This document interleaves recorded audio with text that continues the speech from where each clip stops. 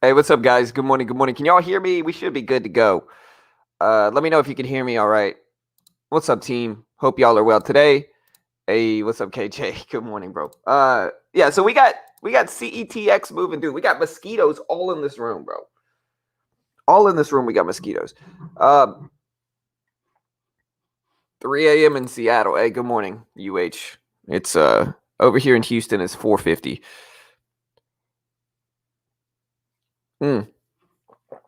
Oh, I'm waking up, guys. But yeah, we got CETX moving a little bit.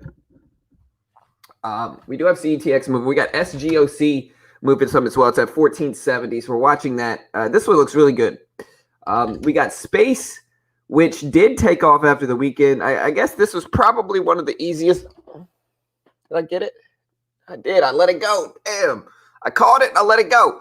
This mosquito is driving me crazy. But what's up, Adrian? What's up, Hammer? What's up, Tim? What's up, Fox? What's up, Death? What's up, KJ? What's up, Crypto Don Juan? Hey, good morning, guys. SPCE was one of the easiest sympathy moves this weekend. What do you guys think about EDR here? This is the question I have. What do you guys think of EDR here? Do you think this is going to gap up today?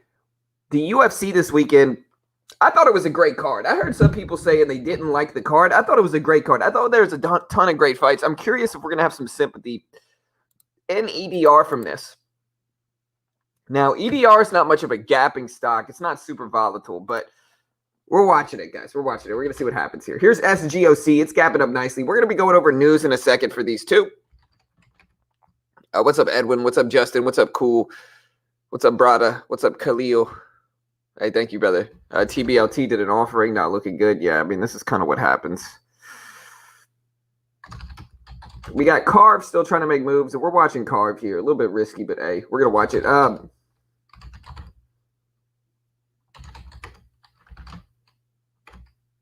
We got MTSL showing up on the list. We got a bunch of stuff gapping up today. It's a pretty solid Friday or Monday.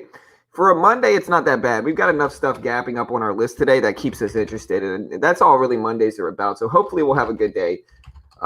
We got some big moving stuff on our list as well. We got like BBIG on our list. It's gapping up some BBIG. We got EVOL gapping up a little bit. We got CETX that recently started putting in moves. It's at 211s right now. We got CLDX gapping up some. AEHL, which is pretty volatile. We got SGOC, which looks pretty good. Yeah, I mean, McGregor was real salty. I mean, I'd be salty too if I were him. I mean, to be honest, there needs to be a rematch. Like, I think that the way it ended Saturday night was probably the best case scenario for Conor. You know, I think it's the best case scenario for both of them. You know what I mean? Like, even Dustin said that they would have another rematch. Dustin said it's not over and that they're going to rematch again. And so I think that's the best case scenario. Like, if they're making a ton of money from this fight, then they're going to make a ton of money for their next fight. The UFC is going to make a ton of money. And in my opinion, it's the best case scenario that one could have ended, you know? So, I think it's good. I think that's a good ending. I mean, I wasn't happy with it, of course. I thought Dustin won. I wanted Dustin to win because I'm from Louisiana, but yeah, it was good enough. Lost big money on Carve on Friday. Hey, that's all right, brother. Every day's a new day, bro. Here's Carve. Carve, it's gapping up some. Ran all the way to 42.50s, fell back down, and now it's sitting at 30.60s. All right, this music's a little bit too hype for me right now. If they could do just do some like chill music, I'd be, appreciative. Not chill enough. This sounds chill enough. All right.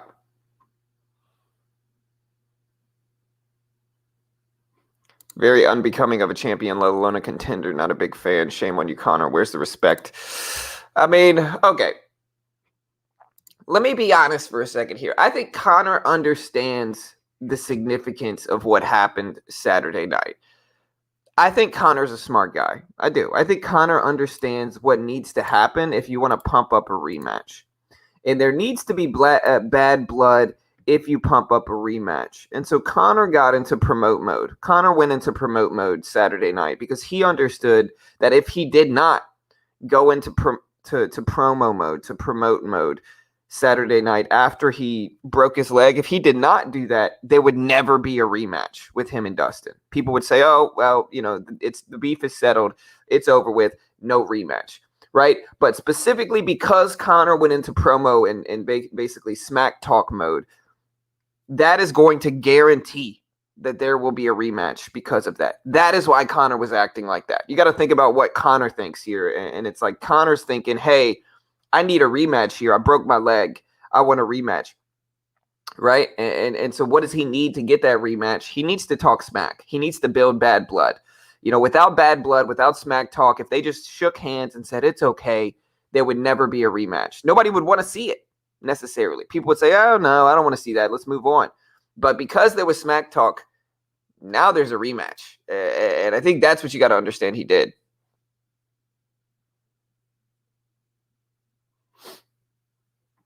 Anyways, what's up? What's up, Jan? Good morning, brother. What's up, Candy? Hey, good morning. But yeah, so right now, guys, we got AMC here. And AMC gapped down overnight.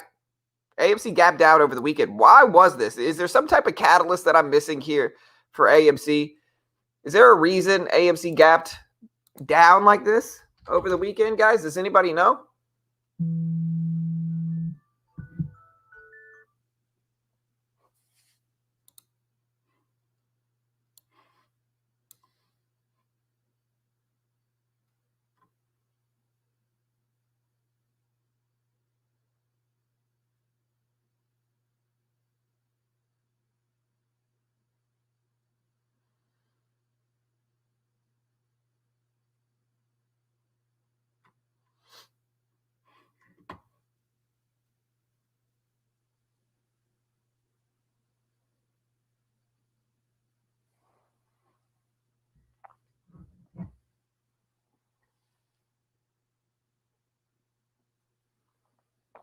Yeah, I don't know if I like it, Lonnie, but I understand it.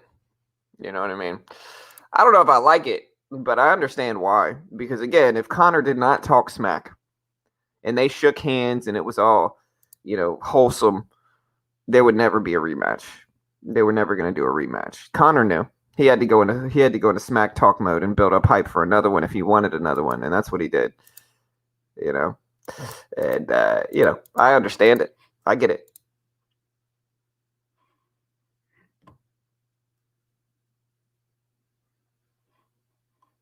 SNTC up 550%.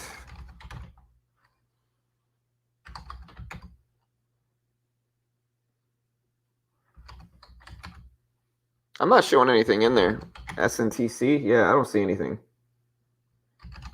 We got SGOC, and this one's looking very volatile here. So we'll see why SGOC is moving up like it is. Here's SGOC.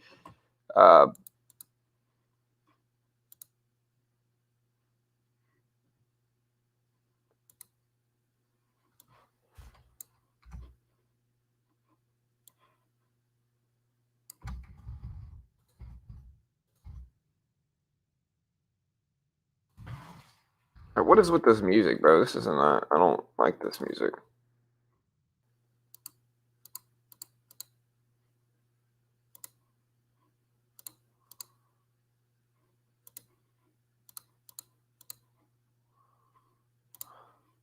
It's too much, man. All right, so this right here is SGOC. I'm trying to look to see what's going on with it and why. So bear with me. I hope you guys saw the video we dropped last night. A lot of people gave us some pretty good feedback on that video. All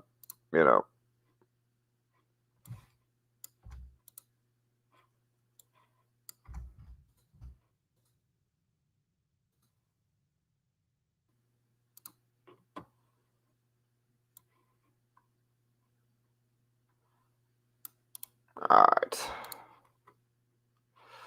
There we go.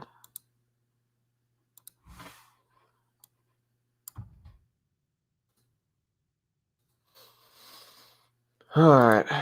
So, yeah, we got some stuff moving here. Hold on one second, guys.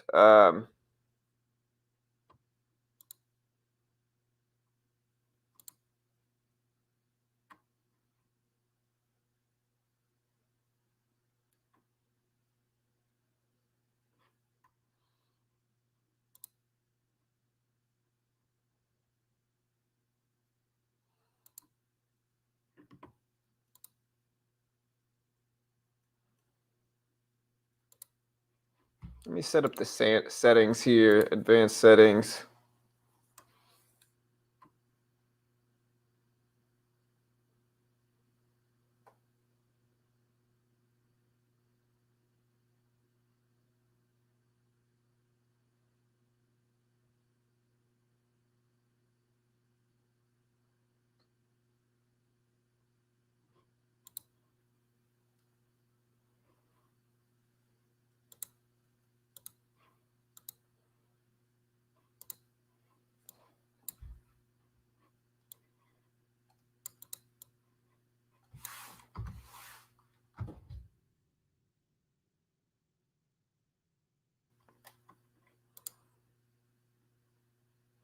There we go.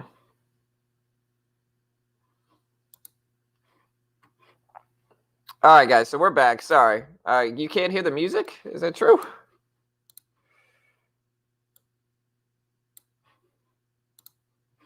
Let me know if you can hear it now. But yeah, we got SGOC gapping up here. And we're going to look up the catalyst for this right now, guys. SGOC, big gap up here.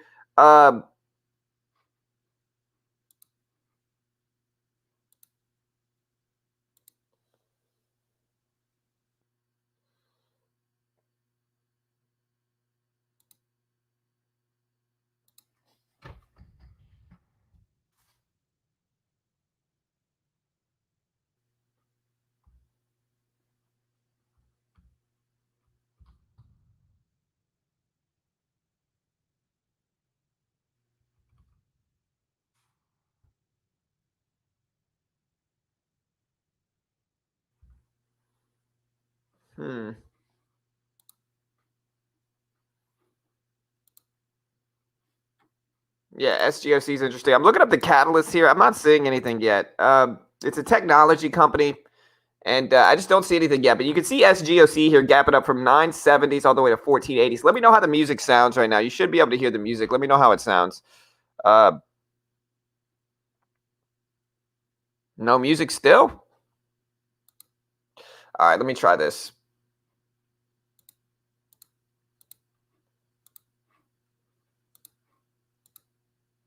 You should be able to hear the music. All right, but here's SGOC. It's gapping up. It's at 1488. Huge gap up here. I don't actually see a catalyst. Let me see if I can check Benzinga. Benzinga might know here.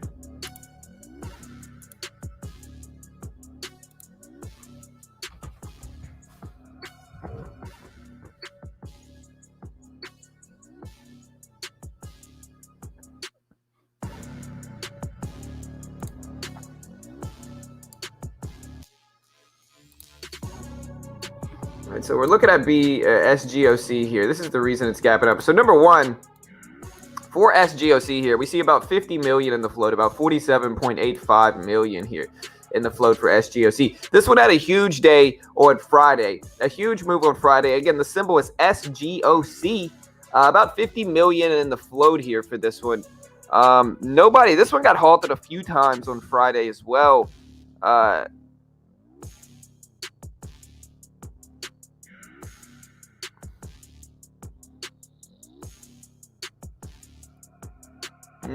We're not knowing why the move happened though. Like, we can't tell why the move happened. We do see a filing that happened on Friday. It looks like.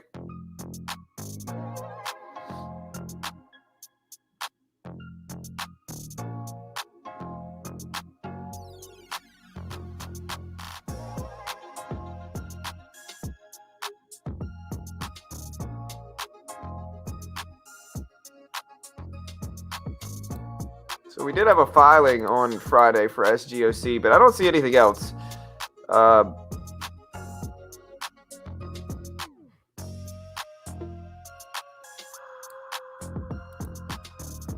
If you guys know why SGOC is moving, let me know.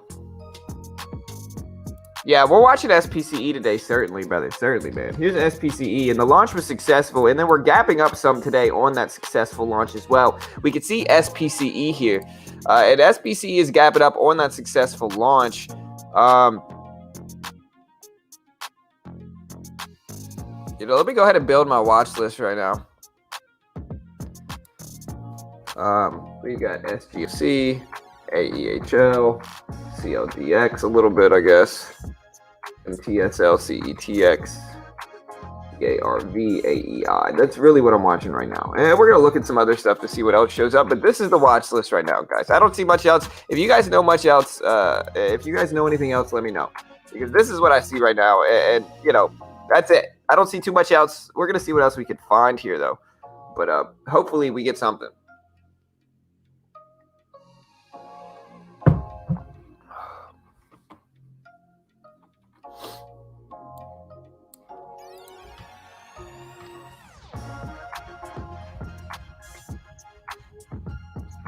All right, so here's the question, guys. SGOC. Does anybody know why SGOC ran? Space is up after the successful launch. They had a successful launch. Space is gapping up about $4 a share. Here's SGOC. Does anyone know why this is up? That's the question. SGOC gapping up from 970s all the way to 1490s. This thing ripped up huge on Friday. This thing opened up at like 240. Went as high as 1880s on Friday. Huge parabolic move for SGOC. Crazy parabolic move. Does anyone know why this thing ran up? Does anybody know why SGOC ran up? I'm not seeing any catalyst. Not seeing any catalyst here.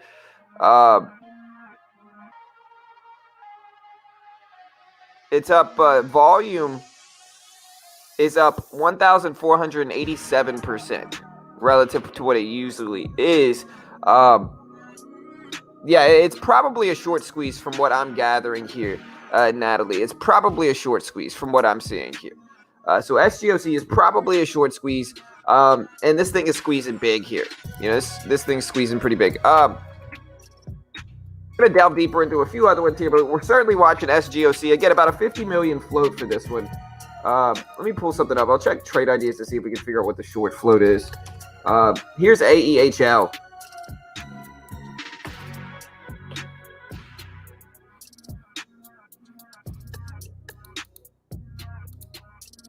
All right, so for SGOC, I'm showing the short float percentage here, not very high. I'm also showing a different a different float altogether. I'm showing 30 million in the float and 0.99% short float. So I'm not even showing it's a super high short float for SGOC. Anyways, though, the second one we're looking at today, guys, is AEHL here. Delving into AEHL, and we're using Benzinga for this, you can see AEHL has a very small float of less than 5 million, about 4.74 million in the float for AEHL. It's currently gapping up to it's currently gapping up from 330s all the way to $5 basically for AEHL.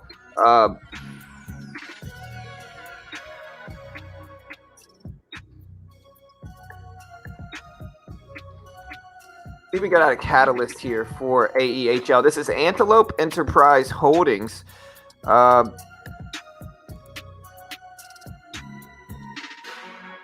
see if we can figure out why this is moving as well. I don't see any news. I don't see any news here either for this one. Let's see if we can figure out. It's an industrial stock, okay. But I don't see any news for this one either. So AEHL. Small 4.8 million in the float for AEHL, gapping up nicely. I like it, but there's no catalyst for this one either, so it's a little bit off. There's no catalyst. There's no reason this one's gapping up like it is. So it's a little bit off. But we're watching AEHL. Small float, less than 5 million. Not seeing any catalyst here. And again, if you guys want to correct me, if you guys see any catalyst that I don't see, let me know. I don't see anything right here or any reason this is up. Sometimes, let me see.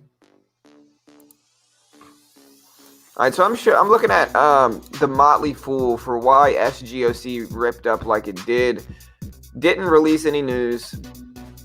SGOC is a penny stock that manufactures phase change storage systems, headquartered in Hong Kong. They now have a market cap of over $1 billion for SGOC here. So we're going to switch over to SGOC. Again, we're trying to figure out why this one's moving up like it is. So they are saying that the possible huge jump was caused by Reddit traders or Wall Street firms buying up shares.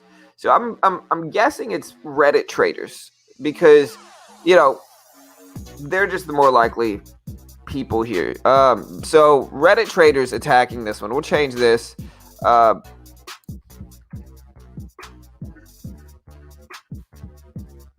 We're just going to call this one Reddit calls surge up. So SGOC, Reddit popping this one up. It's almost to $15. Really interesting stock, and yeah, we're certainly going to pay attention to it. Again, we also have AEHL here. AEHL, let's see if we can figure out why this one moved on another platform. But yeah, AEHL, small enough float to keep me interested here for AEHL. Definitely a small enough float to keep me interested. The float is 4.8 million. Another one of those things where people just don't know why it's up. So we're looking at a few different places here to try to figure it out.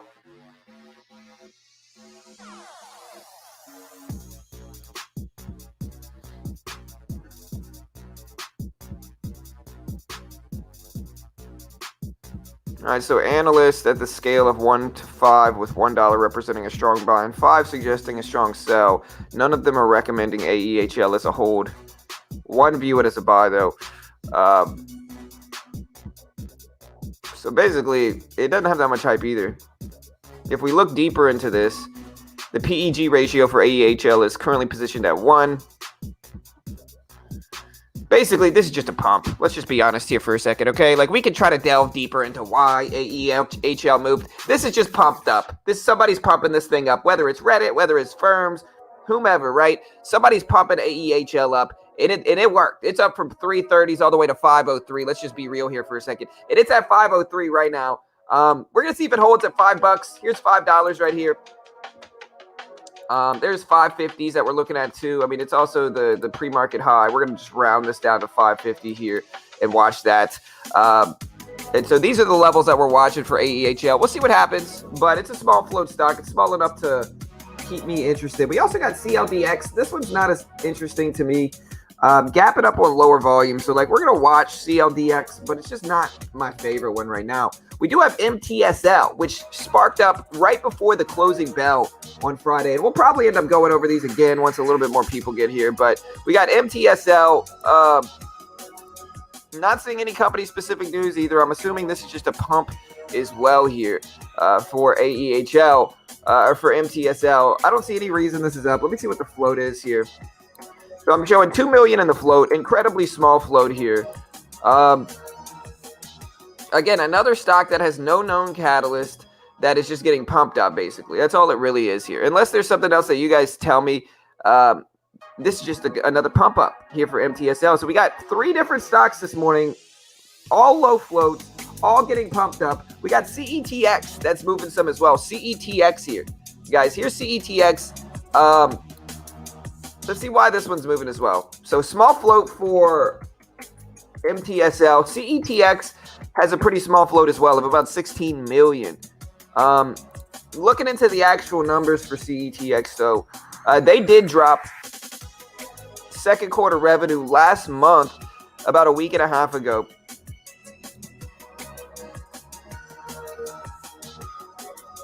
But this one just kind of popped up in pre-market. This one wasn't really moving in after hours. So this move only started in pre-market today. So this is a pre-market move specifically, and there's not really any news for this one either. So a lot of stuff up on no actual catalyst today, guys.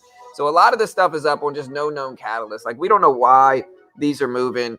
A lot of these are small float stocks that are probably being targeted on Reddit or targeted by the insiders or whomever, right? They're just being pumped up. Now, that's the basic answer for this on why a lot of these are moving. There's not really any other explanation aside from that. Maybe insider trading, somebody's pumping these things up. That's the only really explanation we have for this here. So we're watching it regardless. I mean, I don't care what the catalyst is. I don't really care if it has a great catalyst or not. That's relatively insignificant to me. All I really care about is the volatility we get, and this one has good volatility. The last one on the list today, not the last one, I'm sure, but like, we're looking at Carve.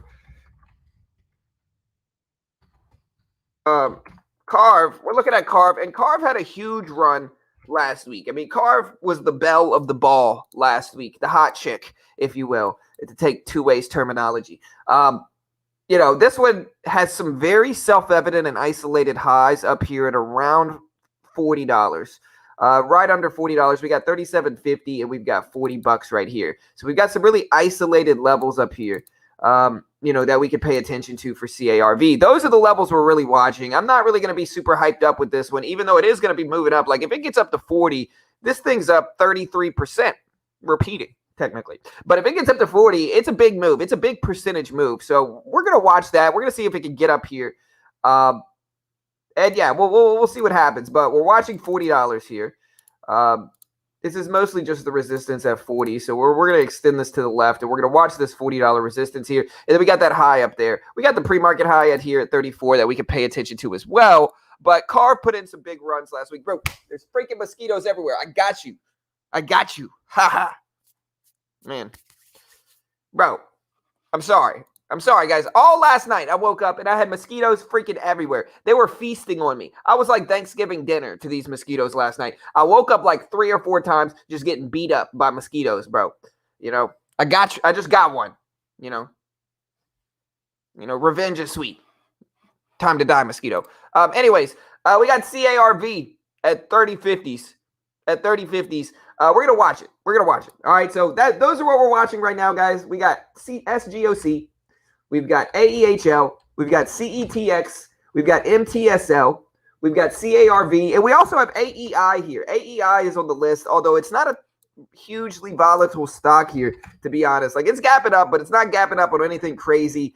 And the volume is not that good, to be completely honest here. For AE, we have a very large short float percentage. So this one is more plausible to be a short squeeze here for AEI. I think this is a little bit more plausible that this is a short squeeze. AEI is up. It's got almost 20% short float. It's got about a 7 million float stock. So it's a little bit less than 7 million in the float, around 20% short float. Those are interesting numbers here for AEI. Those are interesting numbers. We got, movement in pre-market. Maybe this is a short squeeze, and we're going to pay attention.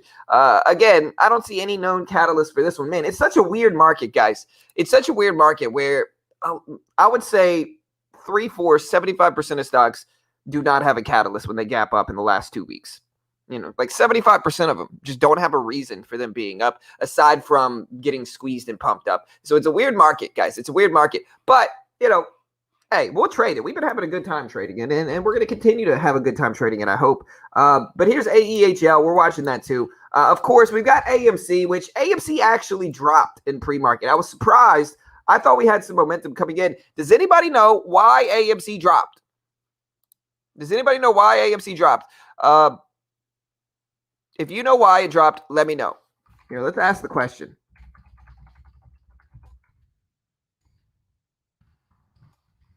Does anybody know why AMC dropped over the weekend? That is the question. Why did we drop this weekend?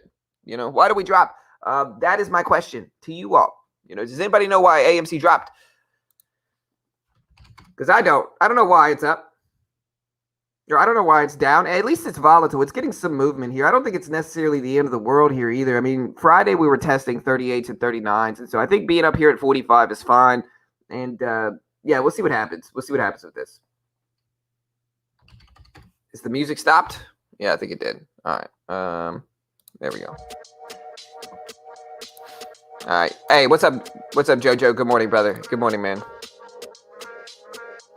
Yeah, SPCE, man. Crazy for SPCE. One of the easiest. Okay, so, and we talk a lot about this, guys. I didn't actually take advantage of it.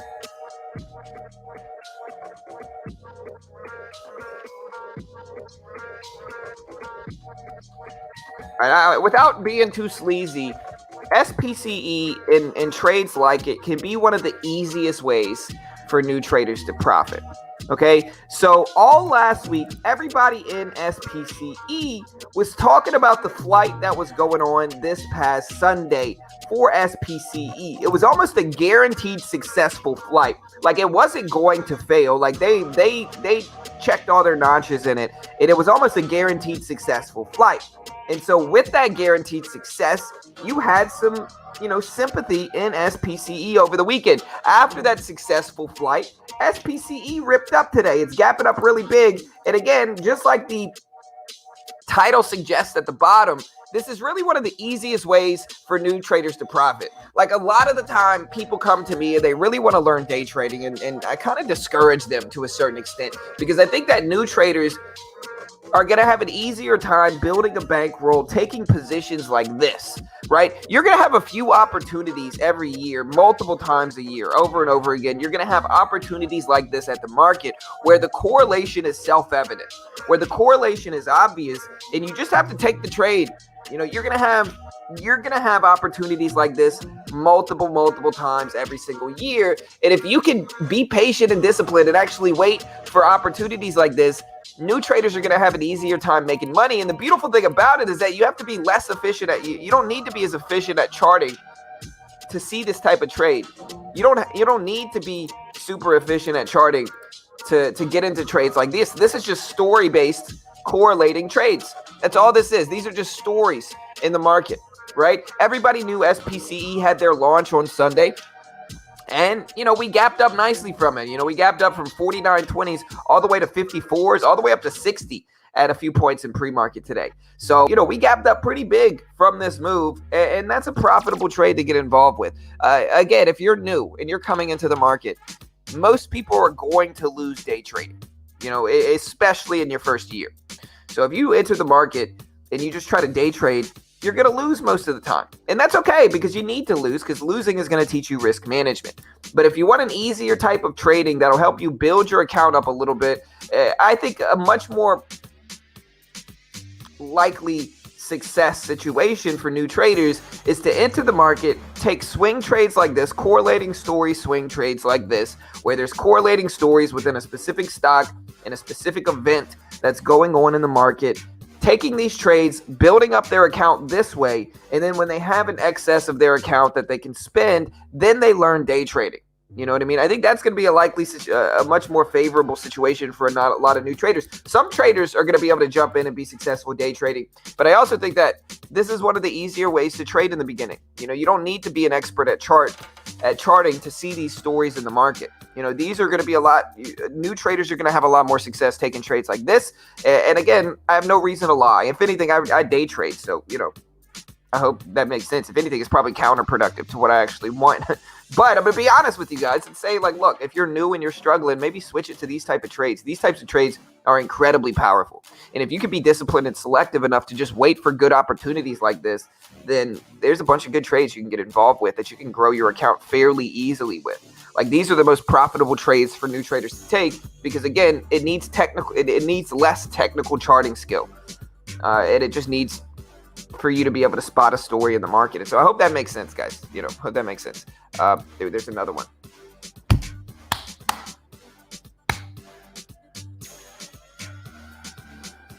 To quote Farva, I got you good, you effer. Stupid mosquito. Anyways. All right.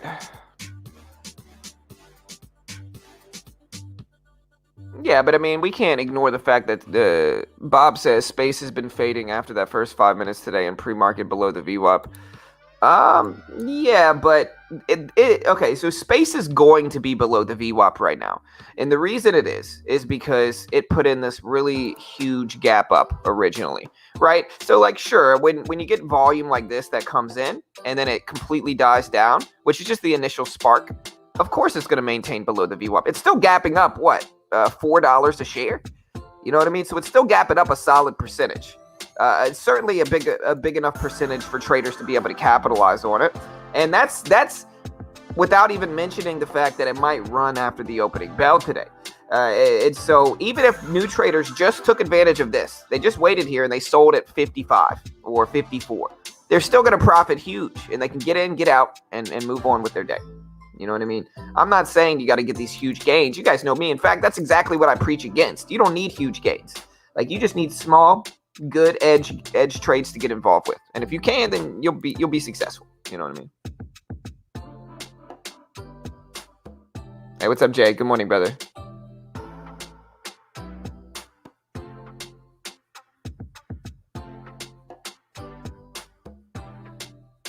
Mostly skill and strategy. I mean, I've had a few lucky trades, as has everybody, but if you look at the trades I got involved with, most of them have been from skill, I mean, I try to be humble. I'm definitely top three. I'm definitely top three most humble traders in the world right now, for sure. but like most of them have been from skill. You know what I mean? Like I joke around and say, hey, I just got really lucky here. Hey, I got really lucky here. At a certain point, it's not luck. You know what I mean? Like I'm just being humble. You know, because I'm definitely the top 3 most humble people in the world right now. But we got GRNQ making moves. We got CETX. And just to put it into perspective, guys, I made money on AMC, got in at the 920s. Made money on Dogecoin, got in at 12.5 cents. Was very open about both of those. Made money on United Airlines, MGM, Uber, and Disney after the COVID crash. Another similar correlating story in the market. Made a ton of money on those. That was certainly not luck. And so, yeah, you know, there's opportunity to profit for sure. But yeah, we got SGOC here, guys. SGOC, we're watching it. We got $14 support. We're going to see what happens. But yeah, SPCE, where do you think it's going to go after the opening bell? That's the question. Hey, what's up, Tennyson? Hey, good morning, bro.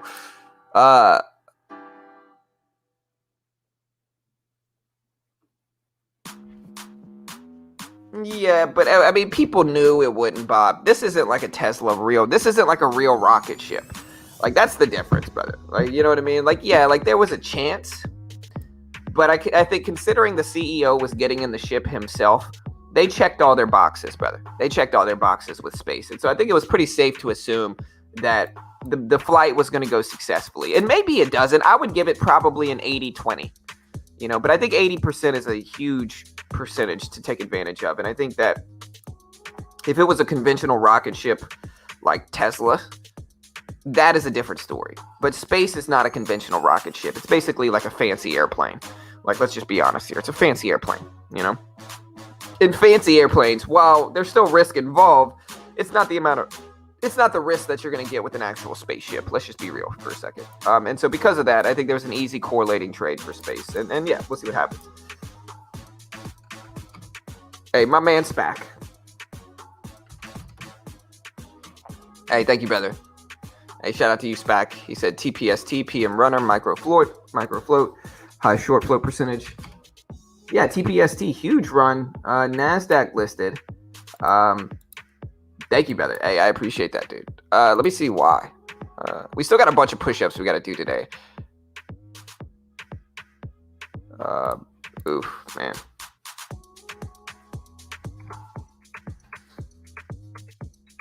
But yeah, TPST running. Let me see if we got a catalyst here and what the float is. So yeah, float is very, very small for this one. This one ran Friday as well. Does anybody know why this one ran? All right, so Tempest is going to participate in a William Blair 21 Biotech Focus Conference. That was the initial catalyst that sparked this one, but in the end, it's probably just getting pumped up. Let's look at the actual numbers behind this one as well for TPST.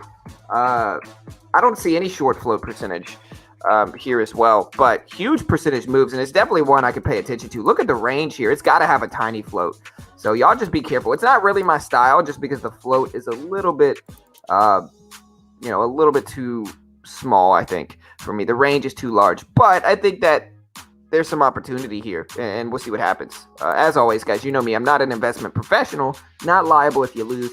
Don't sue me, is all I'm trying to say. We got SGOC gapping up as well here.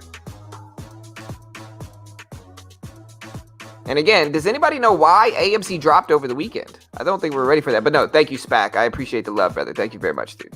We're certainly going to pay attention to this one now, and I'll add that one to our watch list.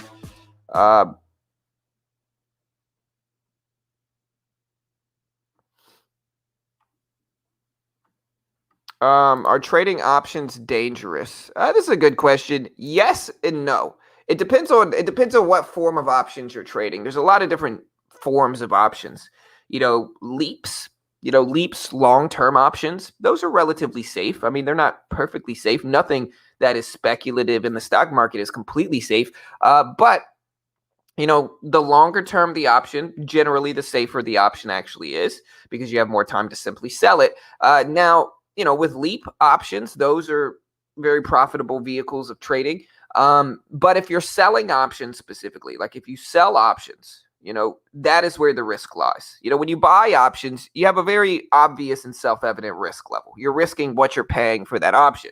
That option doesn't work, you lose what you pay for the option a lot of the time. Like, you could always sell the option and get a small, and lose 80% or whatever it is if it doesn't go your way, and get 20% back, but you're essentially losing basically what you're paying for that option. That's the risk with an option. But because of that, you have a very obvious risk. You know what you're risking. And because of that, it's safe. So buying options, for the most part, is safe. It's not safe in that you could still lose a ton of money and only invest in what you're confident in. And I can't guarantee you're going to win, and basically don't sue me. But when you buy options, you have a very obvious risk. You know what your risk is. You're risking what you're paying for that option. The risk in options comes when you're specifically selling them. Because when you're selling them, you say you're selling a put option, which is like a short option. You're selling an option, you're selling a put option. So you're basically selling an option that is betting that the stock is going to go down. And so if the stock goes against you and starts to go up, a stock can go up an infinite amount of money. And so while you might make money most of the time selling options, when you lose, you could lose an infinite amount of money selling them. Stocks can go up an infinite amount. A stock can go up from $5 to $100. And so that is where the risk lies in options. And it's one of the reasons they don't let just anybody sell options. But buying options is okay. It just depends. The shorter the time frame with anything, the more risk, the less likely you're going to win. That's universally true with any type of trading, guys. It's universally true with any type of trading. Is the longer term, the more safe. The shorter term, the less safe, So I hope that makes sense. The music is overpowered. So is the music too loud, or is it not loud enough? Confused about that. So if it's overpowered, that would be insinuating that it's not loud enough. Let me know, Chad. Do you guys like the music level or not?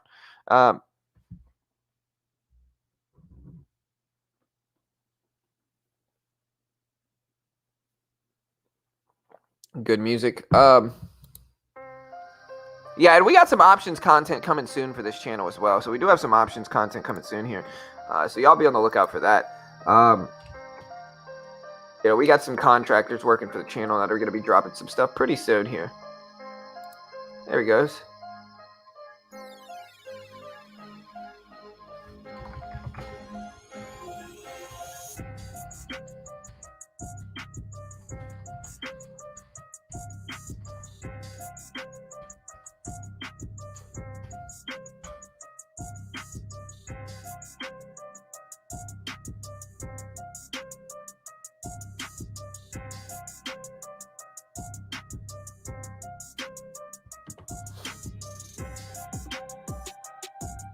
Yeah, I love using infinite amounts of money. Hey, you know me. I'm just balling like that. I've just got infinite amounts of money. When I pull money out of my pocket, it's infinite amounts. To use an old saying that the kids nowadays probably have never heard of, you can make it rain.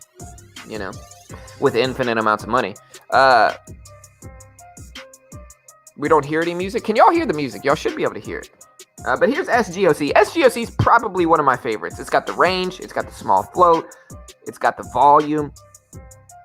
And did anybody catch the video we dropped over the weekend? Did anybody catch the video we dropped last night? We dropped a great video that you guys should love. You guys should love this video because in this video, we break down a lot of different things.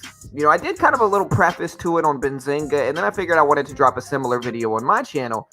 But it was a dope video, and so if you guys saw it, one of the things we talked about is how to properly identify support and resistance levels, and then use those support and resistance levels to find an edge in the market, using volume, using price action, using a lot of different conditions that are favorable. And then we broke down my 3 favorite scalping strategies in that video. And so if you missed that video, you're missing out.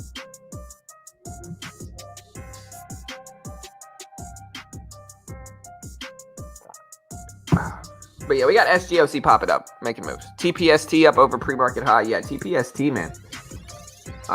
Absolutely going crazy. Shout out to Spacula because he brought attention to this one. TPST breaking highs here. Breaking highs. Whoa, what did I just do?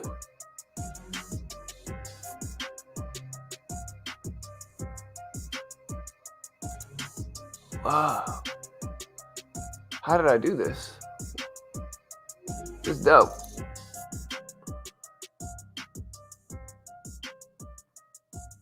shit.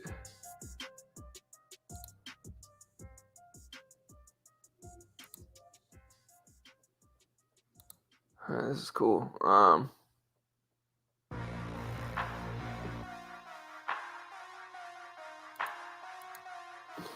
Anyways, but yeah, TPST up to 27, over 27 now. Just broke those highs, over 27 now. Still making moves.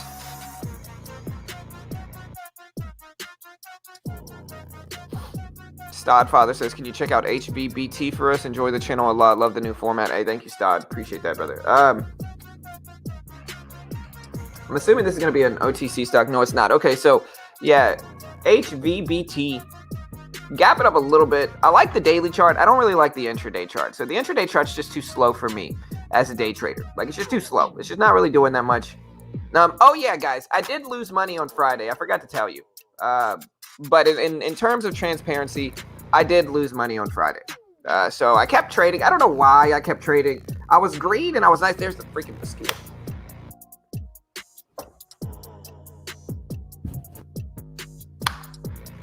Did I get it? Where'd it go, bro? These freaking mosquitoes, dude. Anyways, I did lose money on Friday. I lost like 160 bucks. And I just ended up giving back my profit. I was green on the day. And I just ended up giving it back. And I'm not exactly excited about it, of course. But, like, in the grand scheme of things, last week was still a profitable week.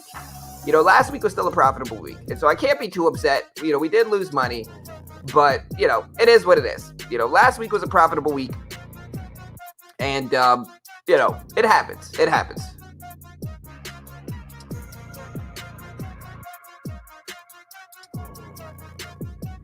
Yeah, 100%. Friday's a killer when you keep trading. Absolutely. And that's what I did. I just kept trading.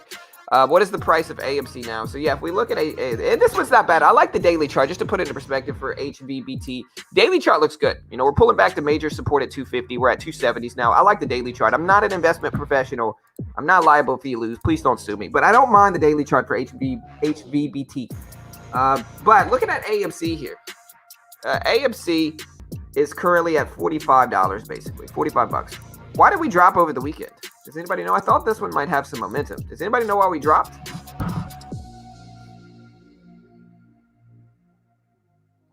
Let me know. Let me know if you know why this dropped.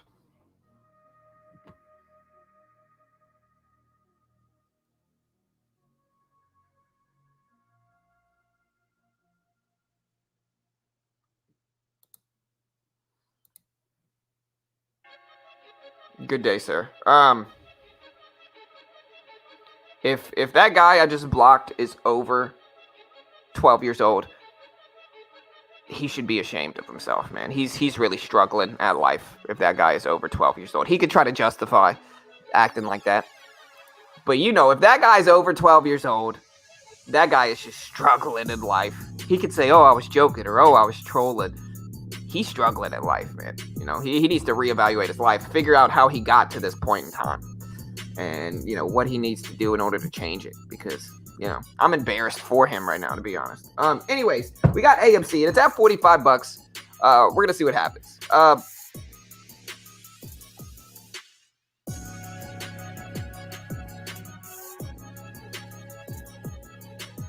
Yeah.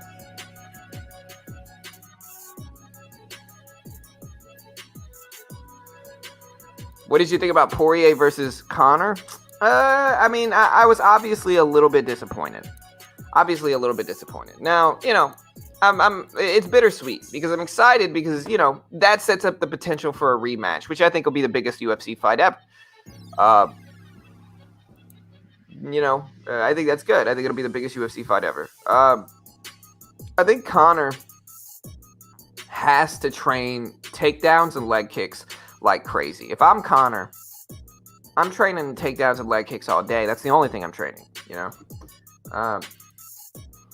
But yeah, it was disappointing, but it was interesting. It was an interesting fight. It was a great card. People are saying the card was bad. The card was not bad. Even the main event, even Conor versus Poirier, that was still exciting.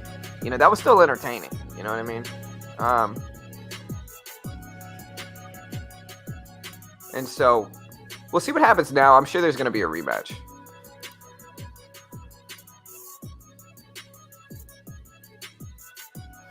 I'm not sure. He definitely broke his leg. If you watch the replay, he definitely broke it.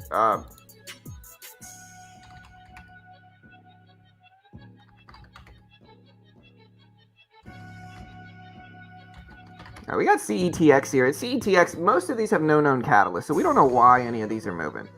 TBLT hit you with an offering. We got NB at EV here. We're looking at ATOS. We're watching. We got RSLS that we can pay attention to as well. It's gapping up a little bit. We got AEHL here, which, I don't know. Let me know what your favorite stock is right now, guys. What do you guys like the most?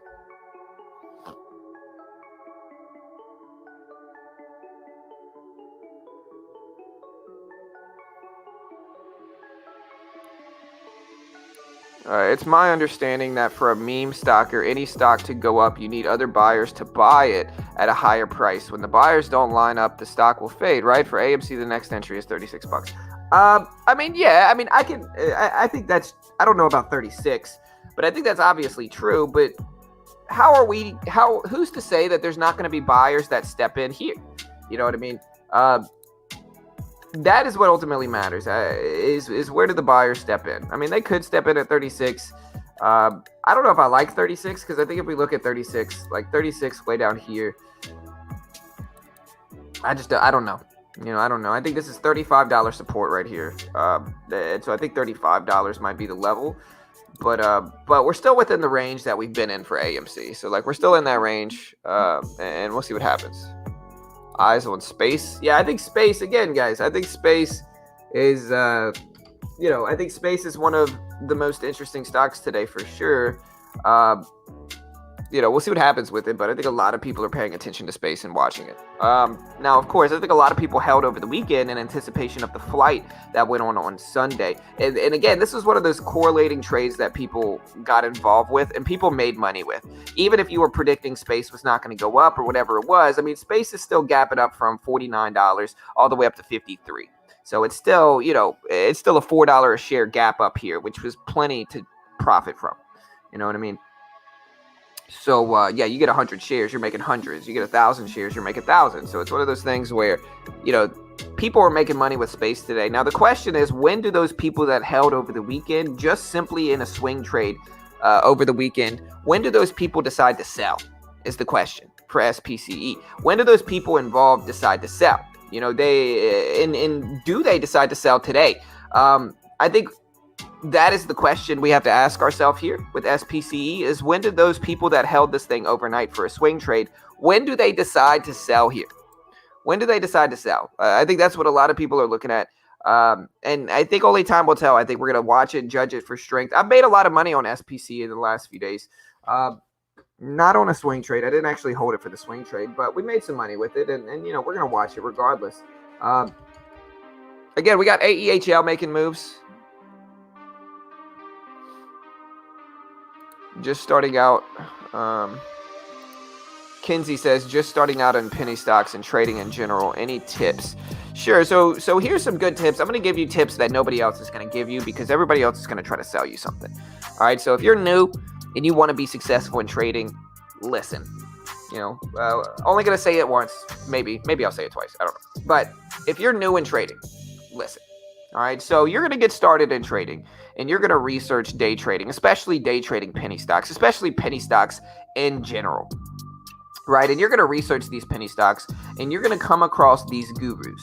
And these gurus are going to tell you that it's possible to get rich quick trading these penny stocks. They're going to tell you that you can change your life and that you could be driving fancy cars and living in mansions and have stacks of cash just like them, only if you decide to trade these penny stocks, only if you buy their course. If you buy their course, you'll be just like them. You'll have all this money. Run away from those people. Those people are giving you unrealistic expectations. Most people day trading are going to lose for the first year at least. They're going to lose money the entire time their first year. And that's normal. That's necessary even. Because losing like that is going to teach you risk management. You know why? Because when you lose money, it's going to burn a little bit. And you don't want that burn. You're going to try to avoid that burn in the future. Thus is where risk management is born.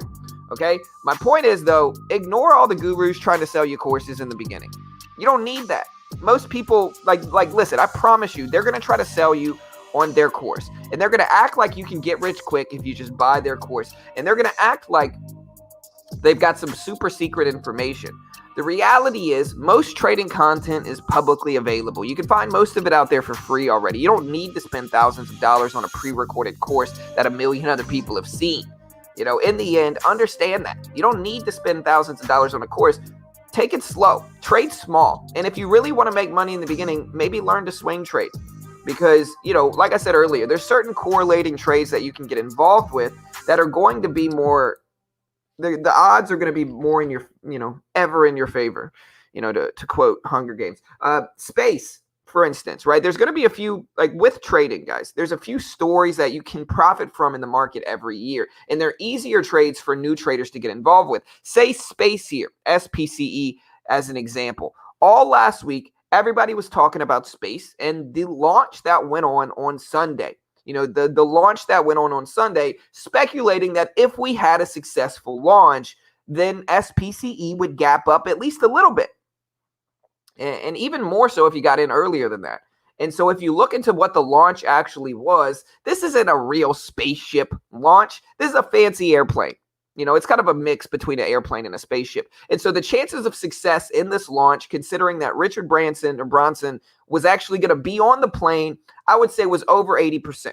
That's a pretty successful trade. And so if you can see that story, hold this over the weekend, and then sell, that's an easy story for new traders to take advantage of in the market. And those are going to be trades that new traders can ultimately grow their account with in the beginning. If you try to day trade penny stocks in the beginning, you're almost certainly going to lose. And so I know that's probably not what you want to hear. Understand it, though. It's the reality. And this is coming from somebody that has day traded and traded stocks every day for 5 years. Like, I know what I'm talking about. That is the truth, right? Again, you're going to go to other people, and other people are going to have spent money on those gurus, right? So other people are going to spend money on those gurus. And when you spend money like that, it's normal to try to confirm. You have buyer's confirmation. You've got, that's it. You got buyer's confirmation. You got confirmation bias. It's really what it is, right? And so those people are going to say, oh, no, this is the best course ever. It changed my life. It changed my trading. They're just trying to justify themselves spending so much money on those courses. Most content is out there for free. Find it and use it. We got a lot of free content here on our channel. You can go check our playlist section. We got a free day trading course playlist and a bunch of other dope content on this channel, all for free. We don't charge a penny for anything. But that's the reality for new traders, is that number one, you're probably going to lose, at least for a year.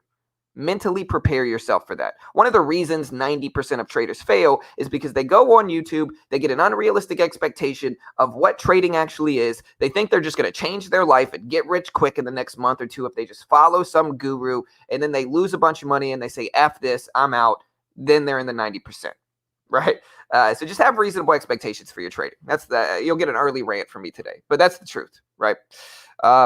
Anyways, I know that's not what anybody wants to hear. And people get mad at me for saying this because they have all these dreams and hopes built up into it. They think they're just going to get rich quick, and so when I come along and I'm like, those are people just trying to sell you courses. Then it kind of hurts. It hurts to give up on that dream. They think they're going to get rich quick. And next month, they're just going to prove their family wrong. And they're going to make all this money in the stock market. And everybody's going to look at them and look how smart they are. It's a pipe dream. Most people are just about to lose.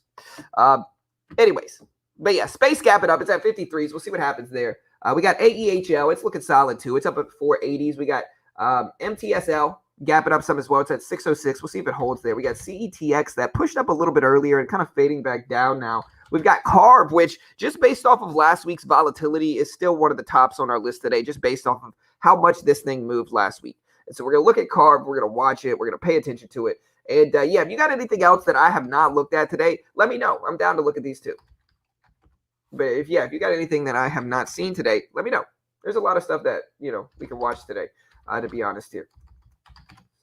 I'm also holding Disney. So like last week I did buy Disney and I've been kind of loading up on Disney shares. I think Disney's going to be my next investment where I'm going to hold Disney for like a year. I really thought about it for a long time. I ended up getting in this one at the 70s, like down here at like 70, 71 or so last week. And I'm starting to just add more shares to it. I think Disney's going to be around for a long time. And I'm just going to get as big of a size I can in Disney and hold this for the next few years. That's my plan for my next kind of long-term swing trade / investment is Disney. Let me know what you guys think about that too. TPST. Hey, we're looking at it, bro. I'm not stealing your thunder, bro. You're the one that brought it up, dude. You literally gave me a donation just to bring this one up, bro. So I got to give you credit for TPST. Not a good looking daily chart, but hey. broke pre-market high, still sitting up there over this high from yesterday. So here's the high from yesterday at 25. And again, I'm going to talk about this, and I talked about this on my Benzinga show on Friday, guys. So we did talk about this on our Benzinga show on Friday. But I see a lot of people out there right now that are pretty new to the stock market, I guess, and they're giving people these obscure support and resistance levels. Freaking stupid mosquito. Anyways, I see a lot of people, they're probably new to the stock market, and they're giving people these weird, obscure support and resistance levels. It's kind of like if you would go up to TPST here, and you would look at this, and you would say the resistance level is not at 25 bucks, which is crazy to assume. It'd be going up to this, it'd be like, hey, the resistance level is not at 25. This resistance level is instead at 24.98. So yeah, that'd be like somebody saying the resistance level is at 24.98. It's like, no, that's not the resistance level. The resistance level is $25 whole dollar level. Like, you need to round up. If you're within 5 or 10 cents of a whole or half dollar, you need to round up. You should never have a resistance or a support level at 14.97. You know what I mean? Or 15.02. It's like, no, that's not the support or resistance level. The support or resistance level is at 16. You know, it's not at 15.97 or 16.02. It's at 16. You know, it's just basing it around. You got to look at the entire range around a support and resistance level. And this is really what we talked about in our video. You got to look at the entire range around it and understand why it's a resistance or support level. It's because it's a whole dollar. You know, same thing here. Like, even if we look at this, right? This could be support at, 24.80s, but it's not. It's the support of $25, and the stock is respecting that support. Like, if we look at it, that is the support of 25 bucks. And I hope that makes sense. That is what we're specifically looking at here. So you want to look at the entire range around a whole and half dollar. But with all that said, TPST, pop it up here. It's at 25.40s. I want to see it hold over 25. I mean, I think 25 is a big level that we want to see it hold over. And let me know if you think it will, guys. Let me know if you think it will. We do have AEHL here at 470s. We're watching that.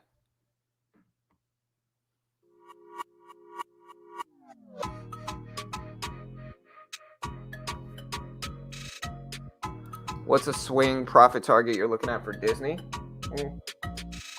I mean, you got to understand, this is mostly an investment for Disney. So if I was holding it for a month, then I might give you a profit target. But this is really just an investment for Disney. And so if I can I'll put it this way. I'll scale in and take profit if we can get up to like 190 to 200 up here.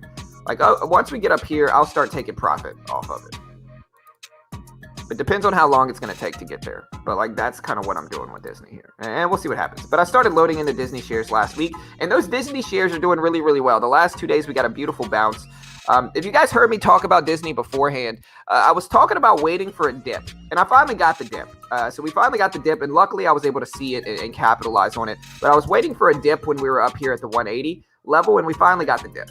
So, but yeah, guys, SGOC. Really interesting daily chart. Big moves here. And you can see we're at $14 now for SGOC. 14 bucks. We're going to see what happens there as well. Yeah. Hey, I'm Kenzie. Like I said, really just listen. Just listen. Just remember that, okay? Because again, it's really tempting. Because like, think about it like this. Like, the people that are selling you courses, what do they have to do? Right? They're not going to be able to say, yo, it's going to take most people years to really get good at trading. And even then they probably will fail. Like, they're not going to tell people that. What do they have to tell people? They have to tell people unrealistic expectations, so they end up buying their course, right? So what do they say? They say, hey, look at how much money I make. You can make it too if you just buy my course, right? Like, that's what they say. Some of them can, but a lot of it is just fugazi. You know, a lot of it is just people trying to give people unrealistic expectations so that they buy their course. You know, that's the reality. And so just be careful as a new trader. You're going to go in day trading. You're going to Google day trading. And you're going to see some sleazy people out there flashing cash, driving Lamborghinis. At least one thing I will say is that it's gotten a little bit better over the last year or two. Like I think people out there like me have been critical enough of that type of promotion to where you see less of it. You see less sleazy gurus, but they're definitely still out there. And they're certainly advertising it in a little bit different way because people like me are out there criticizing it, which is good.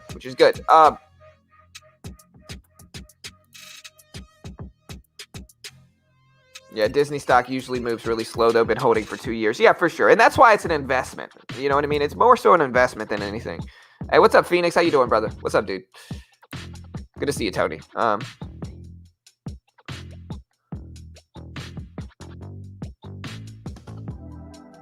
Yeah. Bro, how are you up so early? I mean, it's not that early, bro. It's like 5:50. And it's like almost 6 a.m. my time. Dude, I'm up early every day, bro. I get up early no matter what. Even on my days to sleep in. I'll be like, yeah, I'm going to sleep in today. And then I get up at like 6. So, I mean, hey.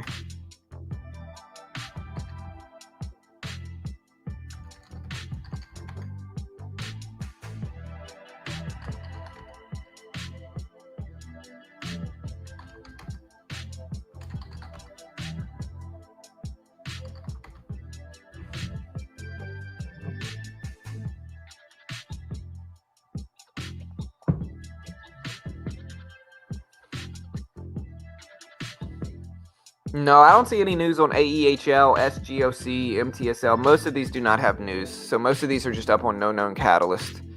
What time do you sleep? I mean, I go to bed like last night I fell asleep super early.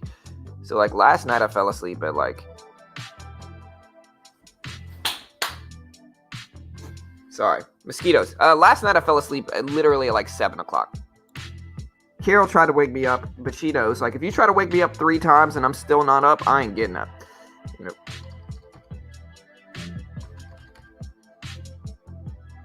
MTSL is up to 613. We're looking at that. We got Carve. We got CETX at 180s. We got SGOC here. SGOC making nice moves. We got AEHL. None of these really have catalysts. They're all pretty small float. No known catalyst for most of these that I'm seeing here. And if you guys know why they're moving, let me know, because I can't figure it out, that's for sure. Yeah, good morning, bro. There are going to be some sympathy plays for Space today. Yeah, for sure. And Space is kind of the big thing that everybody talked about over the weekend. And like I said, these are the sympathy plays that you can get involved with.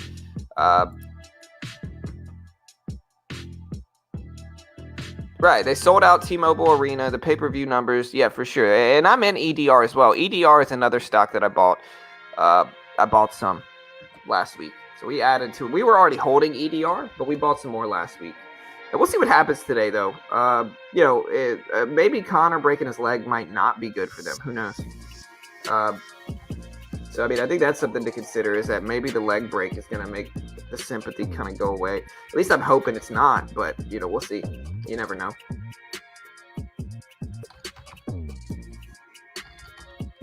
We also got, like, Tesla gapping up a little bit. It's at 660s.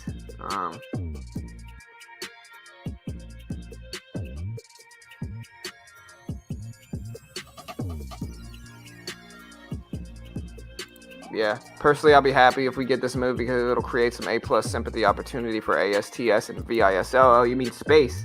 Yeah, for Space. I mean, we already did kind of get some sympathy. I mean, just to put it into perspective, guys, like Space closed at 49.20. We're currently at 53.20, so we're up $4 a share, gapping up really nicely for Space. And so I think, I think the sympathy trade was already successful. You know what I mean? I think we had some people that bet against it that were wrong, and now they're trying to act like this isn't up, but it's certainly up. It's gapping up. Look at the gap. It's gapping up $4 a share, which is a decent percentage for Space. Now we'll see if it continues, but it's certainly, I think the sympathy buyers from last week are, they were successful. They made money. I wish I could have gotten involved, but yeah, I was more worried about EDR. We got into EDR, and I bought some more on Apple. So, yeah.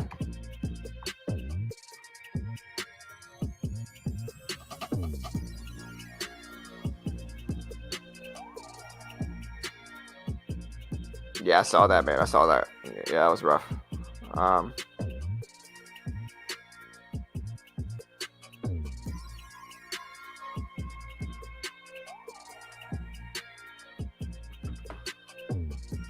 Sympathy by what? I mean, there's sympathy for SPCE from the there's sympathy from the launch on Sunday. So the launch on Sunday was successful, and now SPCE is gapping up because of that successful launch, the sympathy from that successful launch.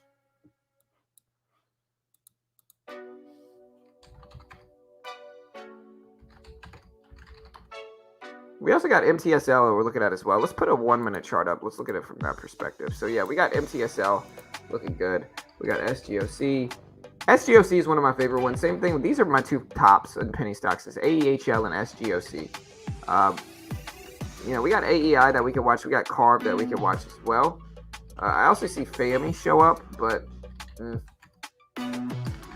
All right, so here's 6 a.m. or the 7 a.m. scrum about to come up here. So let's look at the 7 a.m. scrum and see if we get anything that shows up. That looks good.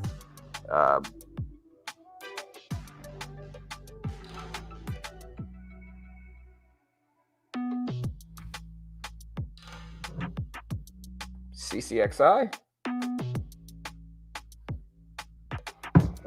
ESPR short squeeze candidate.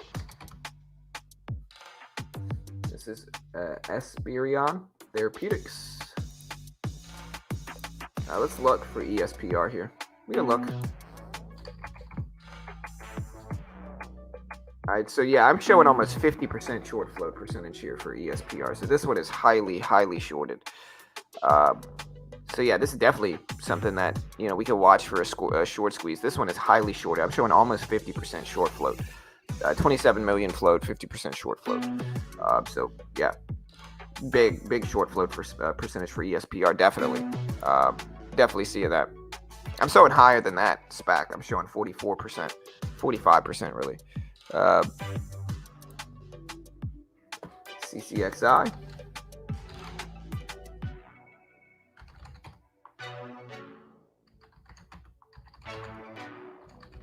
We got ASTS starting to pop up too. CLDX. I don't know why CLDX. This is CellDex. Gapping up on very low volume. So it came out with something that said that their early stage skin disease study 1 had positive results. They said that among 19 patients who received a full dose of the antibody, 18 achieved a complete response and the 19 saw a partial response. The diseases in question are 2 forms of chronic inducible urticaria. The first, called symptomatic dermographism, make up more than half of the cases, and patients can develop severe hives in response to little stimulation on skin, such as putting on socks. The second condition, known as cold urticaria, makes up about 16% of the cases and causes hive outbreaks when skin is exposed below certain temperatures. So yeah, positive results for CLDX here, which is CellDex. We'll see what happens. There's not that much volume with it, but it was a good catalyst, and this is actually a catalyst-driven move here. But yeah, we got SGOC. That looks interesting too.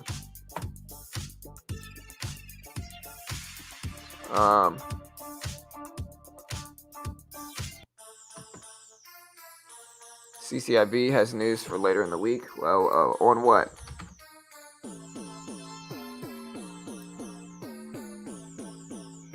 Yeah, I was watching this one last week. I took a loss on this one last week in a swing trade. And seeing if it could follow the trend. Maybe I was wrong about where the trend was, though. Maybe this is the trend. But maybe I guess we could extend that to the left.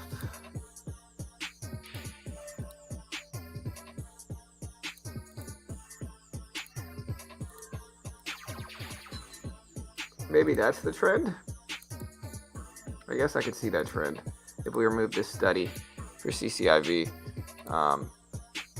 Yeah, I guess we could see this broader trend here. I guess that makes sense.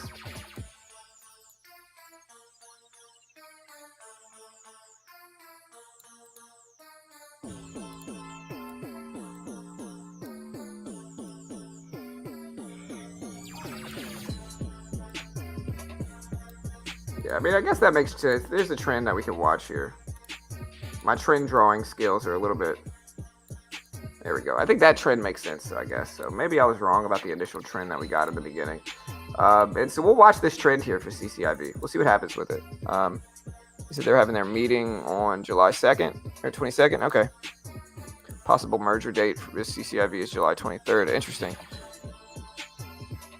Yeah, so if you're smart, you have August calls for CCIV. I'm assuming you mean calls. Verb. We can look at Verb.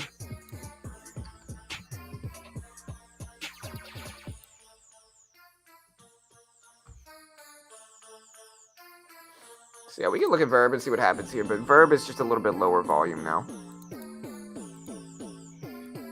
So we'll see what happens. I wish we could have seen more of Sir Richard's reaction during the flight. Yeah, for sure. AGRI, what do you think about AGRI? Don't know much about it. I just have weird movement on my chart for AGRI. That's the only thing. Like, look at this is what my AGRI chart looks like. So I don't know what I was supposed to do here with this. TOS has got some weird glitchy things going on for AGRI. Let's put a line chart up. Well, but yeah, here's AEHL.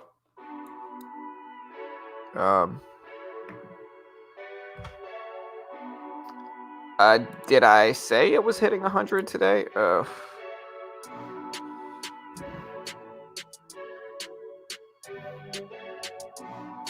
Yeah, I never said it was hitting 100 today. I questioned whether it can. You know, it literally says, "Can we hit 100?" Question mark. And it definitely doesn't say today. It just says, "Can we hit 100?" Which is the question. And again, I'll ask the chat the same thing. Chat, do you think AMC can hit 100 today? Let me know.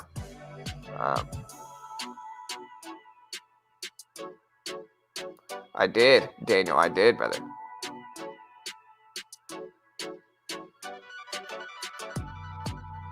Yeah, what a humble trader. Said he might have drawn a wrong trend. Still one of the best 3 in the world. Hey, you know it, bro. You know it, brother.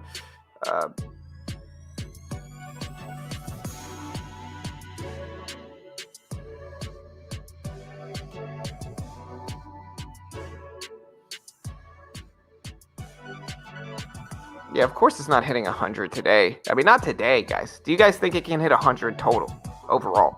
Not today. It's certainly not going to happen today. I mean, I guess it could, but it's highly unlikely.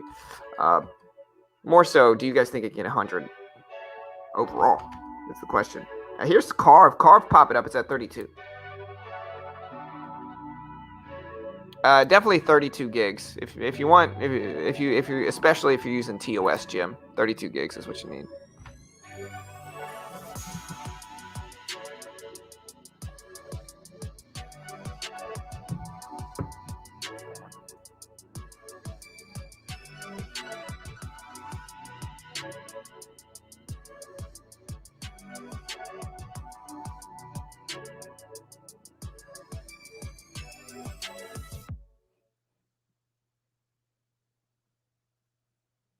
Yes, I think AMC will hit 100 before this is done. Couple months till it gets back over the highs. Today, heck no. Hey, what's up, Martin? Good morning, brother. Yeah, overall, yeah, the trend was okay, John. I just went outside. Yeah, for sure. Yeah, I see Carve starting to pop up. So Carve is at 32.40s. What do you think about Space today? I don't know. I think that Space is interesting. I think that, you know, the sympathy play over the weekend worked, and a lot of people got involved with it. And, you know, it's gapping up now from, you know, the 49.20 area all the way up to almost 54, went as high as 60. So I think the sympathy trade definitely worked. The sympathy plays definitely worked. And so now it's just about, does it continue on this move? So does the trend continue here for SPCE? And time will tell. We'll have to wait and see. You know, nobody knows. You know, the question is, now that people are holding this, how long do they have patience for this one? You know, are they going to have patience for it, or, you know, what's going to happen here? You know, we'll have to wait and see. Yeah, AGRI, TOS is acting weird. DM. So TOS is looking weird for AGRI. If I put AGRI up, it shows like weirdness.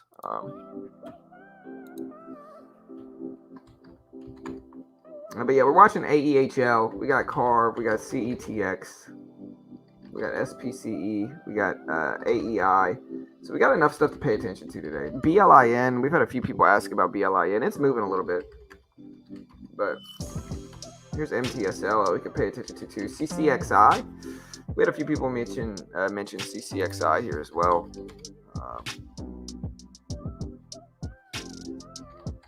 Yeah, here's CCXI. We'll see what happens for CCXI. This is Chemocentrics. I don't know enough about this one.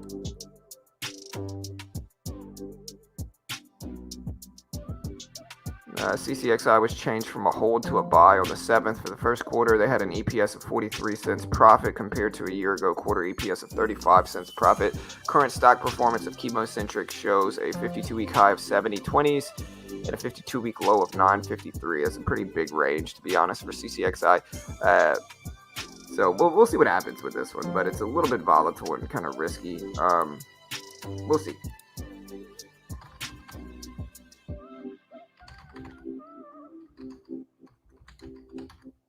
CLDX at 45.50. So we got Carve. Now Space is trying to reclaim the VWAP. If it does, what do you guys think of this? TPST taking off. Yeah, TPST is absolutely ripping up here. Shout out to SPAC. Spacula made a great call. Good job, SPAC. SPAC was right. I think this is the one he talked about being a short squeeze potential. And this thing has got some huge movement coming in. It's up to 31.50s for TPST.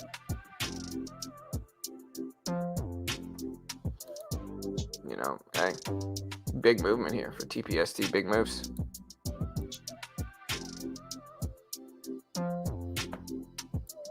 Also, remember, guys, hit that subscribe button if you haven't already. If you haven't already, hit that sub button. Click the notification bell.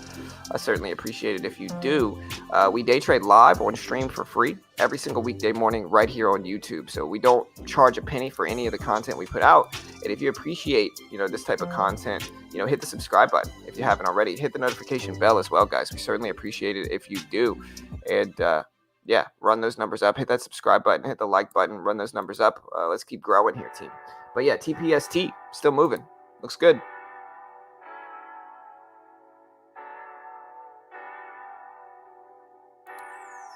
How about how to narrow down your favorites when there are a lot of movers pre-market like today for Tech Time? Yeah, we could talk about that, Martin. That's a good idea.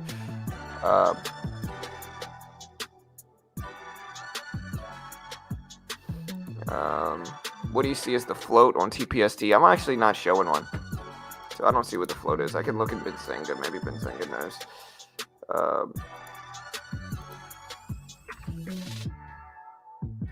All right, so what I'm seeing right now is 6.6 million outstanding shares. So the float has got to be smaller than that.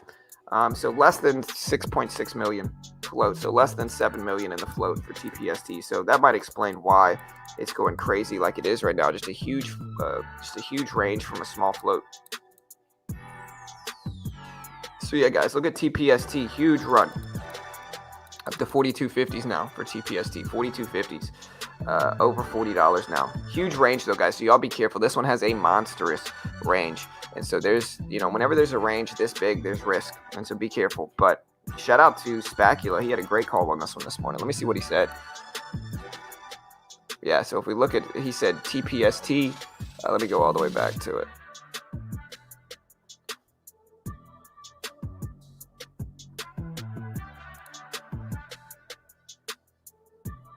Maybe it won't let me, but yeah. Shout out to Spacula because he made the call. Again, he said, quote, Spacula said it at 5:24, so about 50 minutes ago. So back when this one was way down here at like the 20s, Spacula said TPST, pre-market runner, micro float, and high short float percentage. So good call, Spac. Good call, brother. Spac, you're the one that was with me in the BBC, right? The Bankruptcy Buy-in Club with Hertz. That was you, right? Breaking highs again for TPST. Breaking highs again here. We are at 274s here, guys. 274s for TPST. Crazy movement here. We're going to add TPST to the list.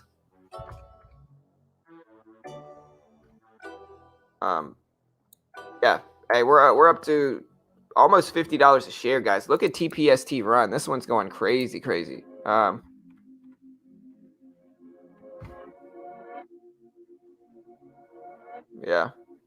Yeah, I don't know, Jim. Are you in this one right now, bro? Good luck if you are.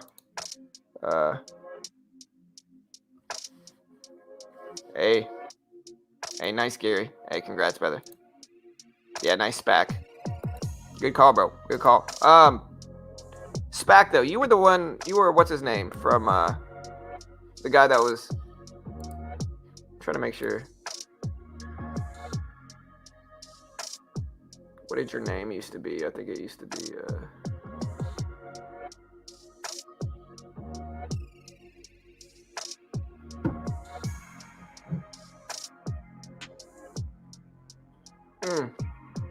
You used to be Mark Cuban, right, Spack? That used to be your name, is Mark Cuban. I'm trying to make sure I remember. If not, if not, you're the other guy. I remember. I know you've been around for a long time, Spack.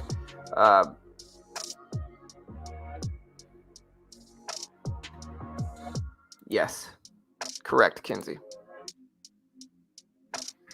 All right, guys. So TPST is up. There's 43s right now, guys, for TPST. 43s, huge move right now, huge rip. Let's see if we hold at $40 here. Oh yeah, that was you, Spack. My bad, brother. Yeah, I knew it was you.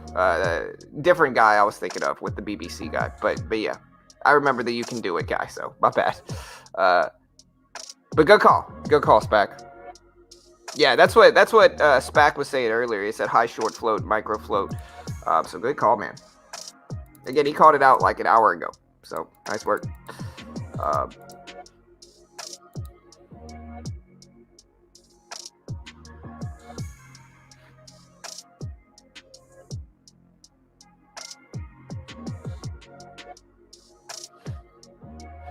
All right, guys. So yeah, we got TPST popping here. It's at $40. AMC is down to 44s, guys. What do you think is going to happen here with AMC? We're down to 44s. What do you think is going to happen here? Let us know.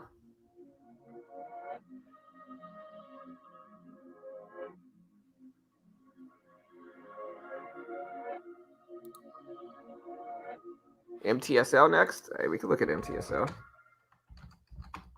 MTSL is interesting. I want to see if it holds at $6. So if we're looking at MTSL, there's $6. Also, remember, guys, hit that like button so we can do tech time today. We always do tech time. Hit that like button if you want to join us if you want to see us do tech time and talk about a lot of these concepts that have been very profitable for me overall. So hit the like button, hit the subscribe button if you will, and we definitely appreciate it. Buying more AMC if it keeps dipping. Yeah, AMC dropping, Daniel. Dare. Yeah, Dare, it had this big run up last week, a lot of volatility last week, and now it's just kind of quiet. So for Dare, we need volatility to show back up. That's the only thing with it. It's pretty small range. I mean, Friday this thing moved about 20 cents total, about 25 cents actually. So only 25 cents in movement for Dare on Friday. So we're gonna wait until we get better volume. I see CLDX show up here. Here's CLDX. This one did have a catalyst. It had positive trial results for CLDX. We also have SGOC show up. There's SGOC. It's at 1370. So we're watching SGOC here as well. We got AEHL at 440s. We're watching that. We got MTSL here. It's at 602s. We got CARV, CETX, AEI, Amerin. We got CEI. What about MRIN? I see MRIN guys getting a spike. So MRIN just spiked up. It's at 1810s for MRIN. I wonder if this has a catalyst for it.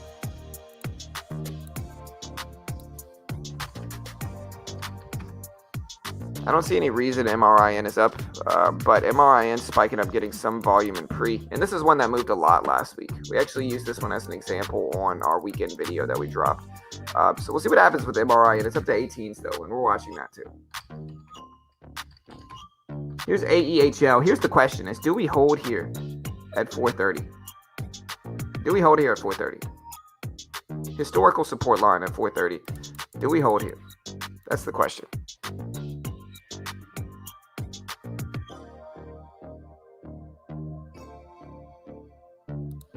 Even with 30+% short interest, the days to cover was only about 1. The stock must historically trade very high volume versus its float. Probably, Martin. That's probably the case, brother. Yeah, TPST, man. Yeah, we've been talking about TPST. Huge rips, bouncing at $40. So we drew this line at 40. We were pretty close. I mean, 38.50s, 40, all around the same level, I think. And we're moving up here. So let's see if we hold this $40 level again. What can I buy? I can buy like $2, 2 shares. Just to have some fun with this. Let's buy 2 shares here.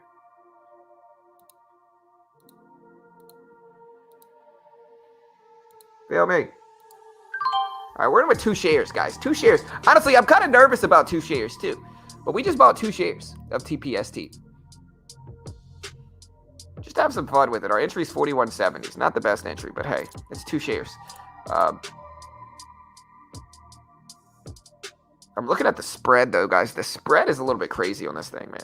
Spread is like $1 plus.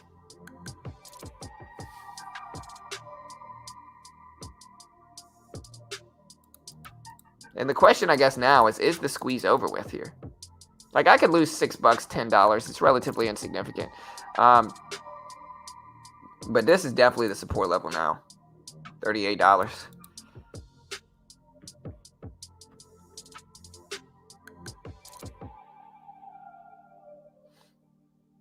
Yeah, but I mean, extension plays less of a factor, Jim, whenever there's a short squeeze in play. And I will agree with you that it is extended. Don't get me wrong. So I'm not saying it's not extended, but it does play less of a factor in these type of stocks. You know what I mean? Like, if a squeeze is happening, and the extension is less relevant. Now, it's always somewhat relevant, but it's just less relevant, if that makes sense. All right, we're still close to break even here. The only reason I'm buying 2 shares here, in case this thing rips up, so I can capitalize on it some. Because, I mean, if this thing breaks 50 and it goes crazy up to 100, then I want to be able to capitalize on it, to be honest. And that's the only reason. I'm certainly not recommending anybody else do this. We're just kind of poking at it right now. Yeah, so we're just kind of poking at this guy. So I certainly don't recommend people copy me here. Like, we're just kind of having fun. It's such a small risk trade with 2 shares that it's just something to make pre-market a little bit more exciting here. So we'll see what happens. Let me know what you think about it right now for TPST.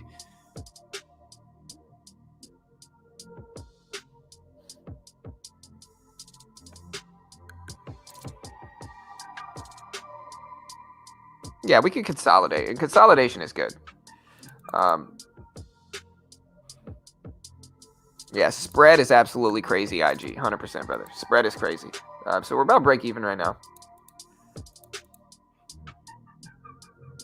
You know it has a big range when 2 shares has me a little nervous. I'm not super nervous, don't get it wrong. But, like, I'm a little nervous, I guess, just because the range is huge, man. This is a huge range. All right, so we're now green on the trade.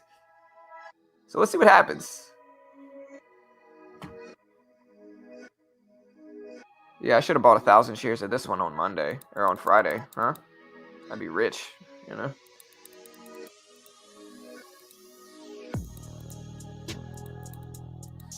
All right, so we're really just consolidating here. So we'll see if we get another leg up. The support's at 30.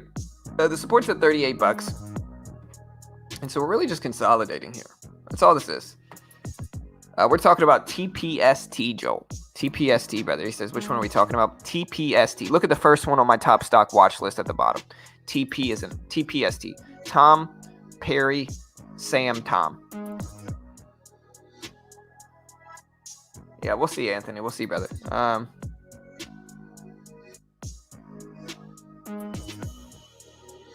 MRIN and BLIN will run big today. Potentially, for sure. Potentially. I'm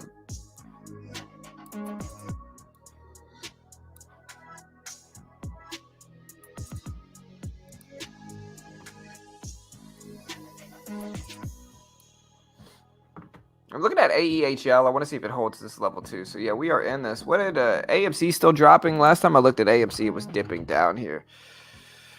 Yeah, AMC still at 44s. So we'll see what happens with that too as well today. Yeah. Yeah, SGOC.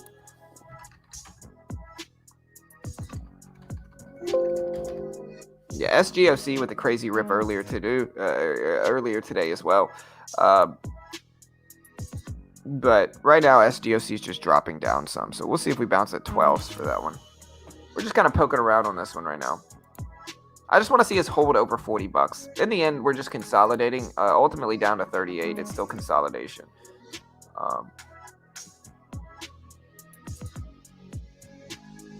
Hey, yes, sir. 100% Del Toro. 100%, brother. Fun weekend, man. Fun weekend for sure.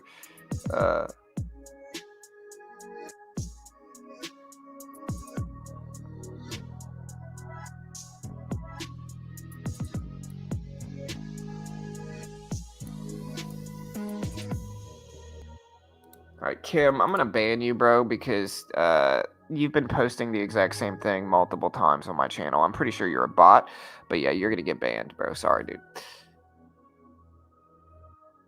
He posted the same thing on my weekend video. He posted the same thing in chat. Like, no reason to pump up stocks. Like, I got to question where your life is at.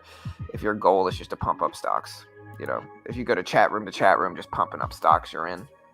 It's not a way to trade, guys. It's not a way to trade. All right, so we're at 39s here. We're at 39s. Yeah, he was definitely a bot. I'm almost certainly. All right, so we're consolidating here. We're flagging a little bit, to be honest here. Now, I don't know if this flag is going to be as reliable as others, but here's the flag. And you can see why we call it a flag, because it looks like a flag. Now, hopefully, we rip here. But here's the flag. It's a very obvious flag pattern. Guys, there's the flag. So we'll see if we continue. We'll see if we continue. We'll see if the flag fulfills, as they say. But we want to see it specifically hold at 38. So AEHL did bounce exactly off of the level I talked about, guys. So if we looked at AEHL here, we talked about this support level right here that we had drawn earlier at 430. And we bounced exactly off of that. So that's pretty nice. All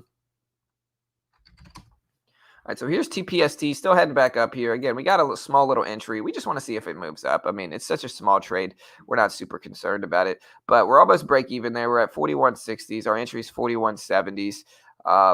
You know, we just want to see if we can get a pop up here and start breaking highs. Like I said, we get up to 70s, $80. We'll make a little bit from this trade. And so we'll just hold it. Let me know what you think TPST is going to do. TPST putting in crazy volatility this morning. Huge rips, huge squeezes. And yeah, we'll see what happens.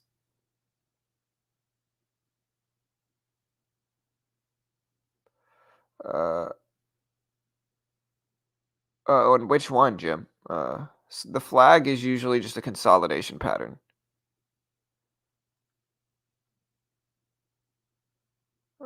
Thoughts on GALT? Man, GALT, that's all I heard Friday was GALT, man. All I heard Friday was, hey, has anybody seen GALT? Has anybody seen GALT?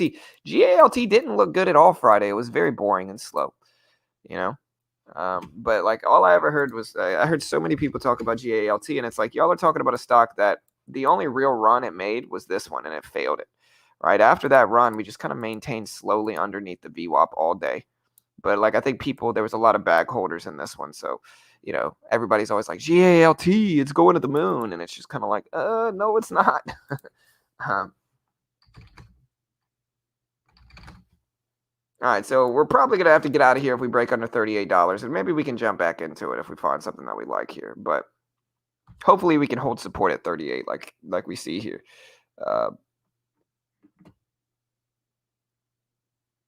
MTSL trying to make a run. Yeah, MTSL just popped here, guys. So here's MTSL. So we did just pop. We held at 6. We broke over this. Let's see if we hold at $7 now. So we broke over 7, and we are also looking at here. Let me pull this other one up so I don't lose my tail on it. Not paying attention. All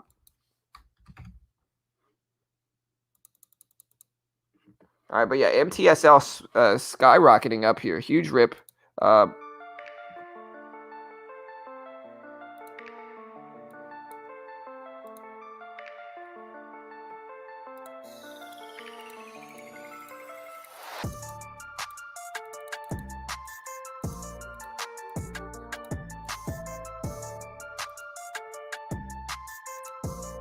I'm trying to get out of this one. I'm trying to add the time and force for this. Yeah, we're just going to get out here. All right, so we just got out $10 loss on TISP or TPST. Pretty small. Maybe it continues to rip, but just a little baby loss here. But we got MTSL skyrocketing up here to $8 here. $8 a share for MTSL. Let's see if this one actually has a catalyst now. But we do have a nice rip for MTSL here. They announced the extraordinary general meeting of shareholders to approve the merger with SharpLink and related proposals, and they announced that on the 16th here. Is this one in sympathy with SPCE or what? Does anybody know why this one's gapping up?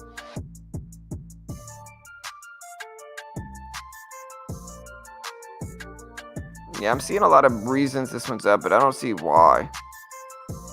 Or I've seen this one's up, but I don't see why it's actually up for MTSL.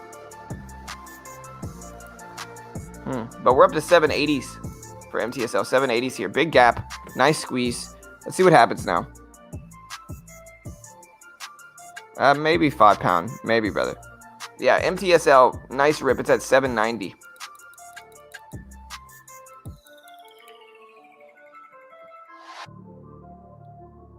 Hey, what's up, Frank? Hey, good morning, brother. But yeah, MTSL testing $8. Here's 8.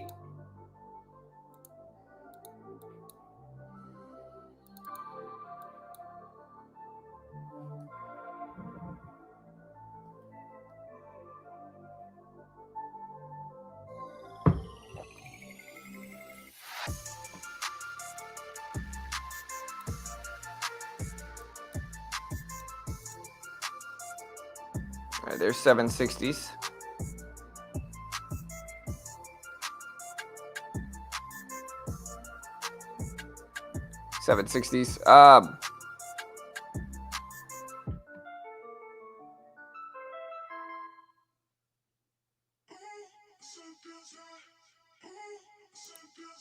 Yeah, if you're a beginner and don't know how to minimize your losses, set stop losses, scale out, then definitely don't buy runners.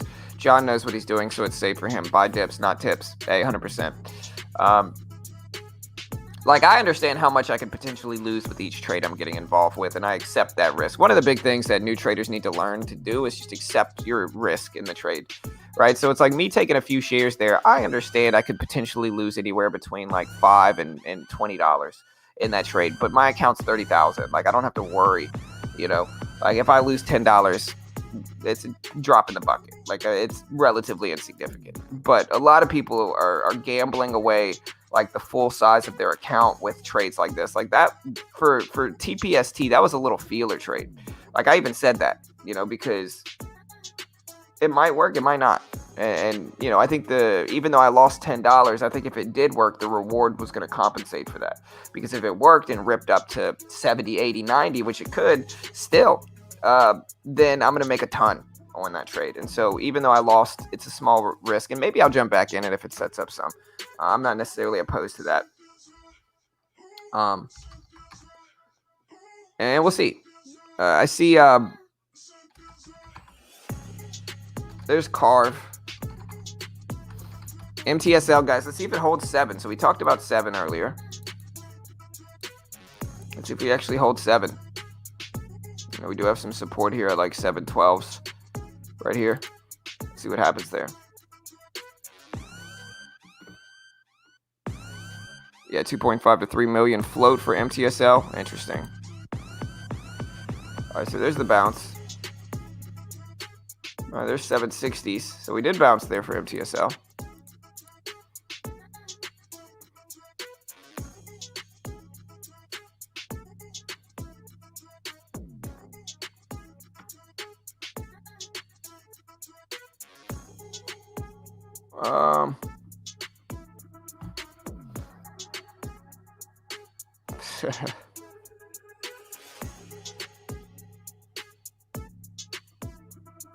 No recent news, just the merger and a 1 for 15 reverse split, not in the same sector. Yeah, for sure. Thank you, sir.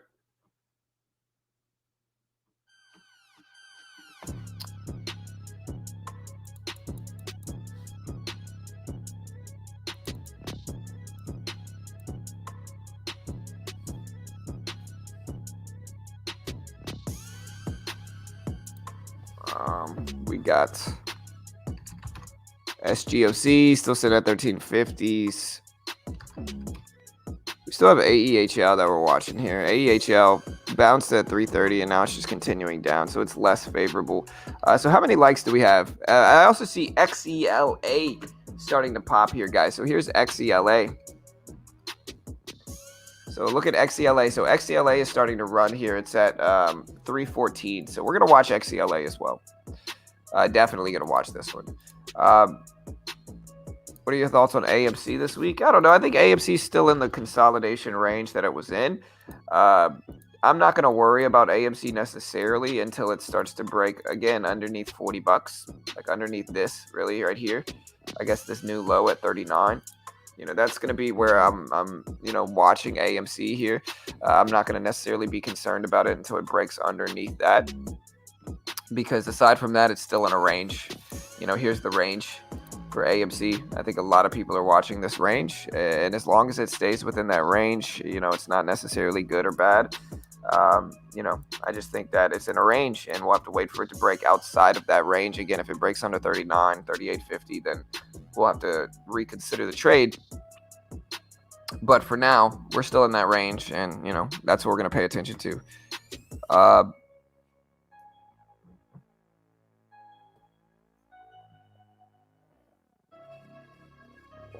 AMC stock squeeze. What does this title mean? So a squeeze is when a highly shorted stock gets a squeeze is when you have a short squeeze is when you have a stock that is highly shorted and the stock starts to break highs, ultimately squeezing out those shorts. AMC has been in a pretty big short squeeze for the last, when did this start? Really for the last 2 months. So for the last 2 months, AMC has been in a pretty big short squeeze. And so the title is just referring to the short squeeze that AMC has been in the last 2 months or so. We're also looking at MTSL here, and we're at $7 now. So just to put this into perspective on the daily chart for MTSL, we are over these levels. We're at 690s right now. So we are over the 52-week high for MTSL. So MTSL is actually over the 52-week high. And we'll see what happens, guys. We'll see what happens. But the daily chart, we do have some support at around 650 here. That's the previous lifetime high, was at 650 or so. But I think pre-market gives us enough to watch now as well. So let's see what happens here. Here's another big level right around 675 for MTSL. So this one's diving down really quickly. And we'll see what happens there. We're also looking at XCLA. It's starting to spike up. SGOC still pretty interesting. AEHL's fading down. We still got CARV. CNSP tried earlier. No, we actually got one, man.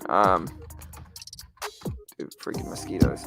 So somebody said, how's the house shopping going? We actually found one, brother. We actually found one, man. So we'll be gone soon from this place. I love this house, but I'm really excited.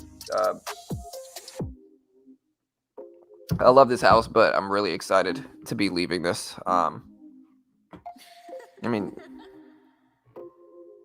It's a good house. We have some memories here, but it's time to roll. This house is a freaking money pit. We got CARV on the list as well. Here's AMC sitting at 44.30s. We're going to see what happens with it. We did get the squeeze up last week, and we'll see if we continue it.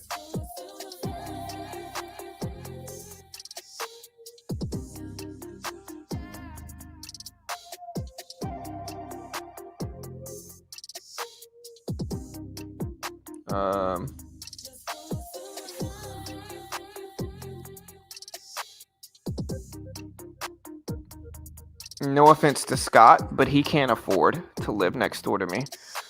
No offense. Not even trying to. I'm honestly being literal. I'm being honest. Yeah, Scott can't afford to move next to me in my new house. Y'all will see. I'll show you guys the new house when we get there. And yeah, one of the benefits of it is that Scott can't afford to live there anymore. At least I don't think he can. He most likely can't.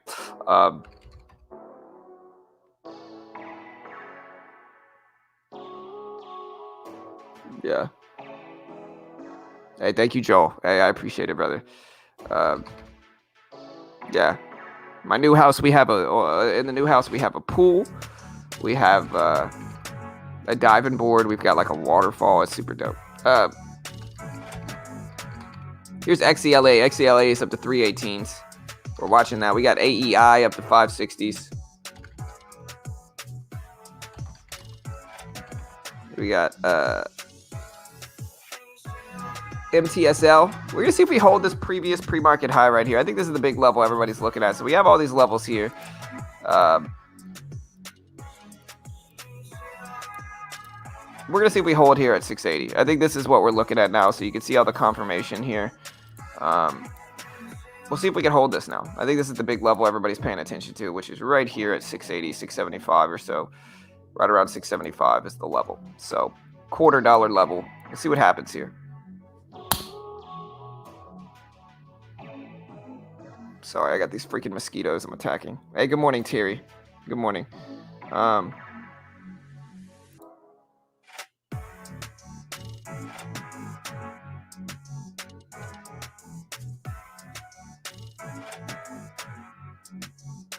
Dude, I might. Honestly, with this house I'm moving into, I might, bro. I might.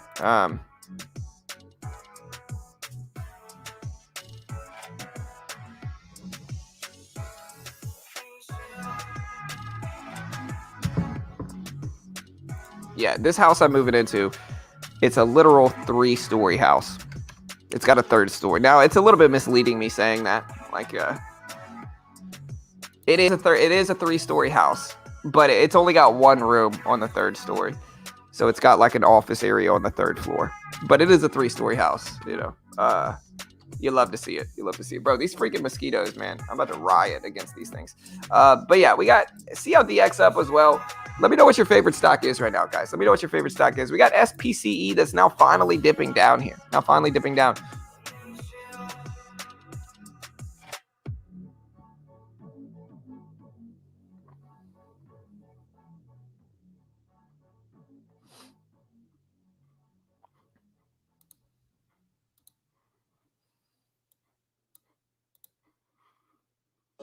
Let me know what you think AMC is going to do today, guys. Do you think AMC is going to rebound today?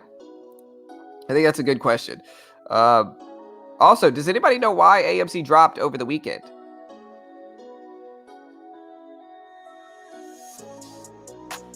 Let me know. I'm still looking at MTSL here. Space is dipping down to 52, still up over the weekend, though. Here's MTSL. Did not hold at 675s. So did not hold there. We got SGOC. This is basically up Reddit on a Reddit surge. Like Reddit is basically why this thing moved for SGOC. But again, does anybody know why AMC dropped over the weekend? You know, SGOC is up on a Reddit squeeze. We got XCLA, guys. XCLA running here. So here's XCLA. It's up to 320s right now. So XCLA running.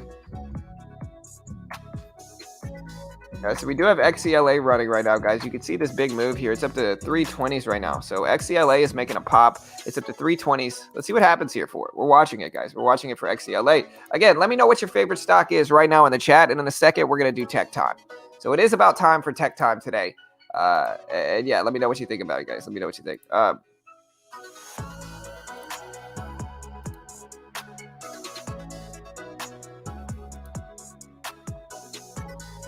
Hedgies covering their shorts.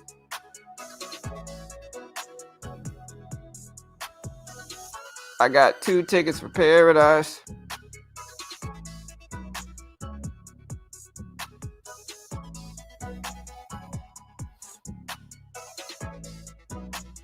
Capital is thriving home. Yeah. Yeah, for sure. Hey, y'all hit that like button as well, guys. We got the somebody hit the like button. Let's run those numbers up to over 100 if we can. Ah, man.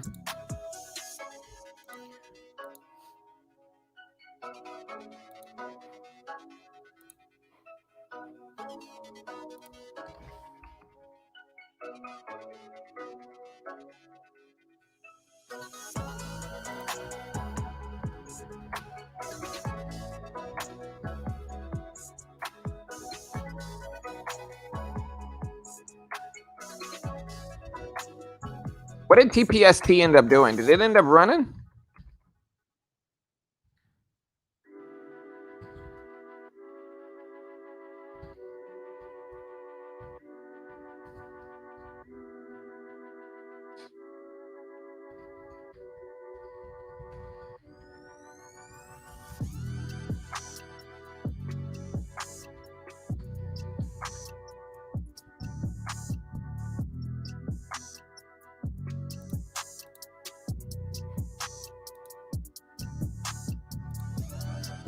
Yeah, I'm looking at XCLA. MTSL back at the VWAP in 680s here. Yeah, I see XCLA move up here. We're gonna add XCLA to our watch today as well. Here we got our watch list rolling.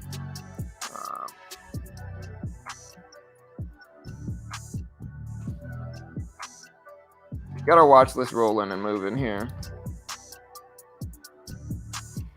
Whatever happened to TPST? All right, so TPST is back up here. It's back up. I don't mind it consolidating here. I really don't. We got Carve on the list too. I see CNSP show up.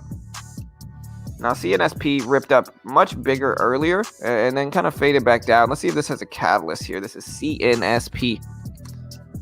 This is WPD Pharmaceuticals. Their licensor, CNS Pharmaceuticals, received the FDA Fast Track designation for Barabussin for the treatment of recurrent glioblastoma multiforme.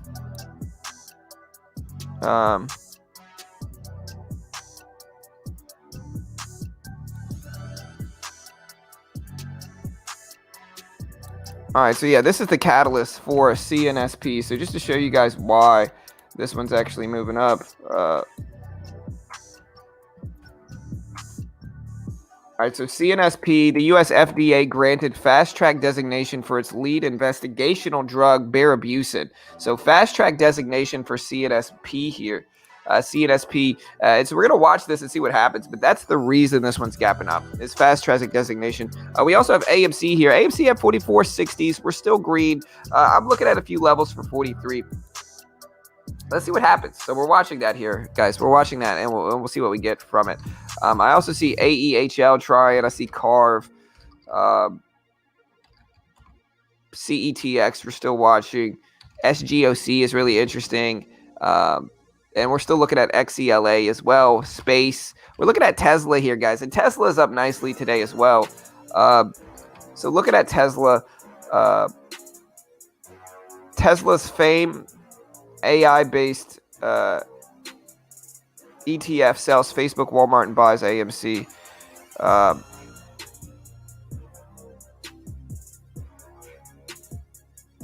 All right, so it says, again, an exchange-traded fund driven by AI sold a majority of its Facebook shares and Walmart shares, and it loaded up on AMC shares.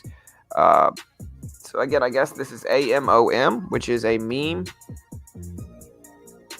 ETF, I guess, but this is so volatile right here. But interesting. We'll see what happens for AMOM here. AEI still looking okay. Carve up to 31s. We still got MRIN, guys. So MRIN pulled back some, but we're still watching it as well. CLDX, we got MTSL, still consolidating. It's volatile at the very least, but it's not super volatile. All right, guys, and with that said, we can go into tech time for the day here. TNSP about to start a positive oscillation. Hey, good morning, B. What do we think of Carve? Continuation or not? Possible. We'll see. Hey, John. I am so upset at myself on Friday. I made a great selection from your list, TBLT, and made a mistake by moving my stop loss too high and was stopped out and the stock ripped up. Yeah, that's rough, Terry. Hang in there. It happens. You know, it happens. Don't let anything like that get you upset. Like, hindsight trading is always 20/20, and so if you did what you needed to do to protect yourself, then you did the right thing, even if you missed it. So hindsight trading is always 20/20. It's always easier to look back in hindsight. But yeah, just understand it happens. Don't stress it too much.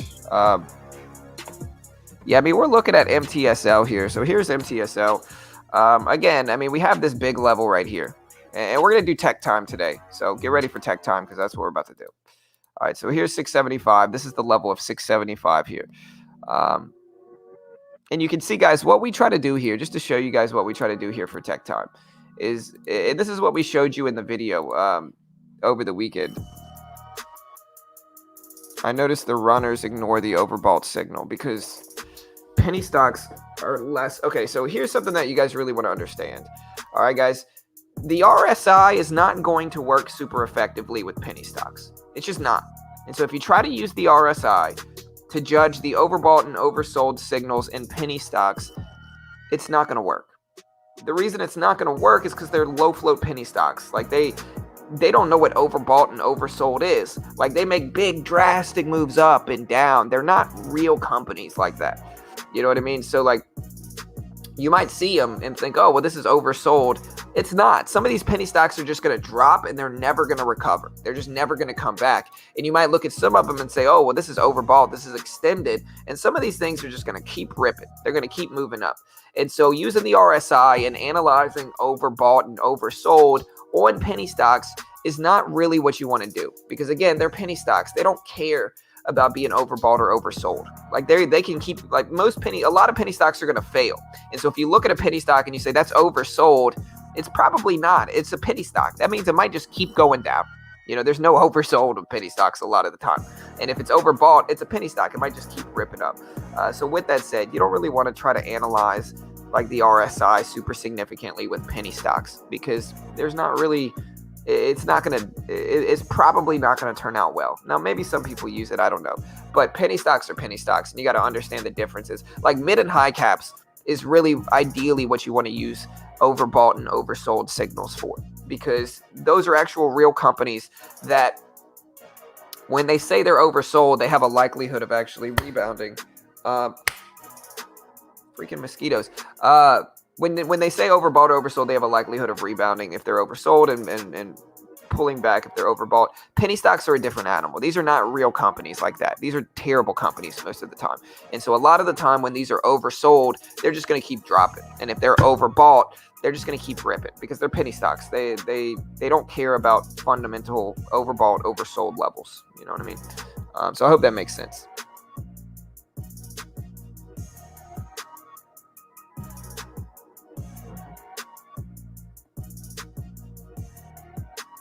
All right, so here's MTSL. We're over this big level at 675. We'll see if we actually hold that spot now. I think a lot of people are waiting for it. Yeah, bro, these mosquitoes are everywhere, bro. Hey, they're everywhere, dude. I'm trying to avoid them, but they're everywhere. Hey, what's up, Juan? Hey, good morning, brother. Good morning, man. Good to see you here, Juan. Bro, I was like a buffet to these mosquitoes last night. What do you think the price target is for AEHL? I don't know, man. I'm more of a reactive trader, so I'm just trying to react to what happens. I don't want to predict. Some of these penny stocks are just never going to come back. It's very difficult. I'll put it this way. It's very difficult to predict which way these penny stocks are ultimately going to go. And so trying to predict exactly what these penny stocks are going to do is usually going to be a losing endeavor. Like what I try to do, and we'll make this tech time for the day, so just listen up, guys. What I usually try to do is just react to what they do at the opening bell. Now, I build a list of stocks that I'm the most interested in, but most of these penny stocks are ultimately going to fail. You know what I mean? And so looking at them and trying to predict exactly what's going to happen, while you might be right sometimes, like sometimes you're going to be right, of course, but a lot of the time you just never know. And most of these are ultimately going to fail. And so what I try to do is build myself a watch list of favorable looking stocks that seem good. Like I try to build a watch list of stocks that seem favorable for me as a trader. Right? So if we're looking at today's list, I'm looking at volume more than anything else. So I'm looking at volume and volatility. So like MTSL is definitely on my list today. Why? Because it has a lot of volume. It's got 200,000 plus shares traded in pre-market, 100,000, 200,000, it's got good volume right now. And so because of that, MTSL is going to be one that I'm paying attention to. SGOC is going to be another one I pay attention to. Why? Because it's got decent enough volume, enough to watch it at least. And I consider pre-market volume anything over like 20,000 shares. Now, is SGOC at the top of my list? No. But I think considering Friday's volatility and considering the volume we have in pre-market, I think it's justifiable to watch this one at the opening bell. Now, do I think it's going to continue up? I don't know. We'll have to wait and see. You never really know. AEHL. Again, even though this one's dipping down, you can see the volume's still pretty high, 25, 50,000 shares traded in pre-market, still justifiable to watch it. So we're going to watch AEHL at the opening bell. CETX is a one that is less favorable. I don't like this one as much. Why? Because it's just less volume, less than 25,000 shares traded over the last 10, 15 minutes. So it's just less volume. Now, if we break over the VWAP, again, I'm looking at milestone levels as well. Now, if we break over the VWAP, great. Then we're talking. Then we're interested. And maybe if we break over the VWAP, we can have some bullish momentum come through. So now that you guys understand, like number one, we're looking for volume. And MTSL had 4.5 million shares traded in pre-market. So 4.5 million. It's back over $7 here. and it looks pretty good. Maybe we'll buy a little bit right here now that we're over, now that we're over this. Let's buy a little bit here. We'll buy 25 shares. See what happens. We just loaded up on 25 shares of MTSL, and we'll see what happens here for it. We just bought a little bitty, trade. We'll see what we get. But MTSL, we just want to see a move up here. But MTSL, again, 4.6 million in volume right here. Because of that, we're watching it. SGOC, 2.6 million in volume. You know which one we're not watching that closely is CLDX. Why? Look, it's only got 250,000. Not that good pre-market volume. We want to see over 1 million is usually the limit. We want to see over 1 million. So MTSL, over 4.6 million. SGOC, over 2.6 million. AEHL, over 2.6 million. CETX, 2.5 million. TBLT, we're definitely going to watch TBLT as well, but it's volatile, so we just got to be careful. CARV, less favorable because there's less volume. Now, maybe it still looks good, and maybe it still shows up. XELA, XELA's got 3.3 million, so we're looking for volume trades here. We're looking for trades that have good volume. And again, that mostly includes, if we're looking at the top of the list, MTSL, SGOC, and XELA. Those are probably our top three right now, our top three. Now, maybe we find some better stuff, but those are probably what we're watching the closest here this morning at the opening bell. And we'll have to wait and see what happens here.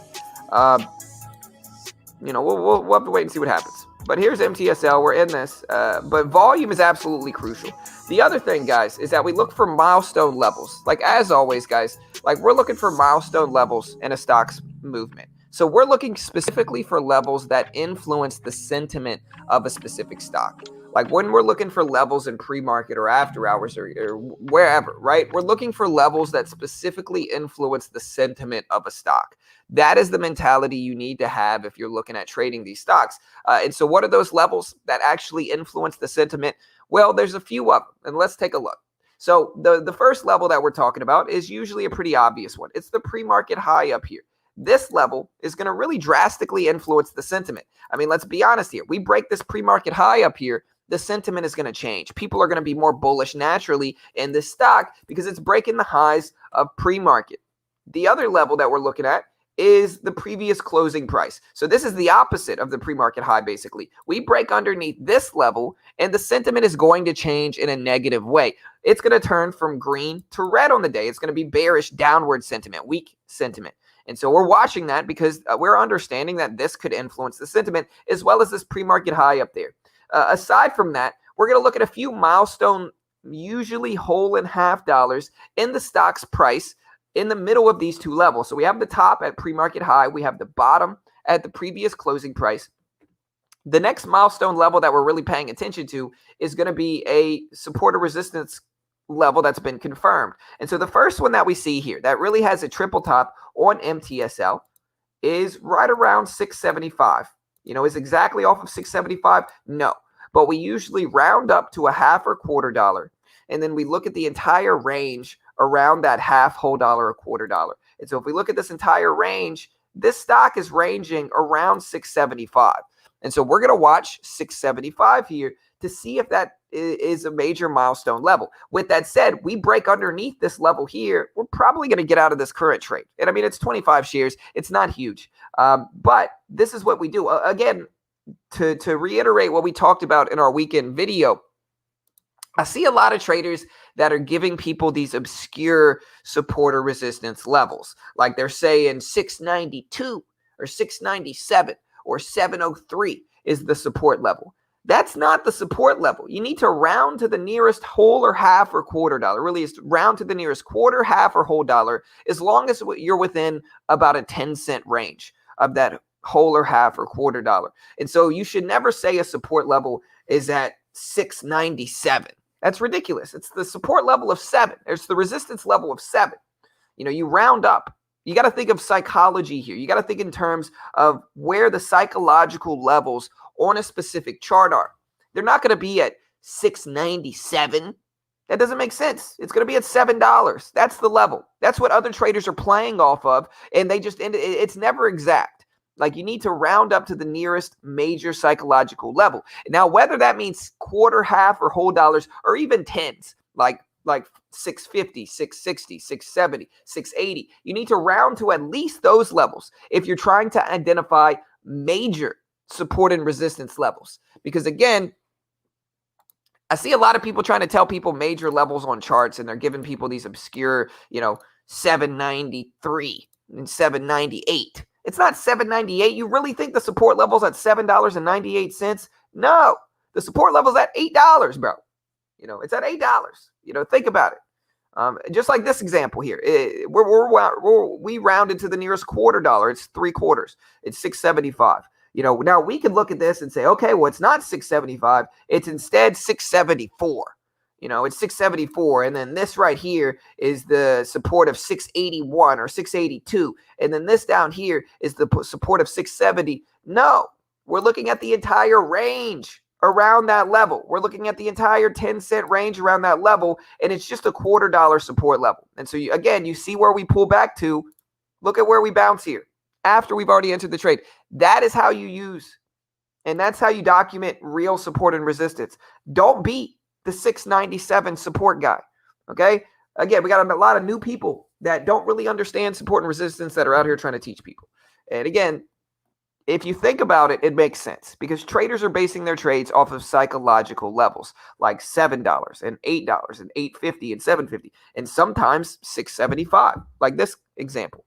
All right. But you want to think about the entire perspective and range around whole and half dollars. And then once you do, you'll start to see it a little bit more clearly here. And so I hope that makes sense. So like you have to analyze the entire range. The one I used over the weekend was on MRIN. Right now, we look at this level here and we can see 1994. You think this is the resistance at 1994 right here? No, this is the resistance at $20. Guys, this is the $20 resistance. If you look at 20, that's what it's running into right here is the $20 resistance. If we zoom out here, same thing. We can look at all these levels. You think this is, look at the double top right here. You think this is a double top. You think this is a double top right here, guys, at, let's see what it says. At 2094 and then 2093. No, this is the double top at $21. It's a psychological level, guys. It's a psychological level. And so understand how to properly document charts and what you're really looking at is the key here. And so I hope all that makes sense. That was today's Tech Time. I hope it makes a lot of sense. It should, but it's just about understanding how to document charts. A lot of people are learning strategies and they're trying to learn strategies. Oh, thank you, guys. I see the donation. Thank you very much, Chris. Hey, my man. Hey, thank you, brother. Shout out to Chris with the $3 donation, brother. Thank you, man. Appreciate the love, bro. Appreciate the support for sure. Thank you, brother. Appreciate that, man. But yeah, a lot of people are not documenting charts correctly, and you have to think about like milestone psychological levels. And I hope all of that makes sense. It should make sense. If you really think about it objectively without just trying to disagree with me, that makes sense. Like, exactly how I explained it just now makes sense. And it's one of the big things in understanding charting. Now, is it always going to be like that? Are we always going to have even numbers like that? No. Sometimes we are going to get obscure numbers, but it's not common. And when you're talking about major levels, so like when you're talking about major support and resistance levels, you're almost always going to be rounding up to the nearest milestone level. Now, whether that's a 10 level from 7, whether that's a 10 level from from 68 up to 70, or whether that's rounding up to a quarter or half dollar from, in this case, it would be 73 up to 75. You know what I mean? You want to look at what the level is actually showing you. And so I hope all that makes sense. MTSL popping up. It's at 714s. But yeah, thank you, Chris, my man. Hey, I appreciate the love, brother. Thank you, man.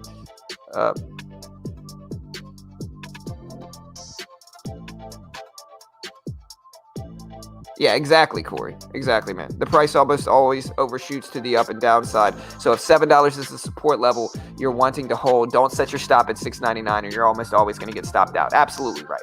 Exactly right. It's never going to be exact. And that's what traders got to understand. Like, it's never going to be exact. It's never going to be, if you got a support level at $7, it's never going to be exactly, sometimes it will, but most of the time it's not going to be exactly off of 7.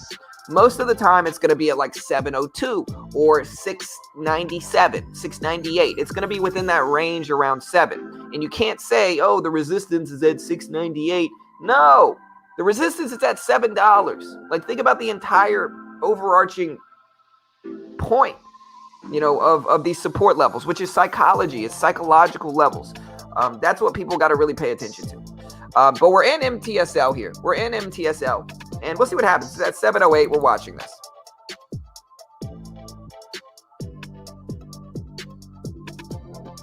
Hey, good morning, DW from Houston, Texas, brother. What's up, dude? Yeah, trade experience allows you to learn where those levels are likely to be. Absolutely, right? And experience is what's going to teach you this stuff, right? Like if you don't have that much experience, again, I think a lot of people with this GameStop craziness are just entering the market and, they see it as an opportunity to capitalize on the market and basically make money on the market, right? But they don't necessarily have that technical analysis experience to be giving out advice and some of this stuff. All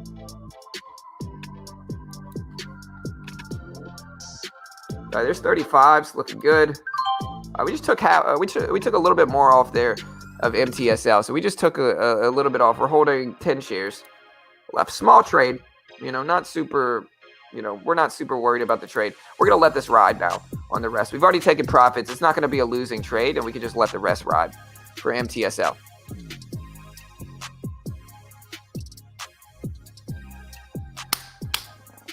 Freaking mosquitoes, dude. Let me see you again, mosquito. You're lucky I got a sweater on, so you can't,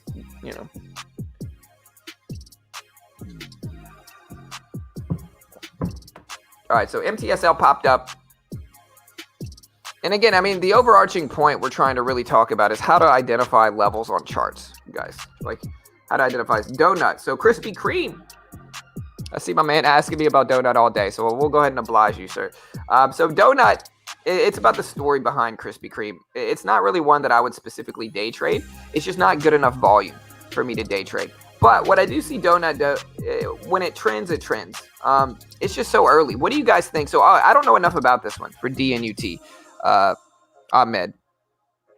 So I don't know enough about this, brother. All I can really do is ask the chat to try to help you understand sentiment.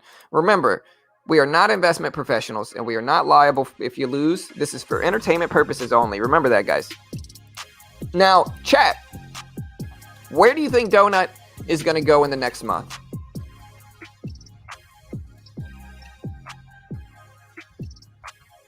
That's the question I have for you, chat. Where do you think donut is going to go in the next month? Let's help my man. I don't know enough about it, Ahmed. But where do you think donut's going to go in the next month, brother? Let us know, chat. Let us know right now.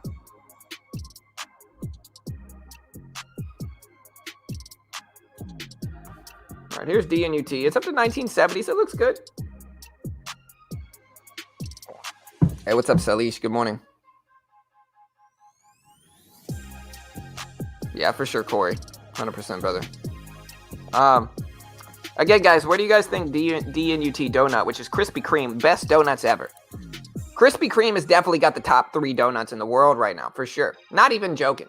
Krispy Kreme's got the best donuts. As long as they're warm. If you get them cold and the people inside Krispy Kreme are slacking and they're not giving you warm donuts, then they're not going to be as good. But if you can get warm, freshly baked donuts from Krispy Kreme, definitely top 3 donuts in the world. For sure.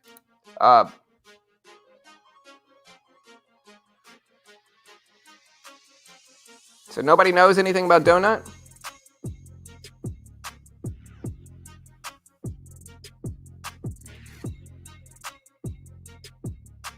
I never had Brits donuts, Jeff.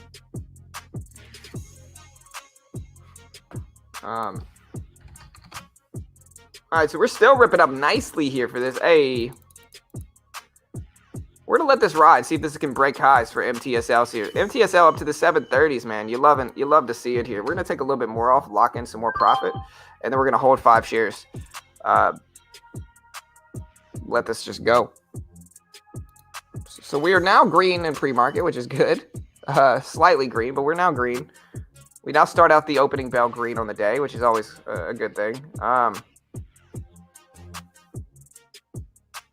There's 75s for MTSL. Still moving. Still moving. I got you. Ha-ha. I got you good, you effer. Just to quote my man Farva from Super Troopers. I got you good, you freaking mosquito. Now your blood is on my hands. All right, anyways, we got MTSL. We got 780s. Sorry, these mosquitoes have been eating me for the last hour this morning, so I finally got the one that's been hanging around my candle.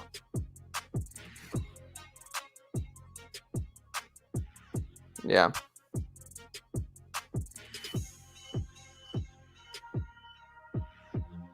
Carve ripping. All right, so we'll come back to MTSL. We've already taken most of the profit. Carve is not. I wouldn't really call this ripping. I mean, it's low volume this morning. If we look at Carve and pre today, we can see we only got about volume of 708,000. So the volume's not super high for Carve. Like that's the thing. Like Carve is not super high. Like the volume's a little light, to be honest here. All right, so here's MTSL.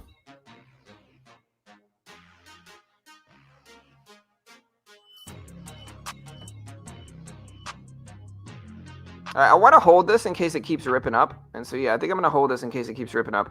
I want to see it test $8 here for MTSL. So, again, we're only in a little baby 5 shares here. But I just want to see if it can, get up over 8. Or 780s.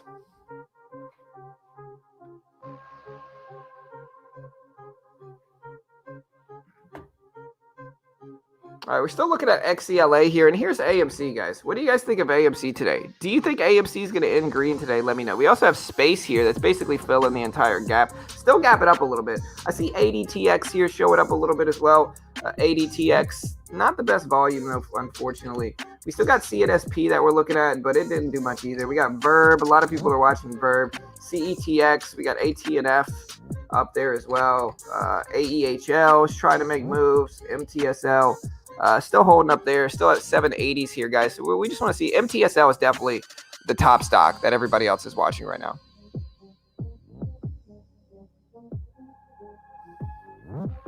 Hey, nice too. Midtown had the same trade on MTSL. Nice. Just caught the little VWAP reclaim on it. Small little trade, but we'll take it. I just want to see if we hit 8. All right, there's 8s. You love to see it. Let's see if we can break highs now. Now that we're up to 8s, I just want to see if we break this pre-market high here. Now everybody's watching it. There's 8 10s. All right, we're edging closer to the pre-market high. Let's hope it doesn't act as resistance here, which is definitely possible. It's certainly possible that this 820 level acts as resistance here. There's 8 8s, 8 10s. All right, there's 8 10s, 8 12s. All right, here's the break. Just broke pre-market highs. Whoa. We just got out there right at this top. So not bad. We're up actually green in pre-market today, which is good. 2 trades in pre-market. One on MTSL, the other one on TPST. What did TPST end up doing here? Nothing. Just kind of ended up fading back down. But yeah, MTSL, guys, still ripping. But we're out of this thing now. Again, great volume right now in pre-market. And volume is really king. Volume is really what's going to show us where the good moves are and where the good moves aren't. Volume is what's really confirming this thing. This thing's got 300,000 plus 1,000 shares traded per minute right now in pre-market. So huge volume right now. Huge volume. No, never used those, Martin.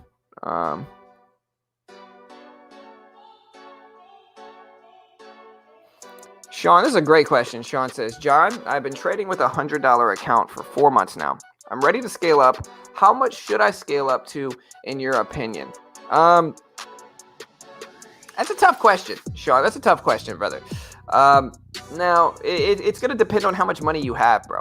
It really is going to depend on how much money you have. If you've never traded more than $100, I would say what I would do, and again, I'm going to preface this with I am not an investment professional. I am not liable if you lose.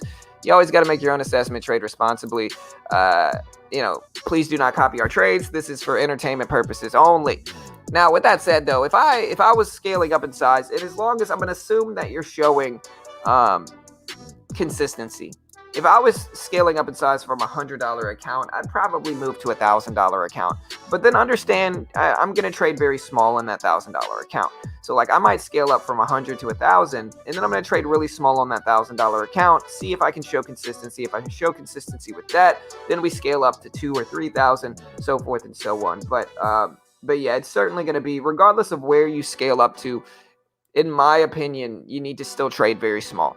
You know, trading small is the key to success in the beginning. A lot of new traders get it wrong in that they don't understand, like, trading small in the beginning is really how you're going to be successful long term.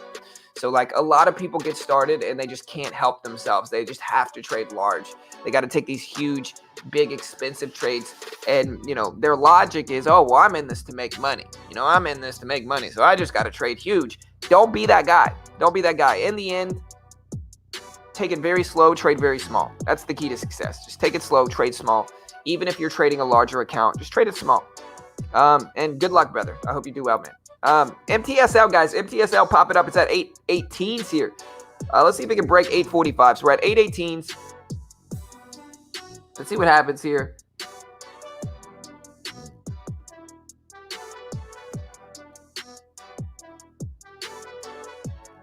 All right, thank you, John. That's what I was thinking, but I have no other experienced person to ask. Yeah, no stress, brother. No stress, man. What do you mean? What TOS screen is showing on the bottom right? Bottom right. You mean this? This is not TOS. This is Benzinga scans, and you can check out the Benzinga link right here if you want to. But yeah, these are Benzinga scanners. Also, y'all hit that subscribe button if you haven't already. Hit the notification bell. We do this live for free every day. But yeah, if you want to check out Benzinga, here's the link.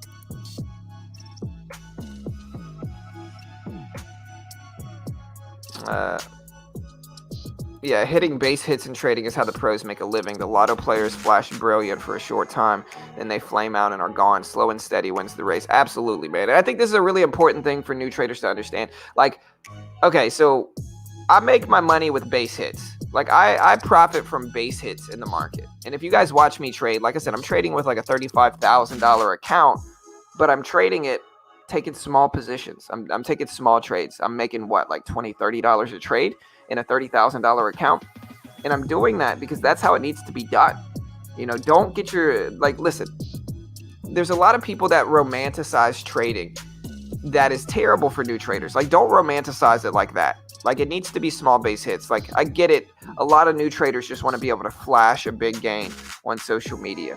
So, like, they just want to be able to make thousands and then post that gain on social media and then get praised for it, right? But the reality is, trade small. Like, base hits are what make money. Like I said, like, I've been making money. Like, last week I was very profitable. The week before I was as well. And the way I was profitable is that I would take a bunch of trades with little bitty, like each trade I might make 20 or 30 bucks. But if I'm getting into 10 trades a day, it adds up to where I can make $1,000 a week. You know, and not last week. Last week I made like 400, 500 bucks. The week before that I made 1,000 or a little bit under 1,000. And so the way I'm able to do that, again, is by taking small base hits. I'm not trying to take home run swings. You know what home run swings are? Bad risk management. You know what I mean? I don't want home run swings. I just want base hits. And it's an important thing to understand, you know?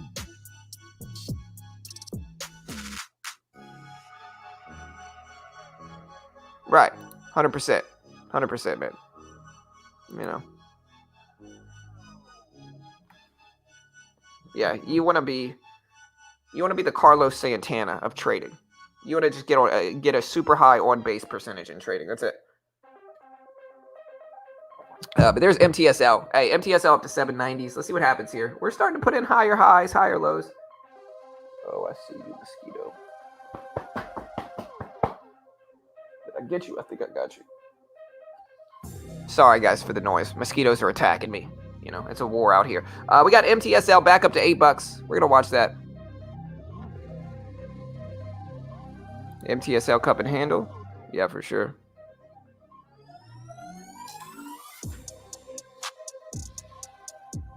Oh, well, this is level 2. This is just time and sales. This is the level 2 P. So yeah, this bottom right, right here is level 2. Level 2. It's the bid and ask. Here's the bid. This is the ask. This is what buyers are bidding on. This is what sellers are asking for their shares when we're talking about price. Hey, what's up, Jude? Good morning, brother.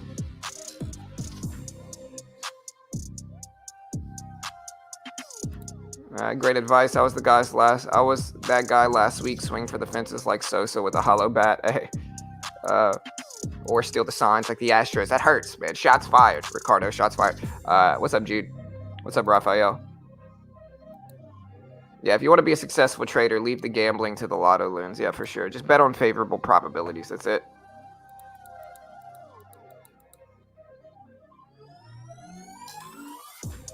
I'll put it this way. In trading, you want to be the poker player, not the slots player.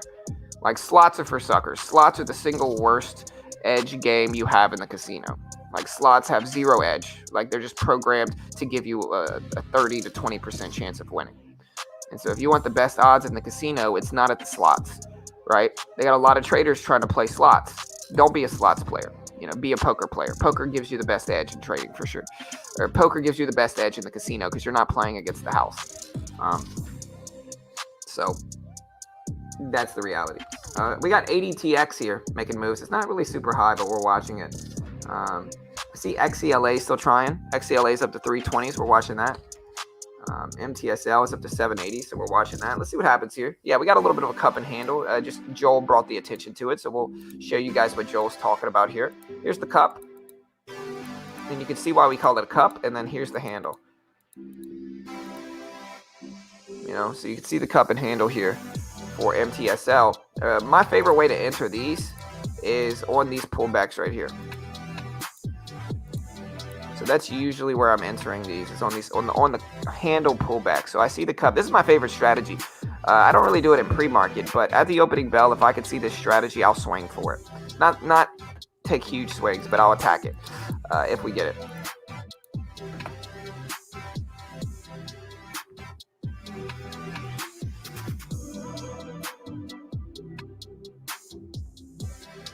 Hey, nice. Yeah, I watched a little bit of it, SPAC.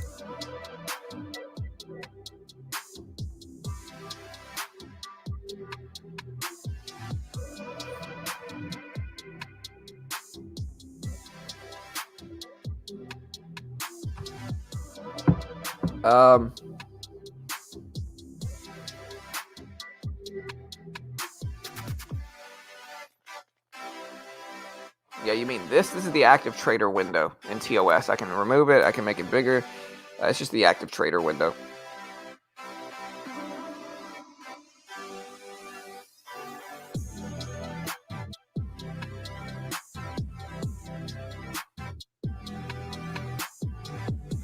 Yeah, this is just Thinkorswim. This is TD Ameritrade's Thinkorswim platform. So here's MTSL here, guys. Here's MTSL. Looking at these highs here, we got some levels at 820. We got 845. Really, 850 is going to be the level. And so we'll see what happens here.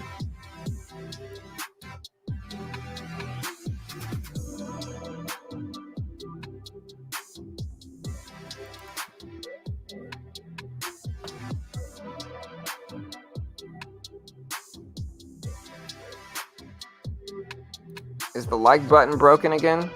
Asking for a friend. No, hit that like button, guys. Run those like counts up, team. If you haven't already, hit the like button. Do it now. Guys, hit that like button. You know you want to. Hey, what's up, Juan? This right here. This is still the active trader window. I'm so confused, man. What are you talking about, bro? You talking about this? Right here, this is the active trader window. This is the price ladder. So I can buy stuff here if I want. I just side click. I click this. We can click buy, all that stuff. Put orders out in the window. This is the time and sales. This is the volume right here. This is actual TD Ameritrade window. This is Benzinga scanners on the left side. So TD Ameritrade charting. This is this entire thing right here is the active trader window. The bottom right here is level 2. So this is the level 2. So yeah, there's 820s. Guys, cup and handle pattern did work for MTSL. There's 820s. Let's see what happens.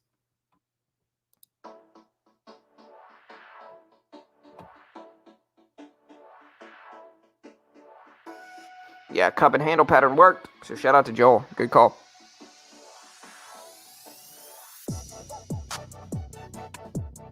Yeah, he's talking about the ladder right here, the price ladder.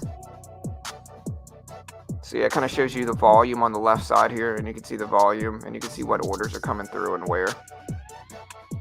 And if I want to adjust my sizing, I can buy, 100 shares, and just click it and instant buy. I prefer not to use that though. I'd prefer to just use the buttons, but everybody's a little bit different. All right, guys. So hey, what do you guys have on your list today, guys? Here's AMC. AMC up to 44.50s. Let's see what happens with AMC. I mean, hey, even if we don't get a huge squeeze today, we're still squeezing up some from Friday. So we're still holding the gains from Friday. Here's the last 2 days. So AMC is squeezing up a little bit here the last 2 days. The question is, do we hold over this low of pre-market right here at 43 bucks? And can we get over this big support level of 46? I think that's a big question a lot of traders are curious about, is do we hold over 50 bucks? Do we hold over this $43 level, and do we get over 46.19s? Let's see what happens, guys. Let's see what happens. But that's AMC. A lot of people are watching this. We'll see what happens. Let me know what you think about AMC in the chat. We also got Space here. Space had the successful launch, gapped up from that. And I think this is probably just from people taking profits. I think that you got a bunch of traders that held this thing over the weekend. This is what I think is happening right now for Space. You can correct me if I'm wrong here.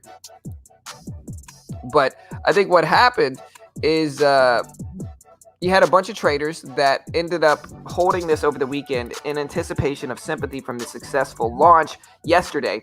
Now that we gapped up from this, I think a lot of them are just taking profit now. I think they made $4 a share, and now that we're getting some drops, they're just covering before they lose their profit. And I think so. I think that's all this is. I think we're squeezing down a little bit just from traders that profited from the successful launch and traders that also scaled in and front loaded onto the successful launch all back here. I think they're just taking profit now because they don't want to lose the profit that they made for SPCE. So we'll see what happens with this. It's at 51.10s. We're watching it. We still have MTSL here. MTSL back up to 8s. Still looking good. We're going to watch it. And again, I'm not saying it's going to go up.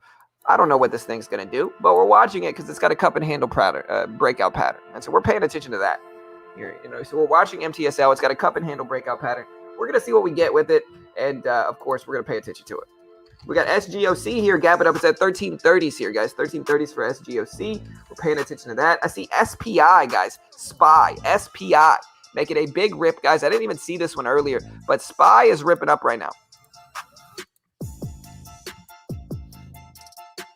All right, so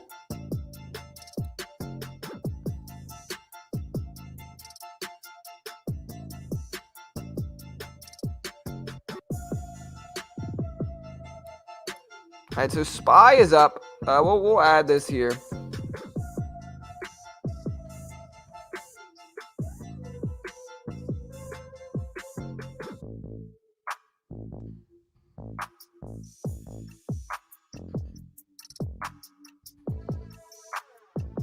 All right, so here's the catalyst for SPY. So SPY is gapping up here after their subsidiary launched their next generation electric pickup truck.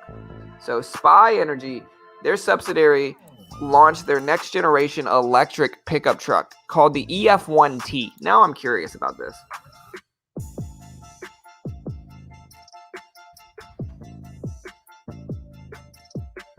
Where can we see this? Where can we see this at? The EF1.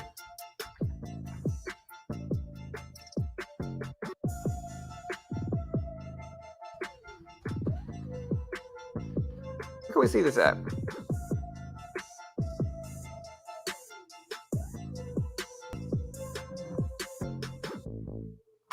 Anybody know where we can find a picture of this truck? Regardless, SPY is up from that.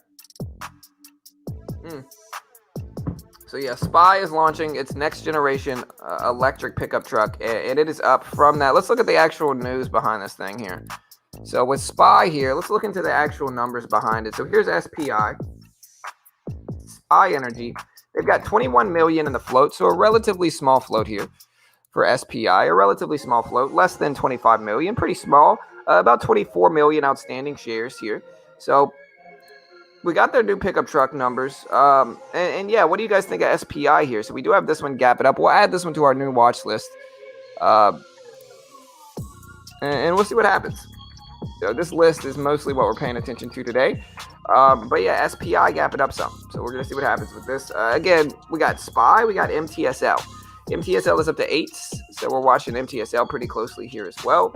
And yeah, we'll see what happens now.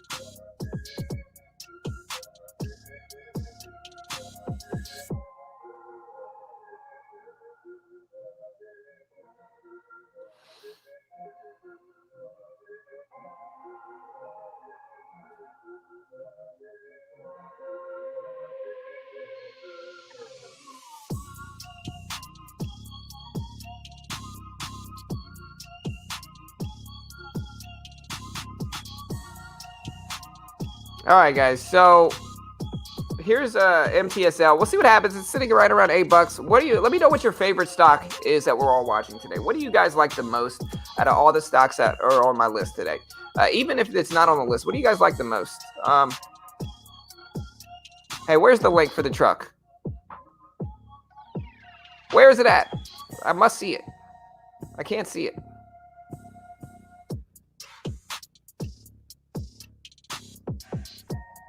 Where's the truck? We have to pick on the news for Thinkorswim. Let's check it out. Ooh, I see it. There it is. Let's show you guys this thing. Ooh, that's dope. All right, so here's the new SPI pickup truck here, guys. This is it, right here. It's pretty dope. That's the new SPI pickup truck. You know, a lot of these new electric vehicle companies are just copying Tesla. But I think it looks good, man. I think it looks good. So here's the SPI new pickup truck, and it looks pretty dope, man. I'm pretty impressed by it. It looks pretty cool, but yeah, they're debuting that new truck, and SPI is gapping up today. So we'll see what happens. MTSL breaking highs again, guys. There's the cup and handle breakout pattern, up to 850s right now, guys. 850s for MTSL. MTSL breaking highs here, breaking highs.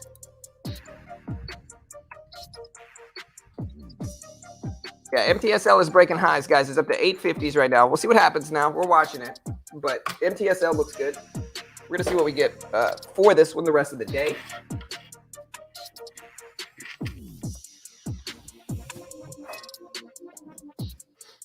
Again, let me know what your favorite stock is right now, guys. There's a lot of stuff moving in the market right now, but let me know what your favorite is.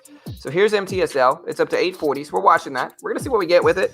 Of course, we got Tesla here. Here's Tesla. It's at 664s. We're certainly watching that for Tesla too. And maybe we'll get involved with some trades. We got SPCE, which is kind of giving the gap all the way back. It's down to 50-30s for SPCE. We got SPI showing up. SPI after their new truck is debuted. And it's pretty dope. I like the truck.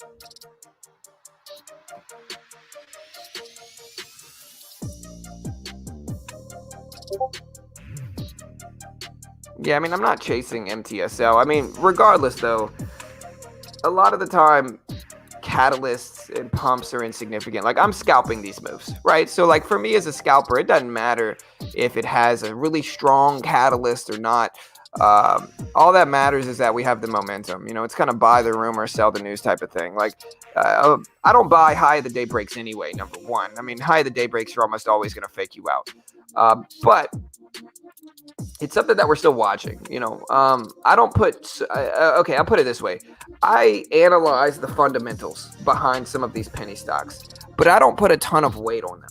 So, like, I analyze the fundamentals in these penny stocks, but I don't put a lot of weight on them. Like, in the end, these are penny stocks. Most of these are terrible companies, and they're just hyped up on momentum. They just got a lot of traders that are buying and selling them. And so if I can capitalize on that and exploit that a little bit and make some money from a stock that's getting run up from a bunch of traders' interest, then I will. And that's all we're really trying to do with penny stocks.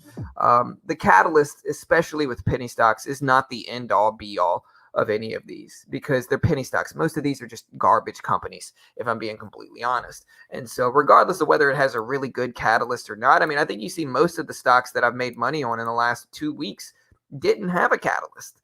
And so I don't think putting a lot of weight on a catalyst right now makes a lot of sense, no man.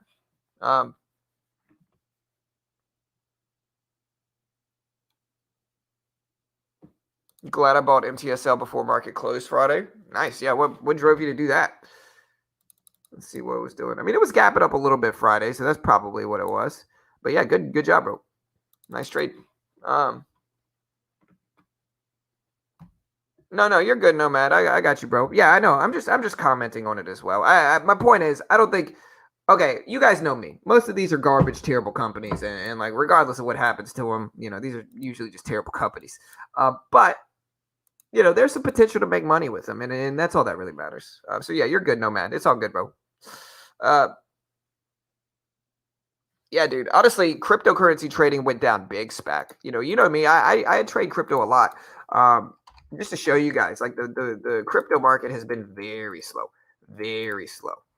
like incredibly slow. The crypto market has just been ridiculously slow. I don't even know why.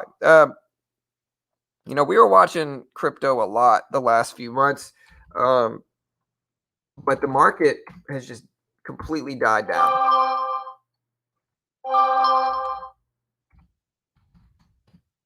Market has just completely died down in the crypto world. Like if we look at the prices regarding crypto, even on like Kraken, like here's Kraken right here. Like if we look at the prices with a lot of these, like even the volume, like look at the volume here, just nothing. Like nothing is making any big percentage moves. Maybe EOS is today, but synthetics, there's trading volume went down big. A lot of it is because Dogecoin was bringing some eyes on the market. Like Dogecoin is sitting at 21 cents. It's been pretty quiet lately too. So let's see what happens with MTSL here. MTSL at 660, so we're looking at that. Yeah, for sure. Crypto trading is down because China and several other companies banning it. Yeah, for sure, 100%.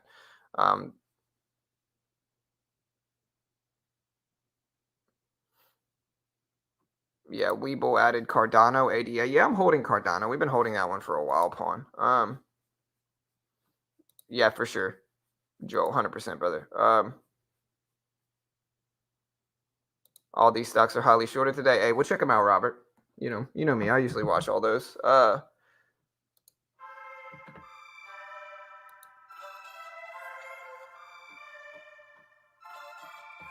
Yeah, I think the rotation into small caps has started back again. We've definitely gotten some more volume for sure. But yeah, we definitely got some more volume in these penny stocks. Hey, what's up, Juan? Hey, what's up? What's up, bro? Honestly, I'm so excited to move, though, man. I really am. I'm really excited to move. Y'all will see why. Oh, no. My headphones are about to die. Yeah, for sure, Jude. We're finally back into the low float mix. That's for sure. Here's MTSL. It's trying to hold at 850s. Trying to hold at 850s. And we'll see if it actually does or not. But let's watch this level. So we got this level at 850 here. And again, a lot of people might look at this that are untrained in trading and they might say, oh, well, this is the support level of 845 or of 847. It's like, no, this is the support of 850 is what this is. This is the 850 support level. Now, we might have wicked underneath it, but it's a $0.50 support level from a previous high break up here. So we're going to see what happens. But here's the 850 support level. We'll see if we actually hold this for MTSL. We'll see. We'll see.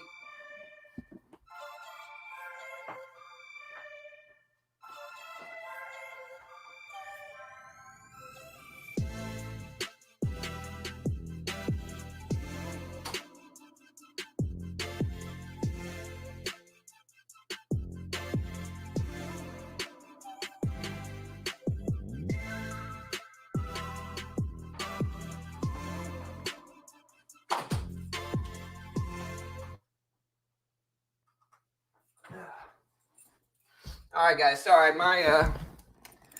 my Bose headphones, I forgot to charge them, so I got to put in my AirPods and charge my other ones.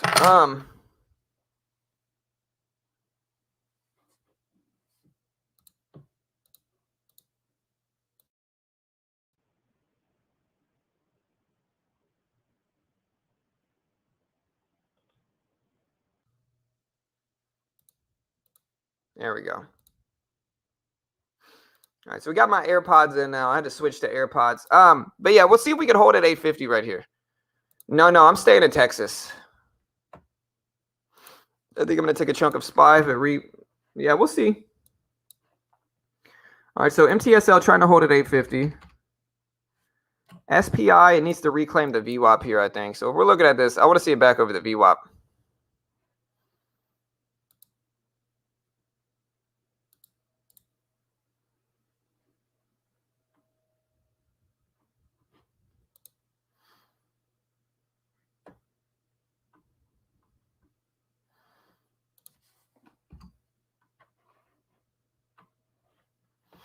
Yeah, I'm staying in Texas. RSLS.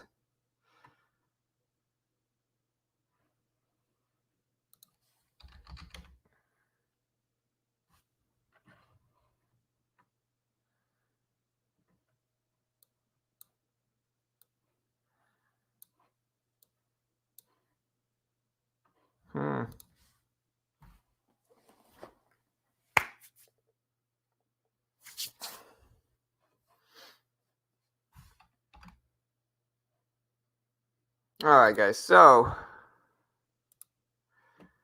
hey, y'all hit that subscribe button if you haven't already. We do this live every single day right here on YouTube for free. And so if you haven't already, hit the sub button, click the notification bell.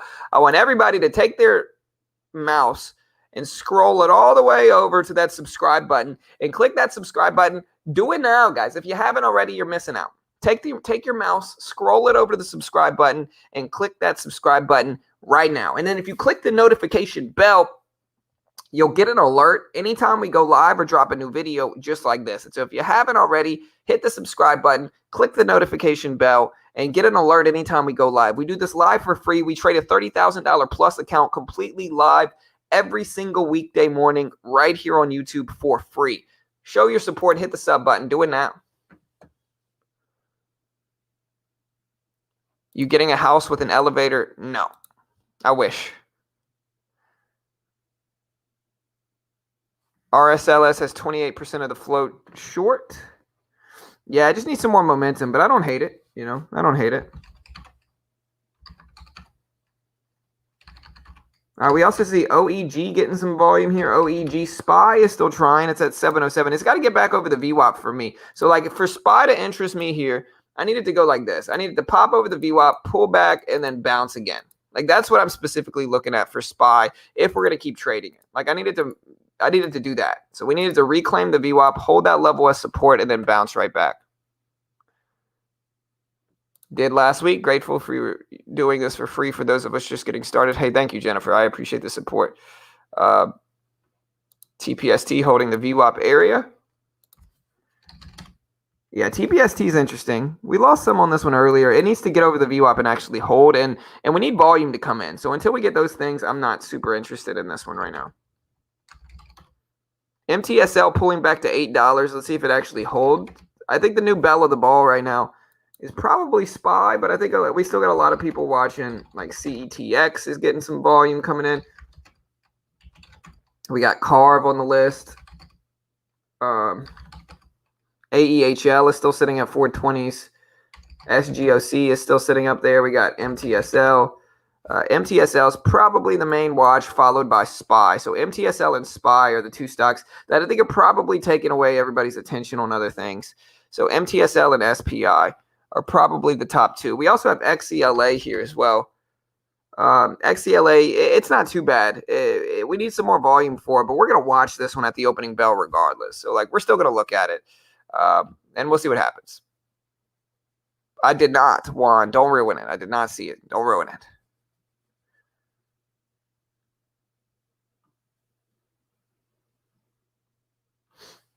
All right, guys, and here's AMC. So here's AMC. What do you guys think is going to happen with AMC? Do you think we're going to get back over this previous closing price at $46.19? And why do you think AMC is gapping down today? Does anybody know why they think AMC is gapping down today? Let us know. Hey, yes, sir, Burr. Hey, yes, sir, man. He said, good morning. Hope everyone's feeling well. Let's get this money. Yes, sir.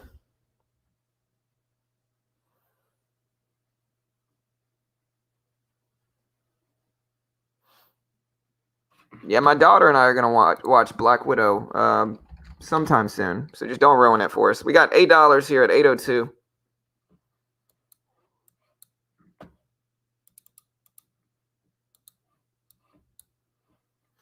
All right, there's $8.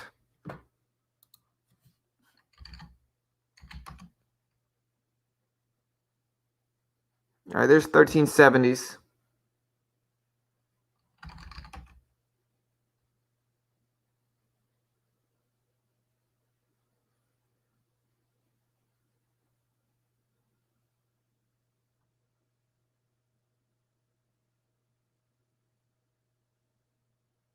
All right, so we'll see if we hold at $8 here for MTSL. So we're sitting right around 8 here.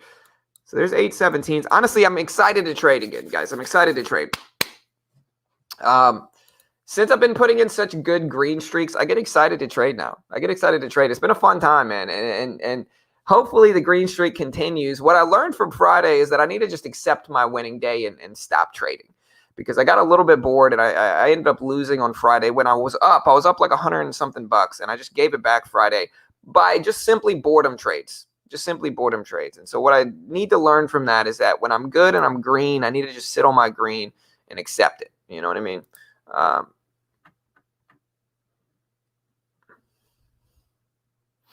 What's up, Mo? How you doing, brother? AMC today and tomorrow bullish. Hey, we'll see, brother. Hey, I hope so. I'm holding it still, bro. I'm holding it still, man.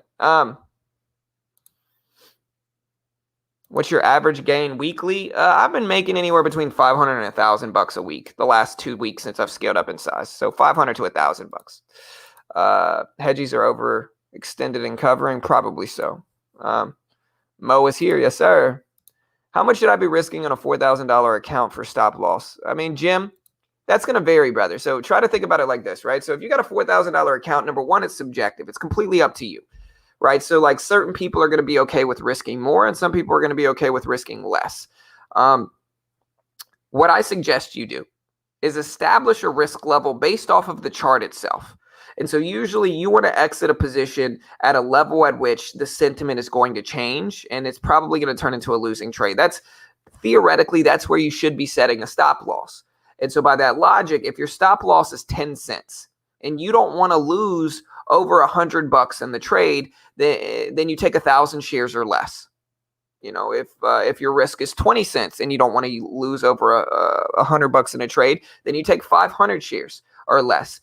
But you base your stop loss level and your risk level off of the chart itself, and then you compensate the share size you're using to adjust for what you're okay with risking. That is the proper way to do it. That is the proper way to do it. And so I hope that makes sense. And if you want a good lesson on that, I have a really good video if you guys want to watch it, and just let me know. I can post the video if you guys want, on calculating risk reward levels and trading.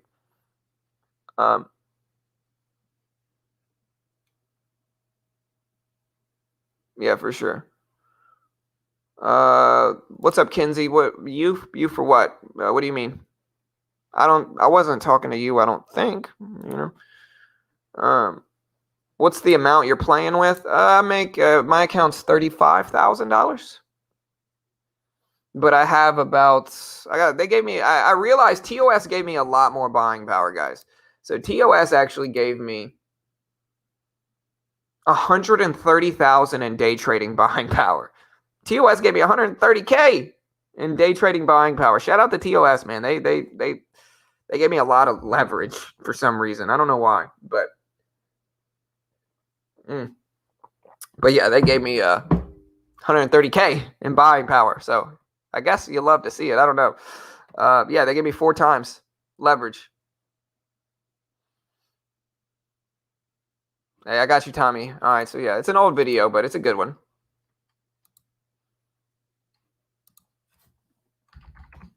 How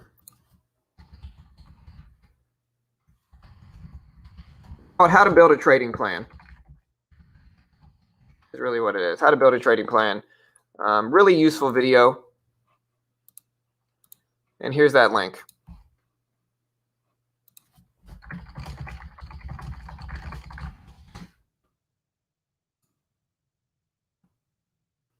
Yeah, most give you that quantity when you go up in margin. Yeah, for sure.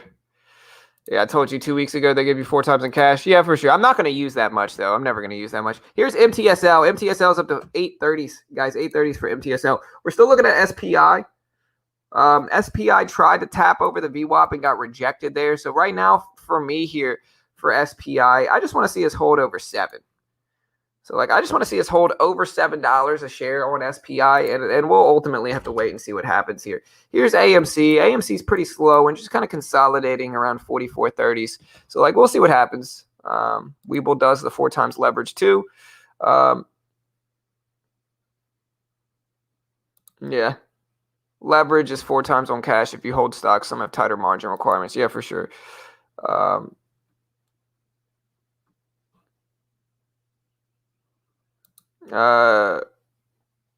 This is not an AMC channel. What do you mean? I mean, we're holding AMC. What are you talking about? Do we only talk about AMC? No, but the title's not only AMC either. It says live day trading, space, GameStop, penny stocks, all that good stuff. There's no music? We should have music.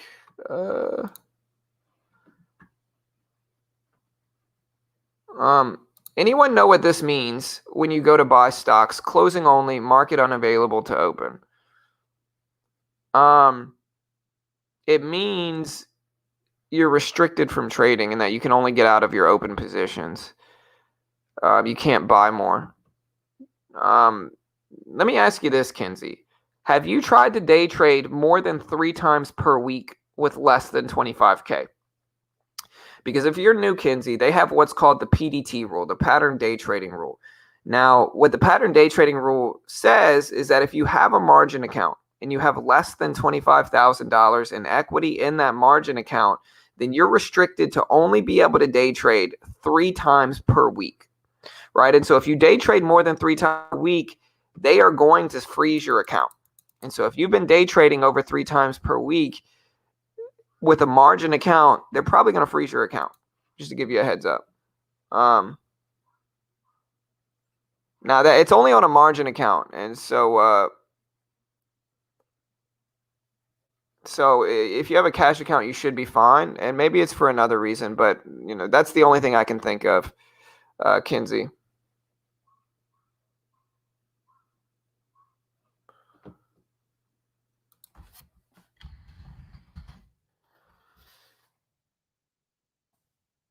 Cuba protest video shows thousands demand end to communist dictatorship.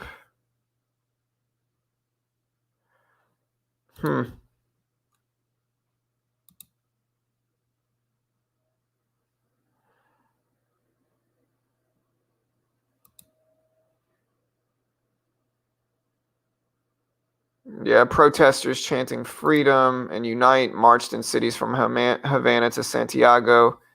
They're demanding the end to the island's communist dictatorship. And they want President Miguel Diaz-Canel to step down. The protest erupted amid Cuba's worst economic crisis since the fall of the Soviet Union, further crippled by the U.S. sanctions imposed. People have expressed anger over the government's handling of the pandemic amid a surge in coronavirus infections. And this is all from Newsweek. So Diaz, Diaz heads the Communist Party in Cuba, blamed the unrest on the U.S. He said in a televised speech, quote, he warned that further provocations would not be tolerated and calling supporters to confront them.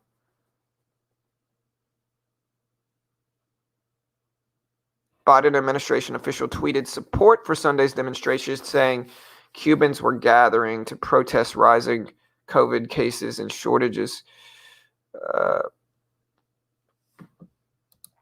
Yeah, I mean that's interesting.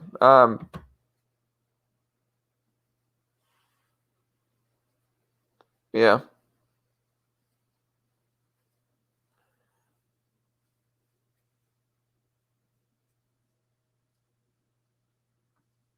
Yeah, Cuba has all those vintage cards sitting on a gold mine. Hey, man, Cuba has baseball players in the world. The best baseball players in the world live in Cuba. And we don't know about a lot of them. I'm sure if Cuba's communism ended, I'm sure we would get some good baseball players coming over. Because like the big thing is that like baseball players now have to fight to get over here. Like Puig,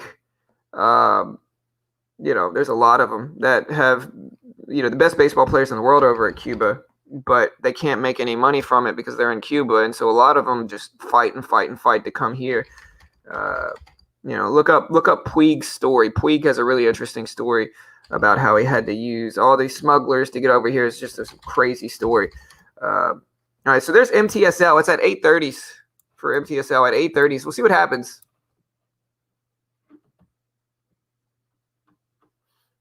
Well, communism is obviously a terrible idea. I mean, the reality is, and I'm going to try to keep it as I'm going to try to not be super political with this. I mean, I don't think it's political. I think it's just reality, right? Like, communism is obviously a bad idea. Everywhere communism has tried has failed, and there's a difference between socialism and communism as well, guys. But I'm more of a capitalist in that regard because I think that people are going to get power anyway.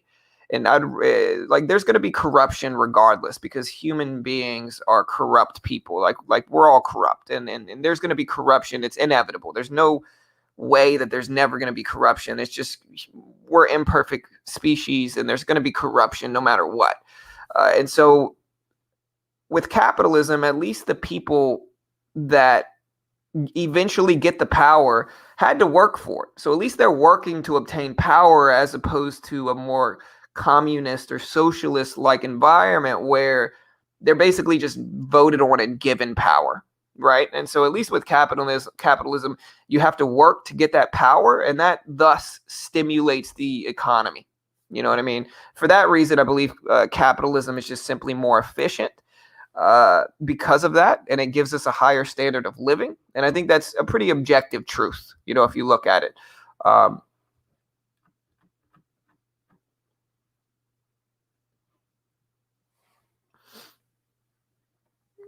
Right. And again, this doesn't have anything to do with politics. This is just talking about the realities behind the world. Anyways, MTSL, we're looking at this $8 support level, and we'll see what happens. So here's $8. We'll see if we actually hold that level. Right. That's kind of how I feel. All humans are potentially corruptible. So any type of system is corruptible. Absolutely. It's going to be corrupt no matter what. And so I'd rather, at least if there's power given, I'd rather the people work for the power, and that stimulates the economy. You know what I mean? And that's what capitalism is. So, that is the more efficient way of doing things. But either way, regardless of what you believe, it's all love here.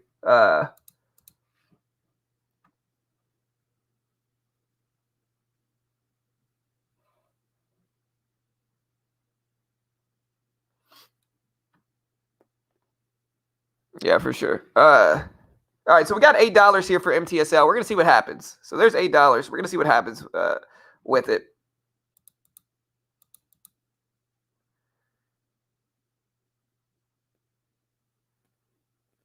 All right, so here's $8. We're gonna see if we hold over this. There's 850s. But we're watching MTSL for $8. See if we got some support there. We also have SPI, and SPI is trying to hold over 7s. It's just not doing that well at it. So SPI is trying to hold over 7s. We got SGOC, which just made a pop. So SGOC just popped over the VWAP.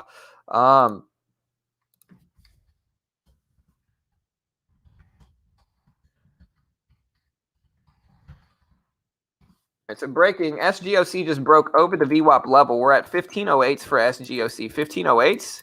So SGOC just got some volume coming in. Look at the volume show up here for SGOC. So we did just pop over the VWAP. We got volume coming in here. We're at 1520s now, and we're going to look at this pre-market high up here at 1675 or so. At 1675. So we got a pre-market high level that we could pay attention to, but SGOC did just pop back over the VWAP here. So this is going to be one of the ones that we pay attention to as well. Again, we got MTSL. We're looking to see if we can hold at $8 there for MTSL. And we got a lot of other stuff that we're looking at. We got RSLS that we can watch too, I guess.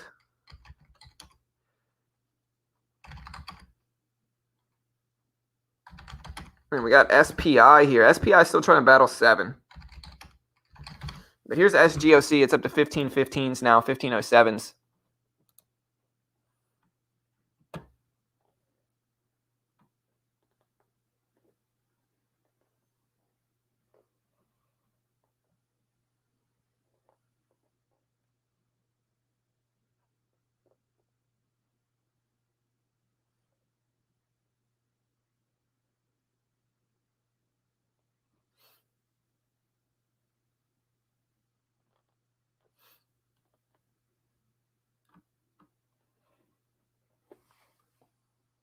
All right, there's 15. So we're looking at 15 for SGOC.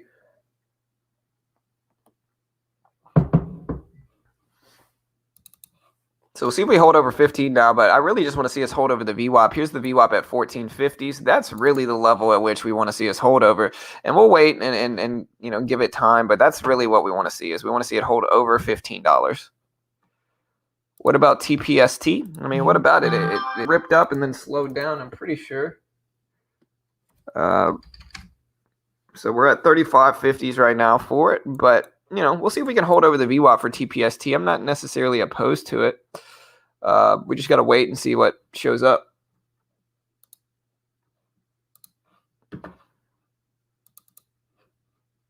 But again, right now we got SGOC, we've got AEHL, we've got SPI. SPI getting a pop, guys. Here's SPI. It's at 718s. So SPI just popped. Yeah, I see that, Smokey. So SPI popping up here. Getting some more volume coming through. So for SPI, so let's watch it. And again, we got a lot of push-ups to do today, guys. If you want to donate to the push-up fund, here's the count today. We got 271 push-ups today, guys. So $1 donation equals 2 push-ups. We're going to do all of these today. So we're going to do all of these push-ups today. If you want to donate to the push-up fund and see me miserable having to do 300 push-ups, donate to the push-up count. $1 donation equals 2 push-ups. They're 50 cents a piece. Do it now, guys. Donate to the push-up fund right now. Also, remember, we are not investment professionals. We are not liable for losses. Please don't copy our trades. This is for entertainment purposes only. And remember to subscribe. You know, don't forget to subscribe. We're 100% free, and you can help support us easily through subscribing to the channel. And so hit that subscribe button, guys. While we're waiting here, let me know what your favorite stock or play is for today. We got a lot of stuff. Let me know what your favorite stock or play is for today. We got a lot of stuff gapping up like SPI. We got SGOC. You know, we've got SPI. We've got MTSL. SPI, guys, is back over the VWAP. It's at 725s now for SPI. 725s. Pretty big moves here. So Papa says AUUD, CETX. Hey, what's up, Matt? Good morning, brother. Hey, yes, sir. Tanvir says SPCE will sell off. Put options make more sense. London, man, you must have done 3,000 push-ups since I've been hanging out with you. Hey, you know me. All right, so SPI here. We'll see if we actually hold the VWAP level now. So we got SPI. Here's the pullback to the VWAP at 720s. We're watching that.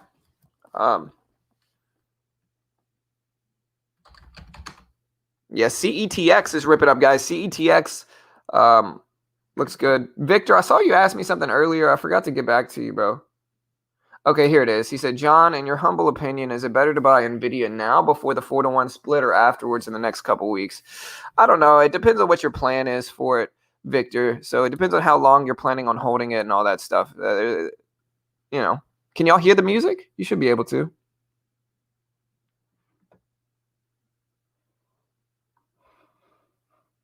But yeah, CETX back over the VWAP. We got Space here. Space is at 50.25s. Basically filled the gap. This is mostly just from profit taking from people that held over the weekend after the launch, made money from it, and now they're just taking profits and kind of getting out of it. That's really what this is for SPCE. No music? Really? All right, let me fix that real quick.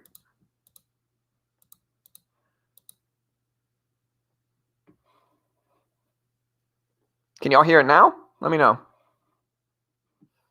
Yeah, I see SGOC running. Ashley, I do see that one. Here's SGOC. It's at 1590s, guys. 1590s for SGOC. So it looks pretty strong here. There's 1595s. Let's see what happens. We're edging closer to the pre-market high at 1675 here. So we're getting pretty close. Okay, cool. All right, so we got the music back. There's 1616s, though, guys, for SGOC. 1616s.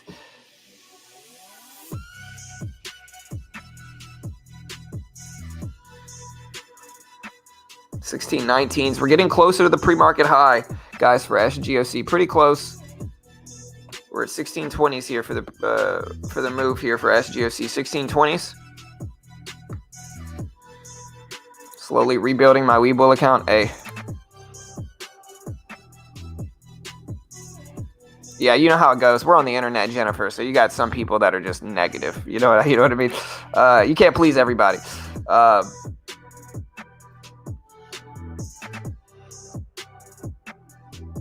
we go. All right, guys. So yeah, we're moving up for SGOC. We're watching this here. We got SPI.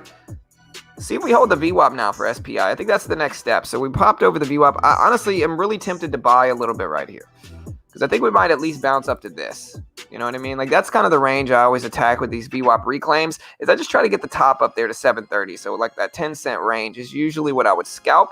And I'm kind of tempted to buy this here. I'm not going to, I don't think, because it's too close to the opening bell. I mean, I guess we got 30 minutes. But we'll have to wait and see. What's the best play to make some money today? I have no idea, Tavin. We're going to have to wait until the opening bell. I'm more of a reactive trader. So I'm just trying to react to what I see at the opening bell. Instead of, I don't really want to predict what I see. I just rather react to it, if that makes sense. A lot of these penny stocks are just not super predictable, as opposed to just reacting to it, which I can find favorable situations. There's SPI. So SPI did get a little pop. It's up to 720s.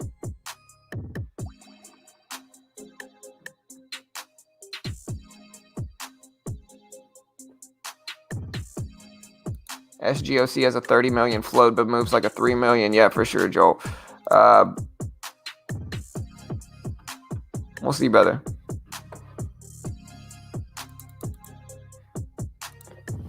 I see STFC show up on the gaps list. What is this thing, man? This thing is weird. Look at this, guys. This has got to be an acquisition or a buyout of some sort. It's got to be.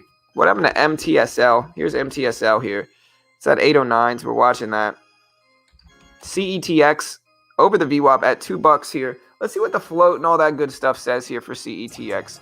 So, you know, we see the float. We see CETX here. The float is 17 million for this one. So it's a small enough float to certainly watch here. Is this on my watch list yet? If it's not, it should be.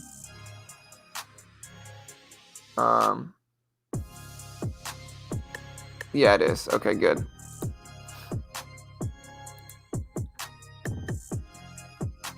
Nine Sundays until NFL. Dude, I'm ready. Tavin, I'm ready, bro. Well, I have options. Well, I have Apple. I have options on Apple options, on American Airline options, on what? SFTC is being bought by Liberty Mutual, paying 52 a share. That makes sense. Yeah, I figured it was an acquisition. Yeah, we're looking at AMD. We're going to watch AMD and hopefully get into something good with it today.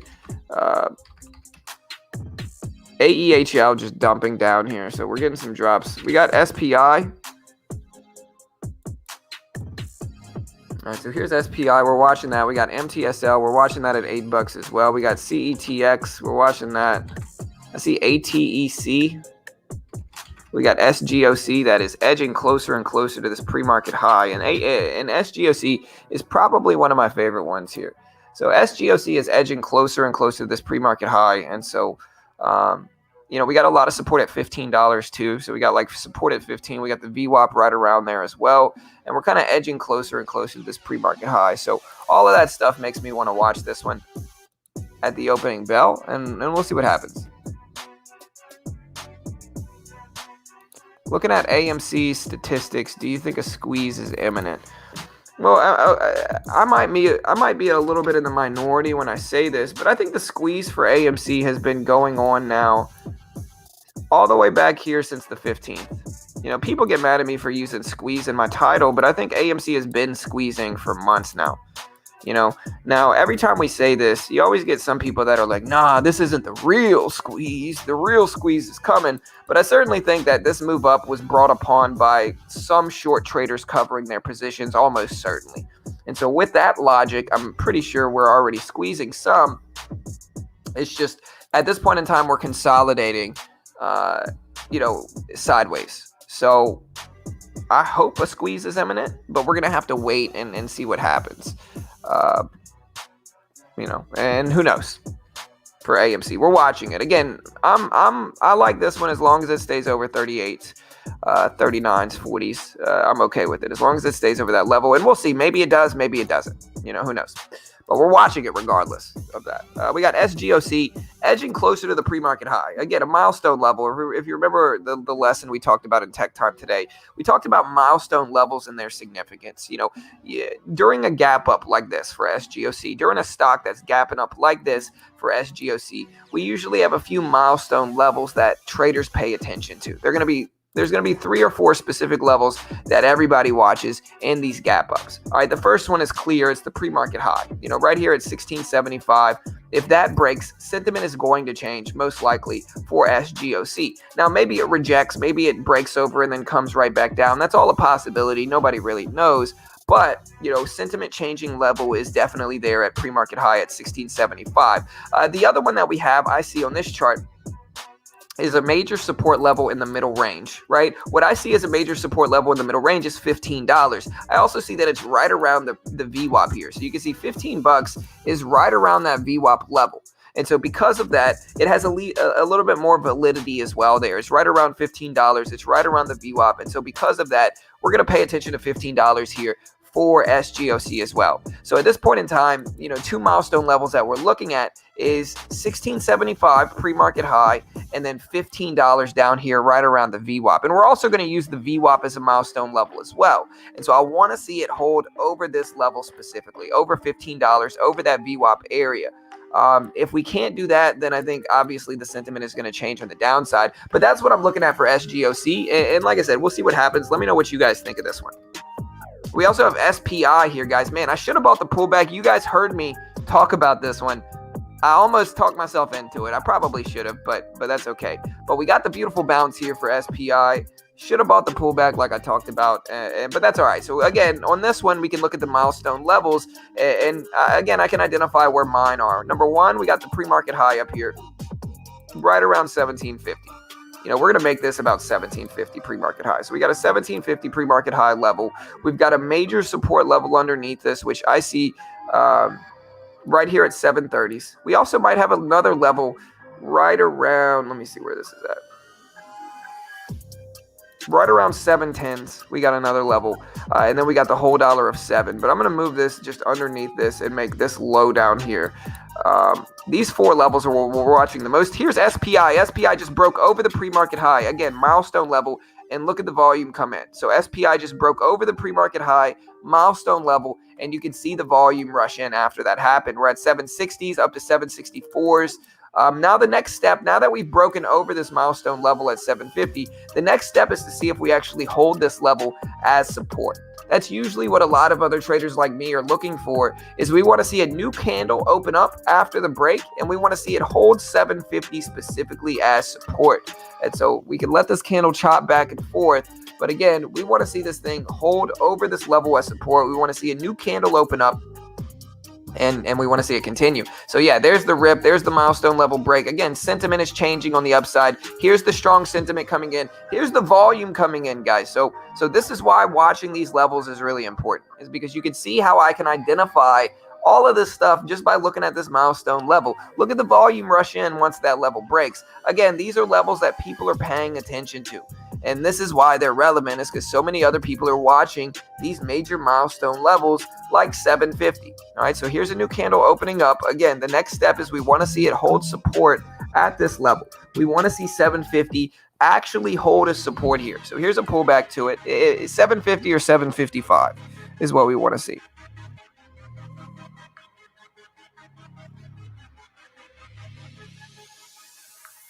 All right, so there's the 750 bounce. So we went right down to 750 and we bounced off of it. So yeah, it went down to 747, but here's the support hold that we're looking for.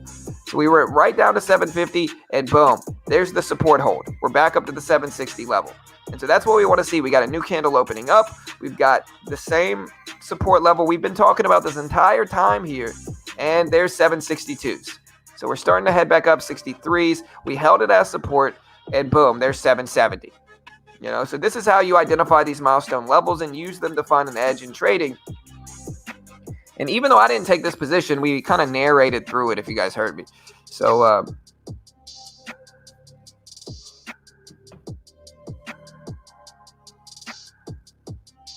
Yeah, I remember SPY had a huge squeeze earlier this year, for sure. But no, like I said, guys, now the sentiment has changed. What happened? We broke the milestone level. We came back here and held it as support, and now we're continuing up. And look at the volume increase. This is where the edge is in identifying these milestone levels, because look what happens when it breaks. Look at the volume. And if you guys watched the video we talked about yesterday, volume gives us reliability here. And so now that we've gotten over that level, the volume's higher, and a lot of people are paying attention to SPI now. Yeah, you called that to the T. I tried, bro. I tried, man. It's just the flow of a stock. Like, this is the flow of a stock. And maybe it doesn't hold, and maybe it pulls back, and maybe it comes back down. But that move right there was predictable, guys. That move right there was predictable. And I hope you guys understand, like, that's the significance of milestone levels. Look, here's 750 trying to hold again. And so these moves are predictable. These are the type of flow states that you get into watching the market like this, is that you'll be able to see things like this, and you'll be able to identify when this happens just from previous experience. All right, so there's 770s here. We're over 750s for SPI, and we're going to see what happens now. MTSL still dipping. It's at 785s now. We're watching that. We got CETX that held at the VWAP and continued up. And so we got CETX. Let's see what happens at $2. But we got CETX that held at the VWAP, and now it's moving up. So we're watching that. We've got SGOC that is trying to hold at the VWAP. We're watching that. And we got SPI here, which is up to 780s now, 784s for SPI. So there's the break. You can see we actually held support multiple times at 750. And again, to go back to what I said earlier, this wouldn't be the support of 753, and this wouldn't be the support of 747. This is the support of the $half level. So like, here's the support range. This is what you got to look at. You got to look at the entire range around the half or whole dollar. It's not the support of 753 or the support of 747. It's the $half 750 support. That's what we pay attention to. And a lot of traders get this wrong because they're new. But that is what we're looking at. There's 787s here for SPI. So still ripping up really big here. There's 780s. At this point in time, that's when you kind of look back at the historical chart. So we are currently right up here at the 780s. I'm seeing a double top at 795 here, which is really about $8 resistance. So we're looking at the 795, $8 resistance level here. So let's look at it right here. And let's watch $8. So $8 is going to be the next resistance level. And if we look at it, we're going to look at it right there. So there's $8. Let's see. Whoa, what did I do? I messed it up. We're going to look at that $8 support level. All right, we also have SGOC starting to move up.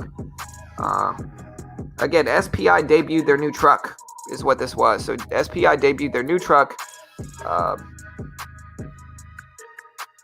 And yeah, that's what's going on with SPI here. New truck debuted. Truck looks dope, man. It looks kind of like a Tesla if you guys want to see the truck. Here's the truck if you guys want to see it. Here's the SPI truck. It's right here. This is what they just debuted. Let me see if we can make this bigger. There we go. This is what they just debuted. Here's the truck. It's pretty cool. It's a pretty cool looking truck. But this is the reason SPI is up, is because they just debuted that new electric truck. And, that is causing a lot of bullish sentiment here for SPI. So they debuted a new truck. Bullish sentiment's coming through now. Snow, S-N-O-W. Snowflake Incorporated. What is this? Strong moves on Friday for Snow. Strong moves. All right, so SPI is breaking highs again. It's at 785s here, guys. 785, 790s for SPI. So we're breaking highs again here. We're at 783s now, team. Let's see what happens.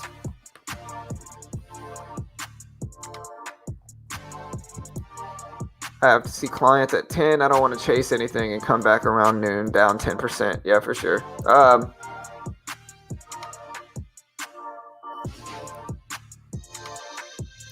Snowflake was supposed to be one of the biggest IPOs this year. Was very hyped up. Yeah, for sure. And so here's the high break for SPI. So SPI is breaking highs. It's up to 780s right now, guys. 780s.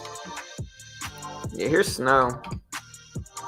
I mean, it looked good Friday, but it was a little bit slower. I don't know enough about Snow to really take a swing at it. We're still looking at MTSL. It's trying to hold over $8. SCETX, guys, just broke over $2. So we do have CETX over $2 here. This is Simtrex. I don't think this one had a catalyst this morning, but we're watching Simtrex here. I don't think it had a catalyst. It could have, but there's 207s. We're watching that for CETX. We've got MTSL back over 8s. We've got SPI. Still looking at AMC, guys. AMC is just kind of chilling at 44.60. So we're watching AMC. It's just kind of hanging out at 44.60s.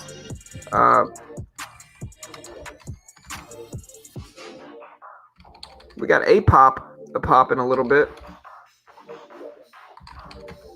Still looking at AEHL. It's kind of dipping down some. We got GLYC. We got MTSL at 804s. CETX at 206. SPY. SPY's probably the top watch today. Maybe it is, maybe it's not.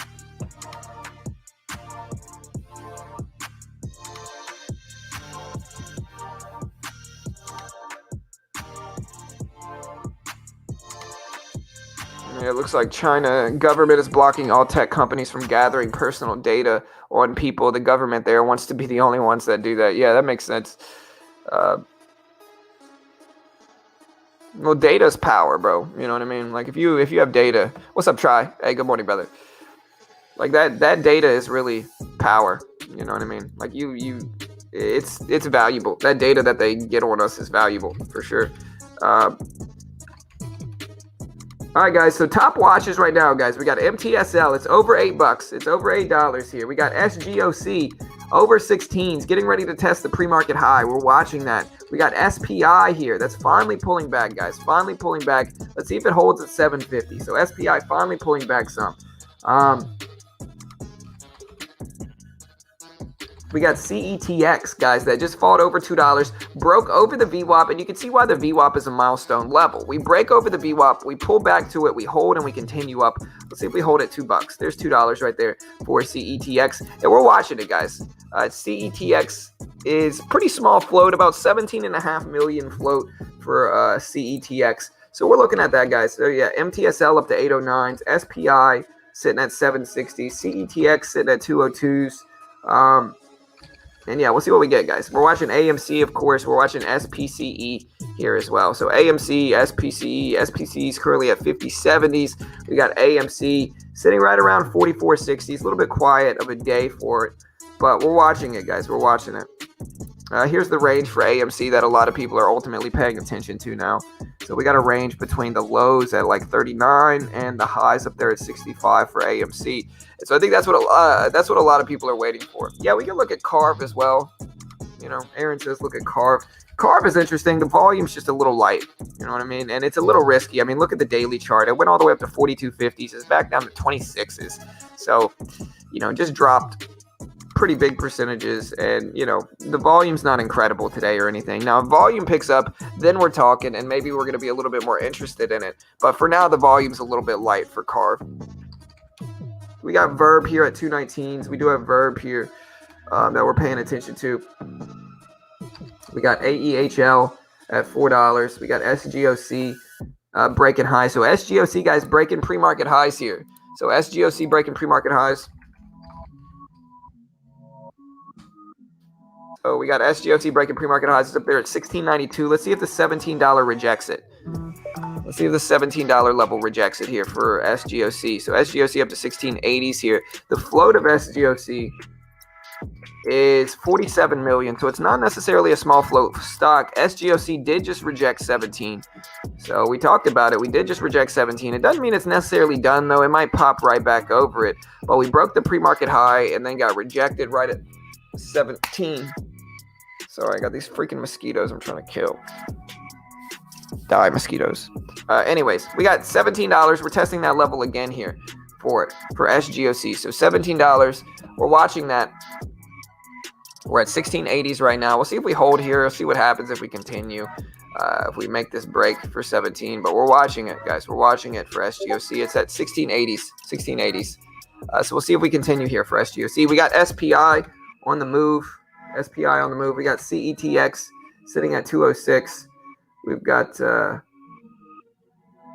SGOC up to 1710. So we did just break the pre-market high. We're up to 1705s for SGOC. So we're moving here, guys. We're moving. I don't know. We left the door open because we're moving.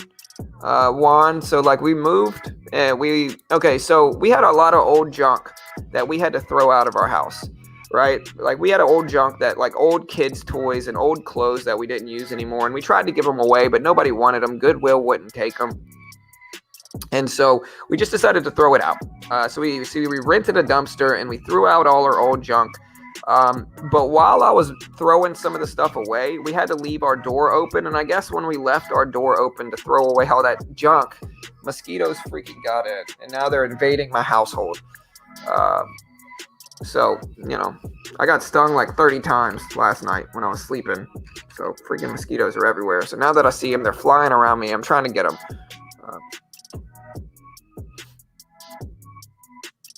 That wasn't trash, man. It was baby clothes, bro. It was like baby clothes and toys. So it wasn't necessarily trash. It was just toys my son didn't play with anymore. And like we could keep them in case we had more kids, which Carol and I will probably have one more kid after talking about it. Like we'll probably have one more. But we just didn't have, it was just taking up space in our closet. So we just decided to just toss it, you know. We're not hoarders over here, so we just tossed it. Oh well. We got MTSL at $8. We're watching that. Yeah. Yeah. Sorry. Yeah. XCLA. Yeah, we're looking at XCLA for sure here as well. Here's XCLA. It's at 320s. We're definitely watching that.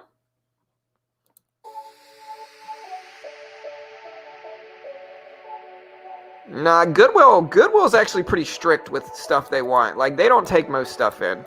Like, Goodwill, at least in my area, which is kind of like a snooty area, Goodwill ain't taking half of my stuff, bro. You know? Goodwill's like, nah, dude, go away.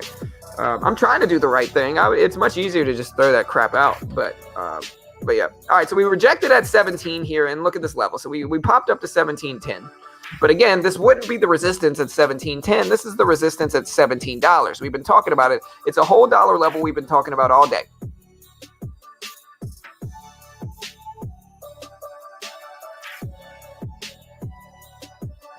Yeah.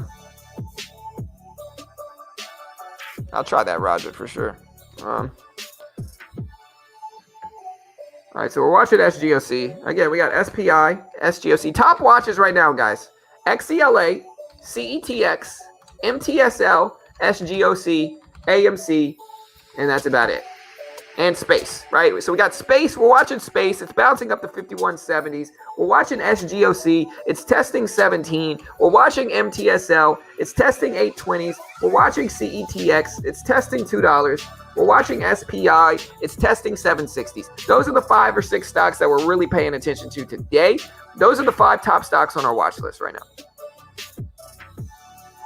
Yeah, that's right. Get ready, peeps. Yes, sir. Hey, let's do it. 5-minute warning. 5 minutes. Guys, 5 minutes. Let's do this. I'm excited, guys. I'm excited to trade. I'm ready to trade today. I'm ready, guys. I'm ready. Oh, we got XCLA that's also on our list today, too. But I'm excited, guys. I'm excited. I'm going to mute it real quick. I'm going to raise my standing desk. And let's get ready to trade, guys. While I'm raising this desk, and I got to mute it for a second here. While I'm raising this desk, and I got to mute it for a second.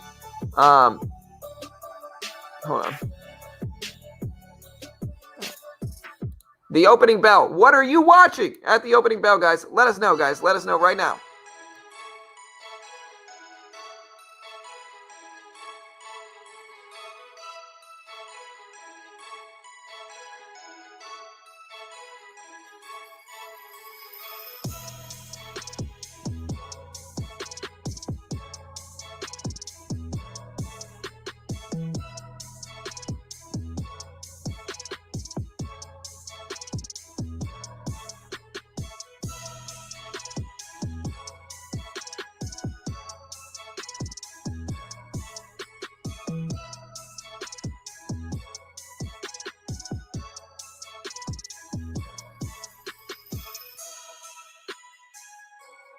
All right, guys. So, what are you guys watching?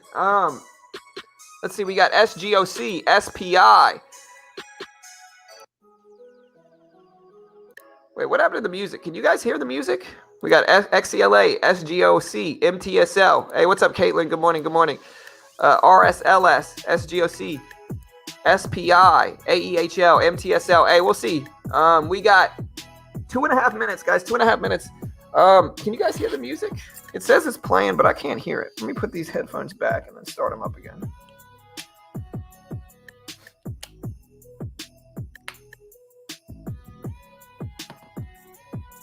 All right, guys, let's do this. There we go. Now it's back. BBIG merger news.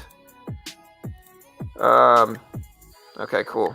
I couldn't hear it. For some reason, my AirPods, like, sometimes they'll play, but I can't hear it, but you guys can. That's kind of weird. All right, here's XCLA. Here's SPI. Here's AMC.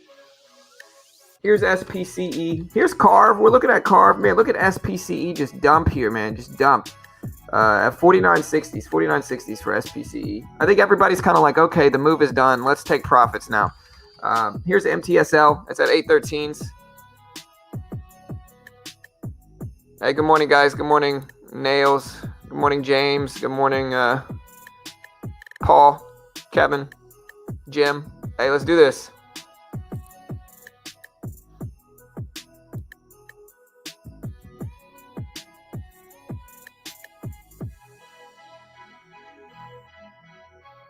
All right, guys, here goes the opening bell. I'm going to raise my desk up a little bit here. We're going to raise my desk. I should do it like that. We're going to raise the desk up.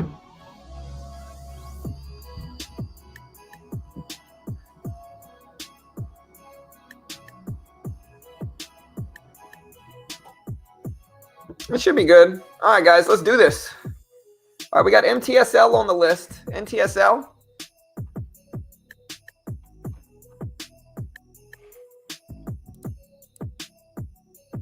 We got SGOC up to 1690s. We're watching that. We got CETX. I see REDU. All right, guys, 20 seconds, guys, 20 seconds. Let's do this, guys. Good luck.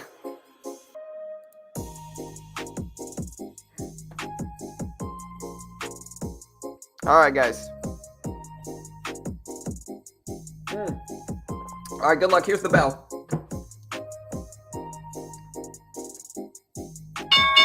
All right, there's the bell, guys.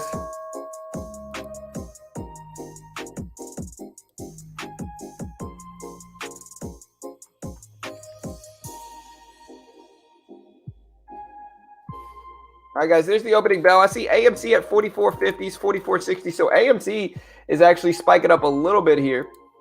So we do see AMC making moves, some here. We do see AMC making a little bit of moves. It's up to 44.75s here. We're watching SPI. SPI is all the way down to the 730s. We're looking at SGOC as well. SGOC popped up to the 1712 level.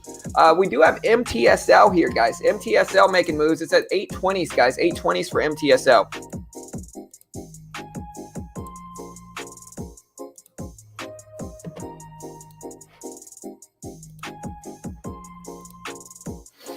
All right,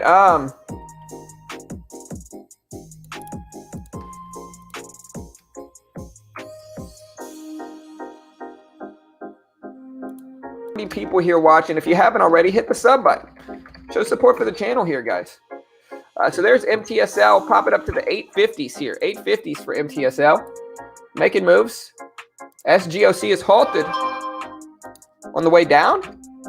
Oh no, SGOC is halted on the way up, man. SGOC just skyrocketed up here. It's at 1950s here for SGOC. Halted on the way up, guys. Halted on the way up. We got MTSL up to the 870s here. 870s. We got CETX that's popping up. For a lot of these, the VWAP is too low. For a lot of these, the VWAP is too low for me here. MTSL, the VWAP's definitely too low. CETX, the VWAP's too low. SGOC, the VWAP's too low as well. SPI dumped. AEHL is trying. We got CARV on the way up. CARV just broke VWAP. We got SPCE that just dumped under the previous closing price here. And we got EDR, man. I'm surprised EDR didn't move up with the UFC. We got CARV, though. CARV is up to 33s here now for CARV. CARV. Let's see what the volume looks like.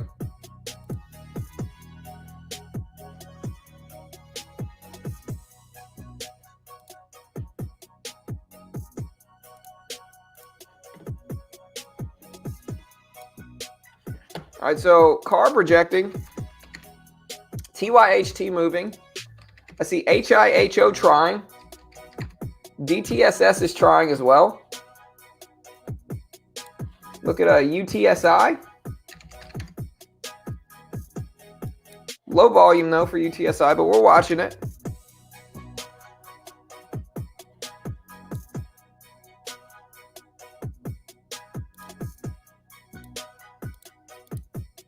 I was trying to short AMD a little bit here. MTSL, guys, look at MTSL here. Pull it back to this 850 level. Let's see if we hold at 850 for MTSL here. Let's see if we hold. XCLA popping up really nice here. All right, there's 850 pullback for MTSL.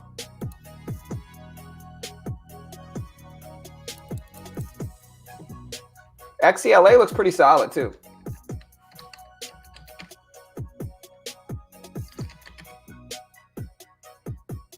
SGOC still halted. It should resume sometime. SPI dipping down some, which is usually what I look for. Like, the reason I haven't taken a trade is because most of the time I'm looking for drops at the opening bell. Like, my most favorable way to trade is looking for drops and attacking drops. And so with stocks like this that are just not dropping, they're a little bit too extended for me to trade on the upside here. The VWAP's too low there.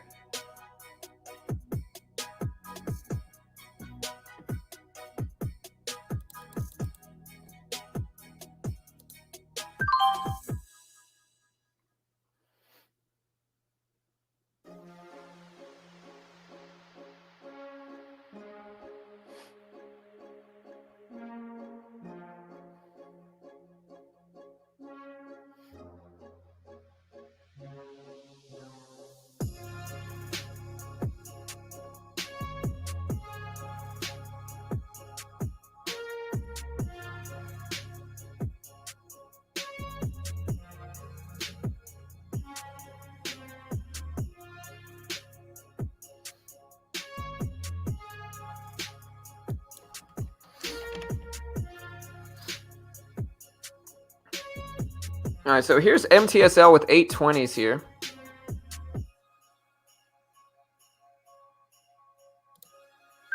All right, so we're scalping AMD on the short side here. I hate this, man. I always get this freaking wrong. All right. See, I miss out on profit just taking it too slow. Like, I need to get hotkeys set up if I'm scalping, man. We're going to get out there. So we made $15 on AMD on the short side.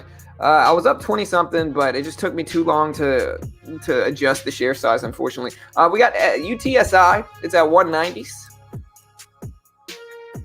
So we got UTSI on 190s. Not the best volume here, to be honest. We got SGOC at 1950s. We're kind of looking at that. We got UTSI up there at 190s. We're looking at that. AUUD is also popping up here. So we got AUUD making moves.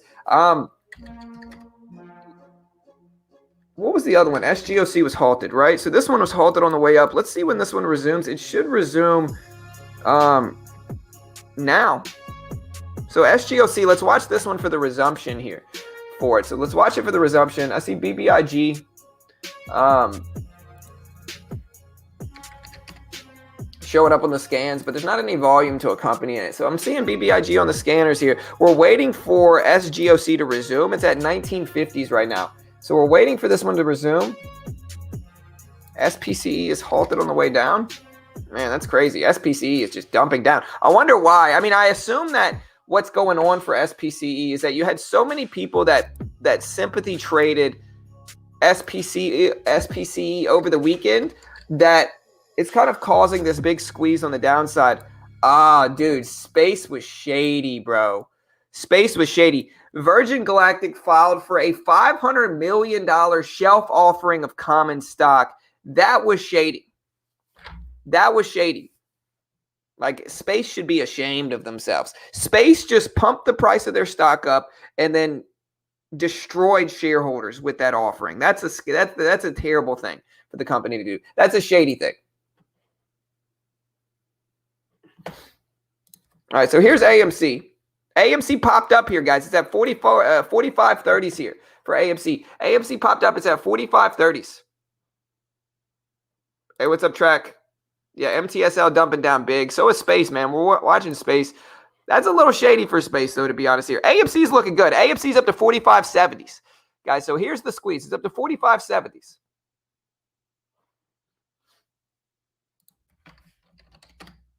Yeah, AEHL looks good. It's just got to get over the VWAP first.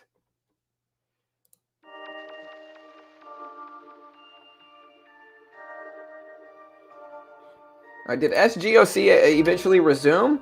No, so SGOC must be a 10-minute halt. It'll resume at 41 then, which is in 3 minutes for SGOC.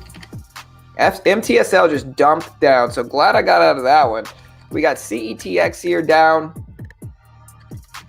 AEHL trying to get over the VWAP here, so we're watching that, but it's got to get over the VWAP first before I'm interested in it.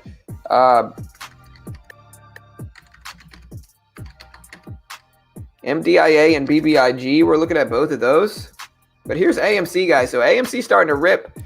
There's over the previous closing price. So AMC is now green on the day. We're at 46.40s for AMC. We're heading up. Where do you think AMC is going to get it today, guys? Where do you think it's going to go? Here's a 5-minute chart. We're testing that previous closing price at 46.20. So that's the first level we just got to get over and hold here is 46.20. If we're looking at milestone levels. All right, AEHL is over the VWAP.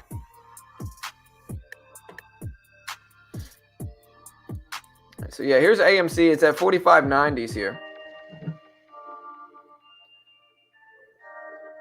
Honestly, though, if I was in SPCE, I would be super upset that Space decided that was the appropriate time to hit people with an offering when they knew that everybody was sympathy trading their stock over the weekend. I think that's going to hurt trust with shareholders because again, you could do an offering, but you need to give people that sympathy traded it over the weekend time to exit before you just hammer them with an offering the Monday after a major event. Like that is a terrible thing for them to do. It destroys traders is what it does. And to be honest, I haven't ever been super bullish in stocks like SPCE because I think space is expensive. And I think if they're competing against SpaceX, they're going to lose.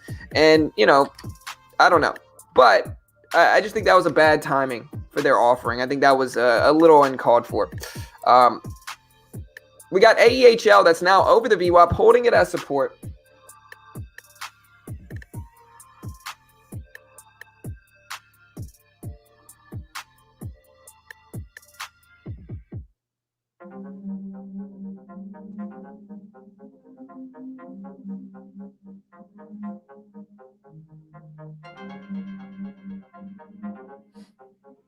AEHL, yeah, well, a lot of people watching AEHL. We're over the VWAP now. I'm getting ready to see what happens with SGOC. And look at MDIA, guys. MDIA just ripped and got halted on the way up. I'm still looking at SPY as well, SPI. But AEHL over the VWAP here. Here's AMC. So AMC finally pulling back some. Let's see if we hold the VWAP here. It's the Z pattern. Let's see if we hold the VWAP.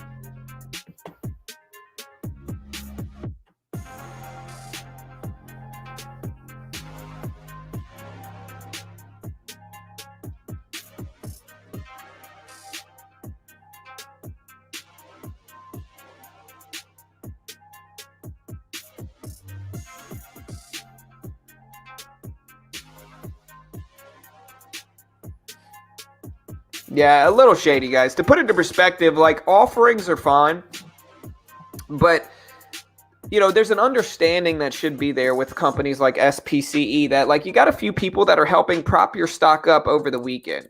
Like you can hit people with an offering, but give people that held it over the weekend time to exit their position. Like what they did was they pumped the price of their stock up through an event, and then they hit you with an offering literally at the opening bell the Monday afterwards. That's a little bit, I'm not going to say unethical because anything kind of goes in the stock market, but I think it's a little bit short-sighted because I think it's going to make investors lose trust in SPCE. I think the offering will ultimately be good for space long-term, but I think it hurts the short-term investors in the stock. And I think it's going to make them trust it less in the future. SGOC finally resumed. It's up to $23. So it's up to $23. Halted again. A little bit too risky for me to trade here, I think.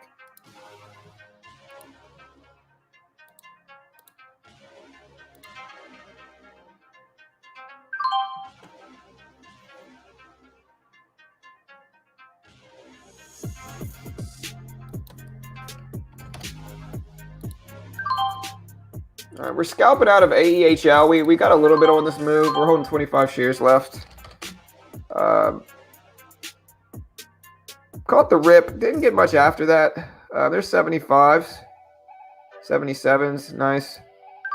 We're going to just get out the rest there. So we made another 15 bucks on that. We're up about 30 on the day. Pretty small. Got into a few different trades this morning and just kind of hanging out now. But yeah, good call for Joel. That was a nice little crossover call out. We're still going to look at SPY here to see if SPY can fight its way back over the VWAP level. Like, ultimately, we want to see SPY get over the VWAP and then pull back to it. And if it does, then we'll try to capitalize on that in a few different ways.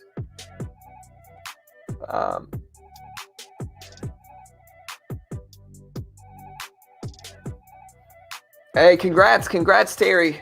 Nice. Yeah, slow and steady. That's right. Good job, though, Terry. Happy for you. She said, hey, John, another green day on AEHL, $60 using what you have taught me. Thanks again. Hey, happy to help, Terry. Good to see y'all. Good to see y'all making money with the setups that we talk about, you know. All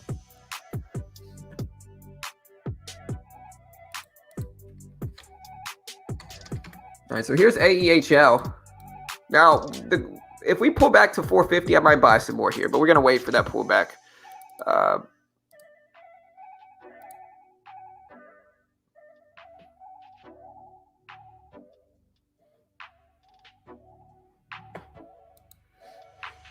Let's see what else we have here, guys. Also, remember, hit that subscribe button if you haven't already. We do this live for free every single weekday morning on YouTube. We don't charge a penny for any of our content. It's all completely free. And if you appreciate free content in the trading community, hit the subscribe button and do me a favor, roll your mouse over if you already have hit the subscribe button and click the bell next to the sub button. That'll give you an alert anytime we go live or drop a new video just like this. And so if you want to see it, hit the subscribe button. We also have great free content that details the strategies we use that drop daily. So hit those buttons, guys. Hit the like button, and yeah, we'll see what we get.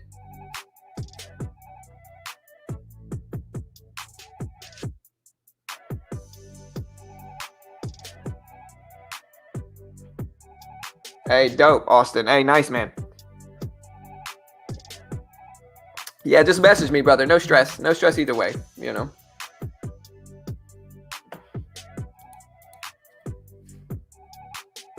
I see MDIA show up, you guys. Here's MDIA.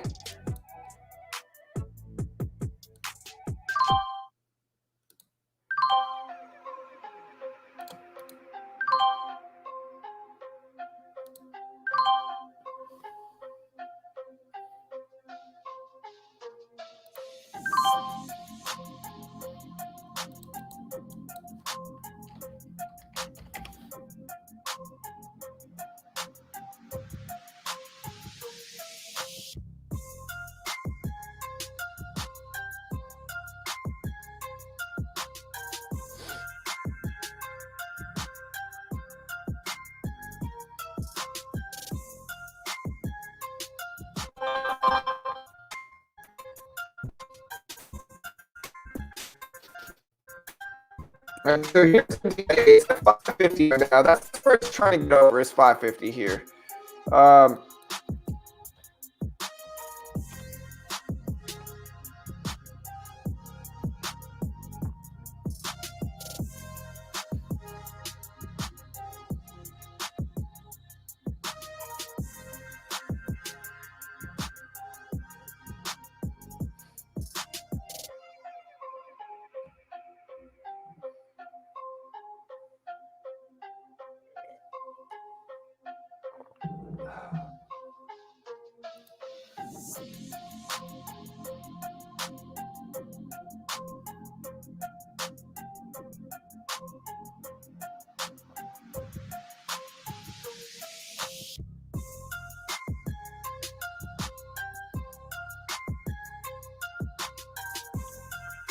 All right, guys, so we're watching MDIA here.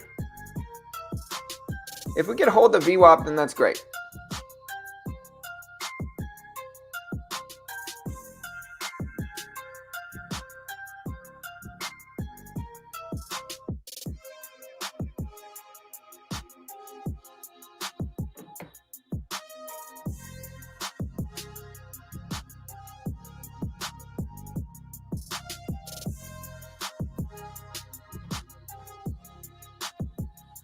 I tried to take a little bit more of AEHL, lost some on it. We're still break even on the day, but took a swing on AEHL and just didn't get the bounce. I really got the bounce, but I think I answered this one a little bit too early. And I think it still might hold 450 here, but we'll come back and kind of reevaluate it when it does. There's MTSL. It's at 750s. We're looking at that. Is MDIA really in your strategy? Well, it's a VWAP pullback. I'm waiting for it. The volume's not quite there enough. So that's the only thing we're waiting on is volume. Like if it can get over the VWAP and hold. Look at CETX, guys. CETX making moves.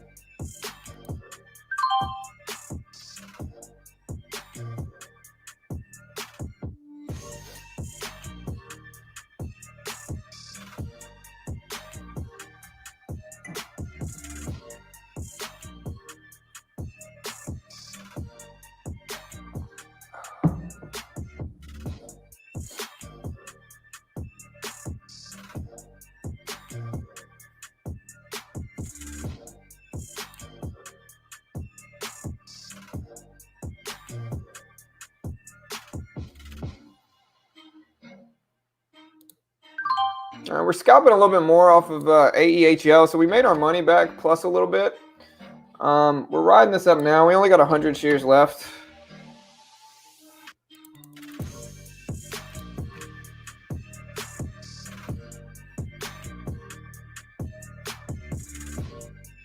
Dude, I see the mosquitoes flying around.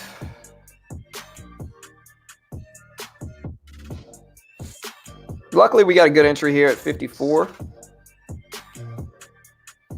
CETX, guys. CETX making beautiful moves here. Rip it over these highs. So check out CETX. We're still in AEHL. There's CETX. Rip it up here. Cup and handle breakout pattern. Oof. All right, so we just got out of this. We made a little bit of money in that trade, and now we're green on the day, but we got out of AEHL, just not holding the VWAP at 450. Here goes CETX. And if you want to see AEHL, just so you know my P&L, we're down 466 from it. We're still up 15 bucks on the day or so right now. SPI, we're still waiting for it to reverse here, but CETX is putting in big percentage moves. So look at CETX here, guys.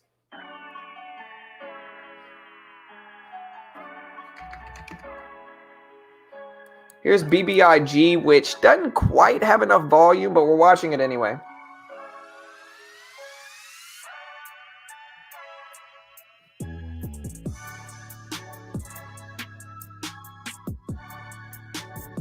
Okay, I'll check it out, Juan. For sure, brother. I'll check that out for sure, dude.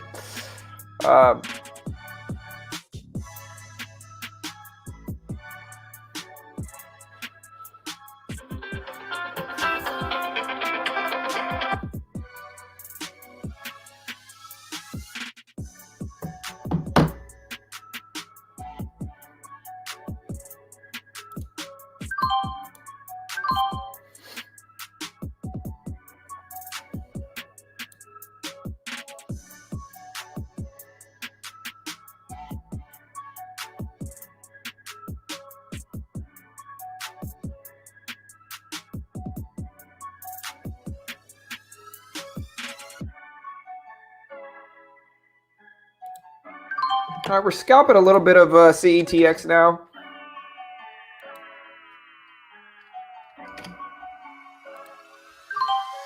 Holding 40 shares left.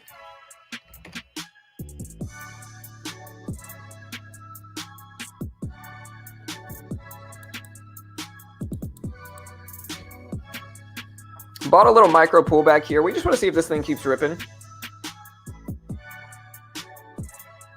There's 42s, 43s. There we go. There's the high break. 45s, 48s. Take a little bit more off there. All right, we made a little bit there. We're up about 30 bucks on the day. I see NUA, NEWA showing up here. Not the best volume, though. We need more volume. DTSS showing up as well here. Why such small share size? Because I don't really see anything that I like that right now. So we're just kind of taking feeler trades. Also, usually what I do, like here's my P&L if you guys want to see it. Usually what I've been doing that's helped me make pretty nice gains on the day is I have been getting in small trades at first, building up consistently, building up small profit. You can see I'm up 25 bucks on the day. Building up small profit and then taking swings once it's a little bit more favorable too, and I have a cushion. Here's CETX. It's at 245s right now. To be honest, there's not a lot of big rips with good volume at this point in time. There's just not. Like SGOC is okay, but everything is pretty slow right now. There's not really anything that looks super favorable. MTSL down. We got CETX that looks good, but that's really the only one right now. And so it's too extended up here for me to take a large position. And so with that said, we're just waiting for good setups, and I don't see anything super good right now. Is the only thing that's slowing us down so far. We do have BBIG popping up. Look at BBIG. There's BBIG making moves.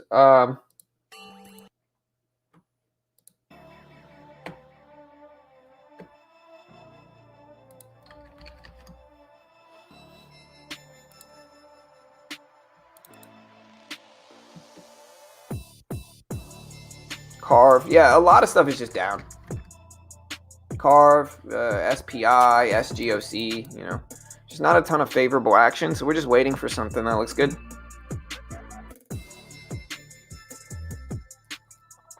Yeah, Carve. I see DTSS. Carve breaking lows.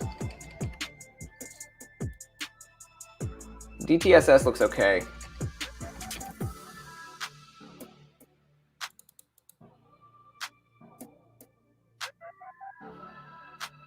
CNFR. There's AEHL dumping down. DTSS. Making moves. Trying.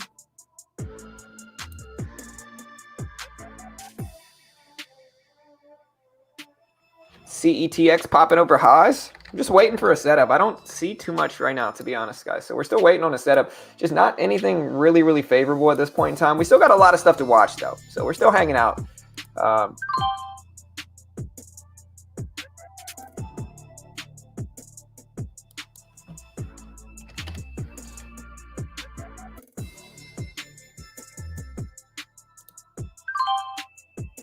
We're scalping a little bit of AMD here, so,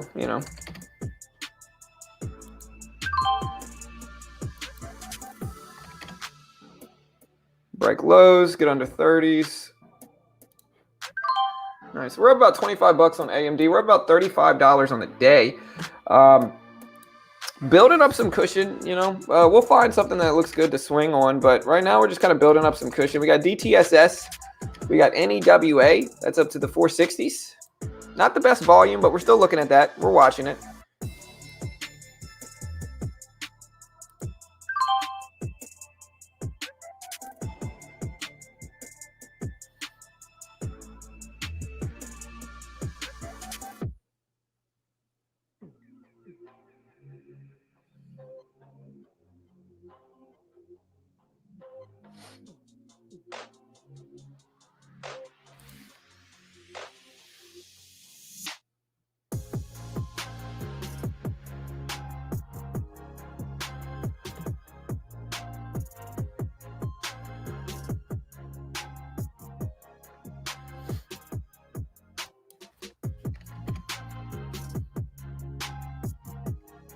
So here's NEWA pulling back here. Here's CETX. I'm in 175 shares of this one.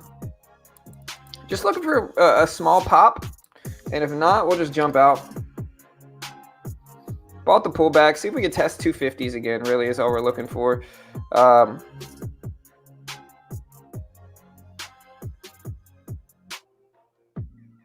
36, 35s.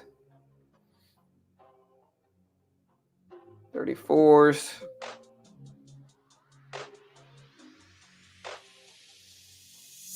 I just want to see it pop back up to 250s and test that. I think we're still within that range. There we go. There's 38s. Maybe add a little bit more here.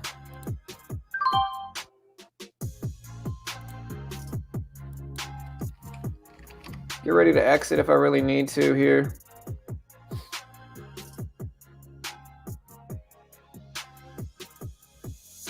So we're in almost 300 shares. But we just want to see a rebound bounce here. There's 35s.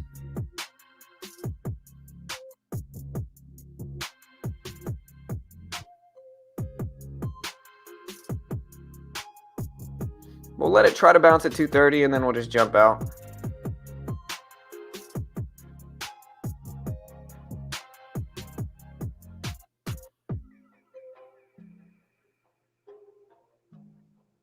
Let me know if you guys see anything else moving. I mean, we're still very green on the day. It's just a slow day. Yeah, we're going to get out there. So, small loss. We'll come back to it. Maybe it'll set up better for us later. We'll see. There's MTSL. We're still watching that. Still kind of looking at AMD. Oh, new ones on the scanners are CRTD. And I don't know what this one's doing, but this one's acting really weird.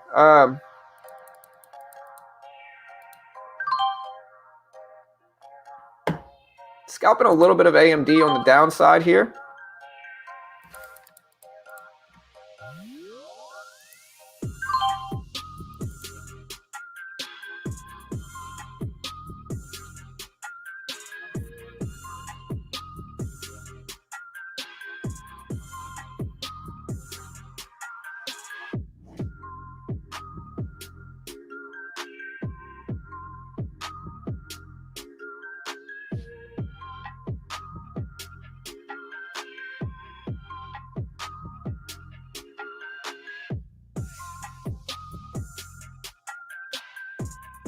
We're going to get out of AMD. We lost a little bit, but like $6 or so there.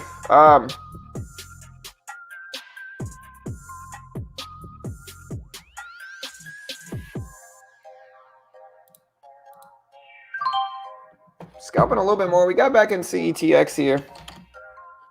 We made our money back. We're holding 300 shares.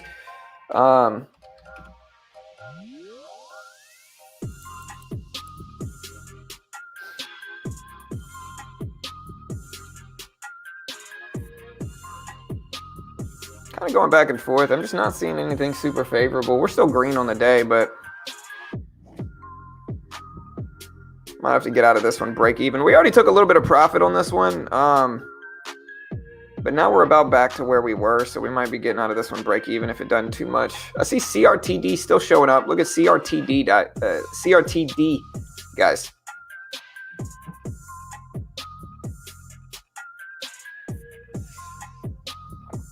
And there's 25s. So we're about break even now. 26.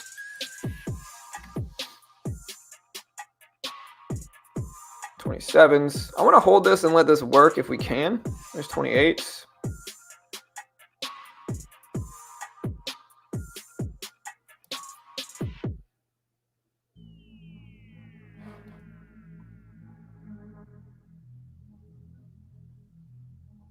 Hey, nice, Sean. Hey, happy to help, brother. Happy to help, man.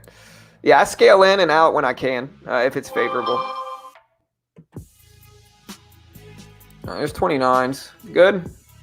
All right, we got out half there. A little bit more than half.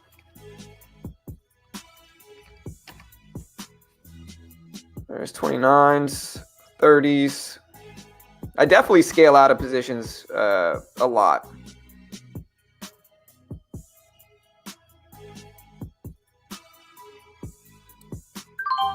We're going to get out that and then hold this 50 shares and just let it sit. AMD faked me out too. It would have been green.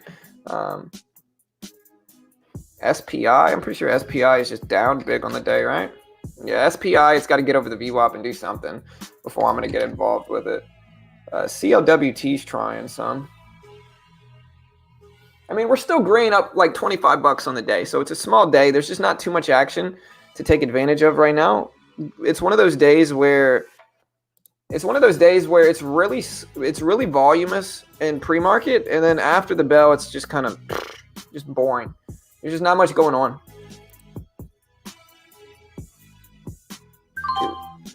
All right, so we got out of this one. We made a little bit on it, but we'll come back to it if it sets back up. But there's just not that much going on. We got CRTD ripping up and getting halted, but just kind of weird movement. Not really anything to profit from, to be honest here. CLWT, same thing. I mean, low volume. We traded AEHL earlier, and that one just kind of faded back down. NEWA keeps showing up on the list, but the volume is not quite good enough. It's still a little bit too low for me. So I really don't have anything that I like here at this point in time.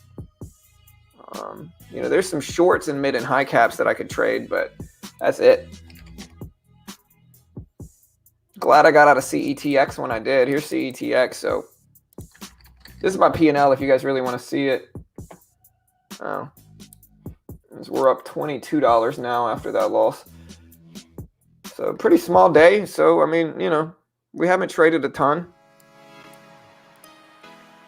And we'll try to find something. Watching the SPY. Watching Apple too. Tech is down is what it is.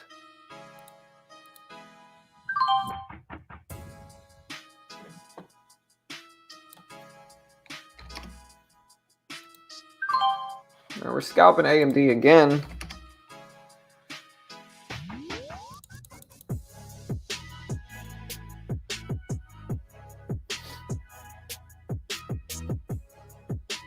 Getting a rebound really quickly. That big down wick that just ate our profit.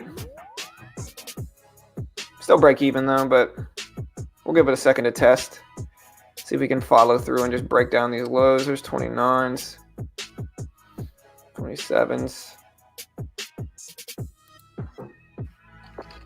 And if you guys see any mid and penny stocks making moves, let me know because I don't see anything that looks good right now.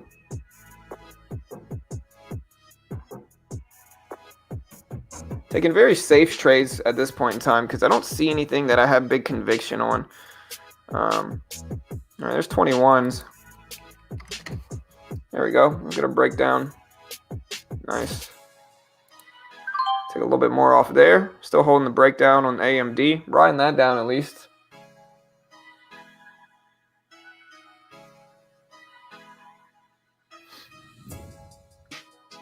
So if we get a break of a low and then under 90 and then just a tank is what we're looking for. There we go. That's exactly what we called. Hey, there we go.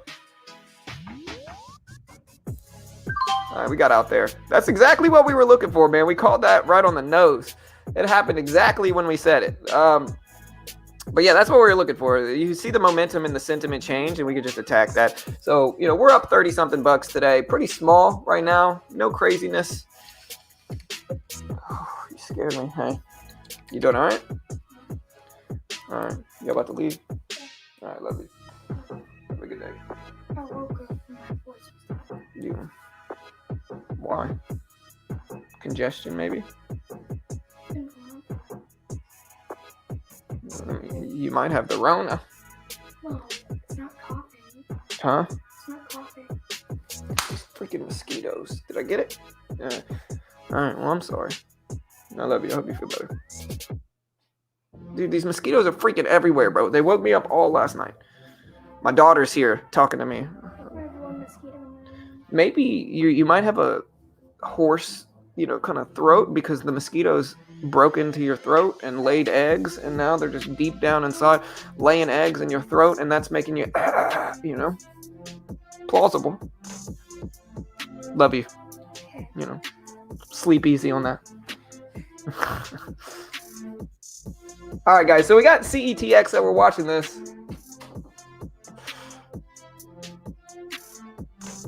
Yeah, I gotta troll my daughter a little bit. CETX, we're watching it though. We're watching it. It's still below the VWAP. Not that good. Nah, she's 12. She knows. Like she knows I'm trolling her exactly. She knows exactly what I'm doing. She's good.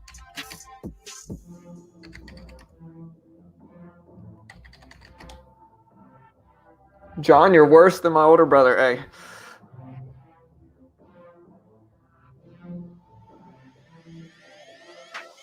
nightmares for days. You know, she'll be all right.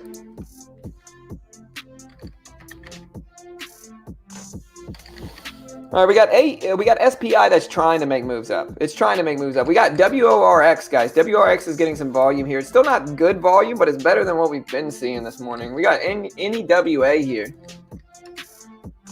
NEWA has been pushing, but they're still pretty low volume. Like, these look good. These conventionally on the chart, some people might say, hey, these look good. The reality is these are not that favorable. I don't think these are not that favorable. Like, the volume's too low. Like, look at the volume here. Even in NEWA, the volume's just too low for me.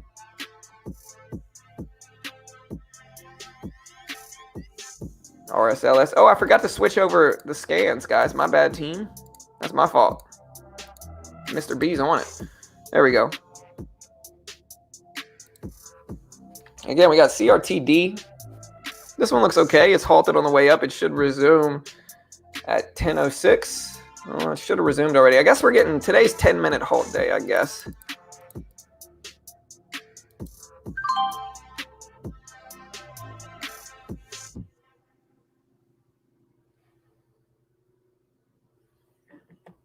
Yeah, that's like my job as a father, Sylvia, is to scare my kids as much as I can in a playful way.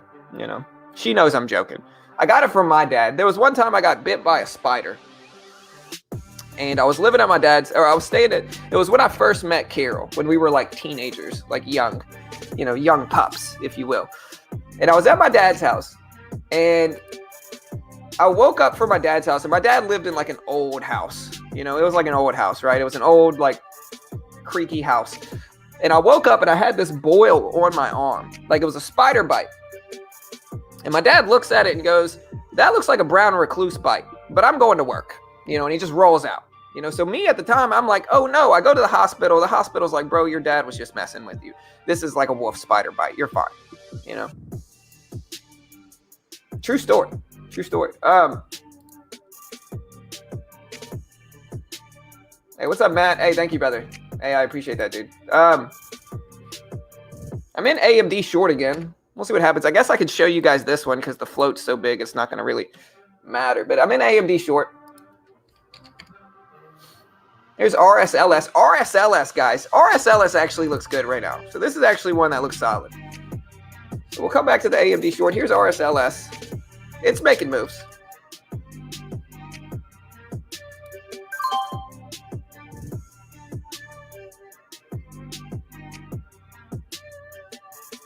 All right, I guess I'm going to lose on this AMD short. Entry 17. We're at 30s now. I should probably just bail out of this thing, yeah. All right, we'll see what happens now.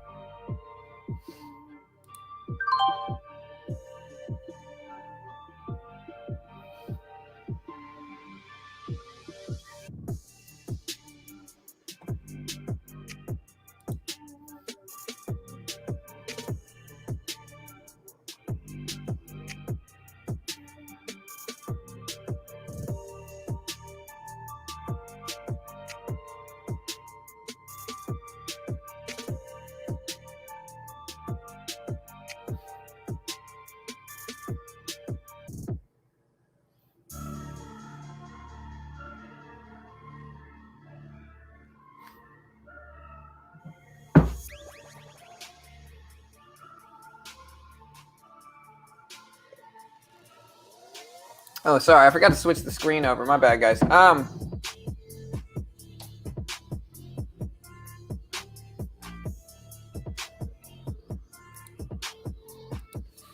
y'all hear my landscaper, guys?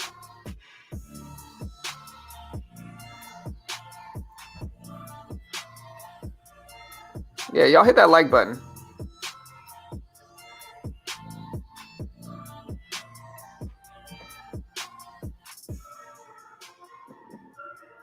All right, so AMD still trying here. I'm seeing SGOC, which is just kind of ridiculous movement here for SGOC. We got RSLS here, which I'm in 300 shares of, but it's not really looking that hot right now. I didn't quite get into the entry I wanted.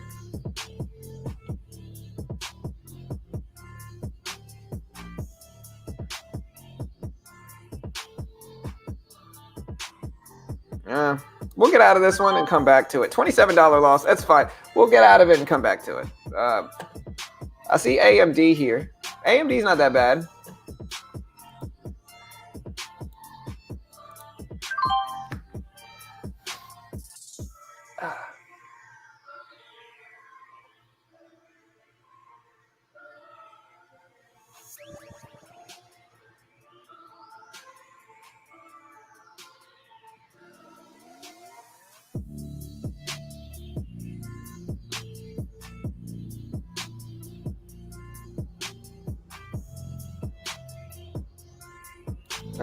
I just lost a ton on, not a ton on RSLS, but I lost $86 and it brought me back to red on the day. I'm down $60 on the day. Small day, but there's nothing to really trade, man. What a crappy Monday. It's kind of my fault. I mean, I'm probably pushing a little bit too hard on slow days, but there's just nothing to really trade.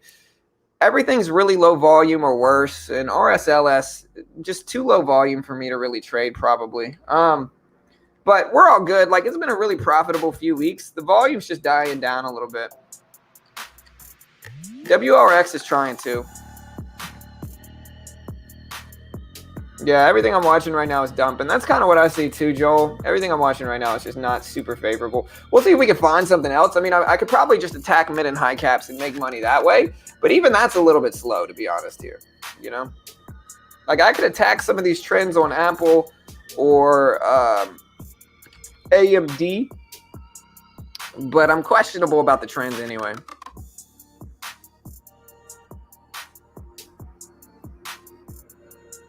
Yeah, maybe Ricardo. I could be chasing. That's possible too. I mean, like I said, I'm just bored. There's just nothing to really do. I don't think it was a bad trade on RSLS. I think I took too big of sizing relative to the range I was in. But buying a pullback to 550s was fine. You know, I don't hate that trade idea. I think it works a lot. And so, you know, looking for that pullback's okay. I just think it's a slow day and there's just not that much action right now. Here's WORX. We're watching that. It's at 209s. We'll see what we get with this one, but just slow. CETX. Yeah, we can look at that. Can y'all hear my landscapers? Also, guys, if you want to help support your boy here, go check out TopStep. TopStep funds traders in the futures and Forex market. And so what they do is they give you a demo account. If you can hit their profit target on the demo while following the rest of their rules, conditions, and phases, then they fund you the same amount as the demo. The base one is 30K. So if you hit the profit target on that demo while following their rules and conditions, then they fund you 30K with an 80% split. They're located here in the US and regulated here in the US. They pay out millions every year in withdrawals to their profitable traders. They fund thousands. Last year, they funded over 6,000 traders, and there's no PDT rule in the futures market. And so if you want to check out the futures market, here's the link.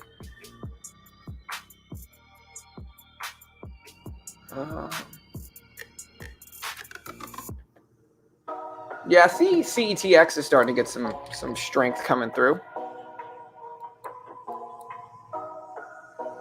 Whatever happened to AMC? AMC is just Mr. Sideways today, man. There's just nothing going on with that.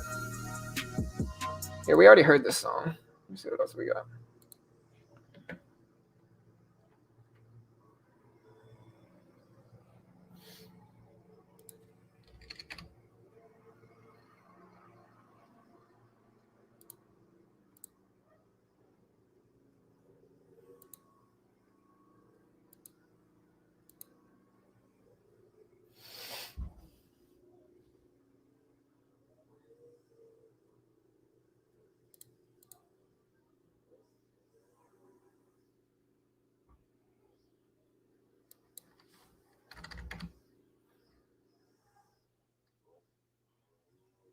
Yeah, somebody's saying RSLS. I guess we could do RSLS, but I don't know.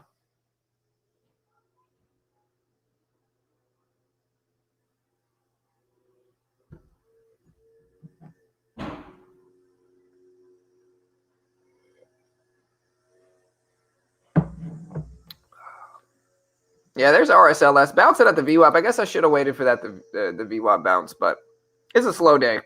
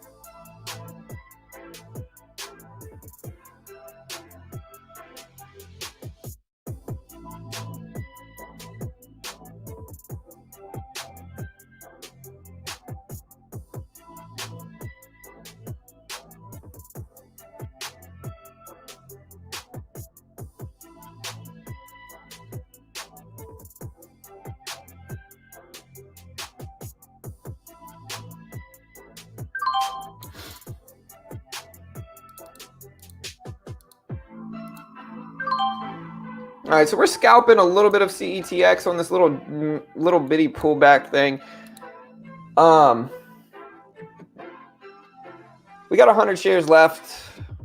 We caught the little initial bounce, and we'll see what happens on the rest of it.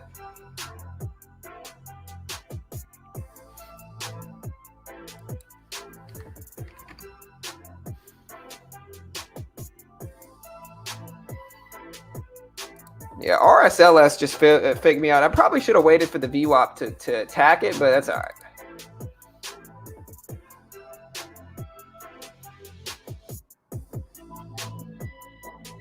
All right, there's 30s. Take a little bit more off here. 31s.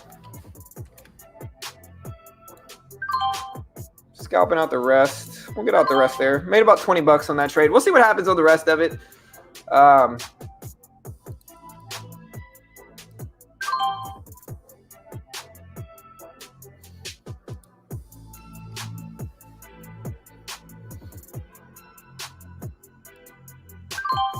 Scalping a little bit more on AMD. See if we can catch that breakdown here. We're holding 75 shares left. There's the breakdown.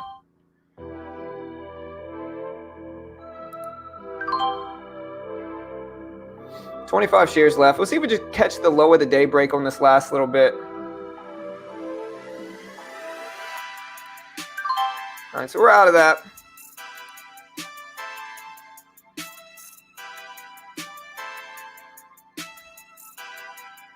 So we caught that for AMD.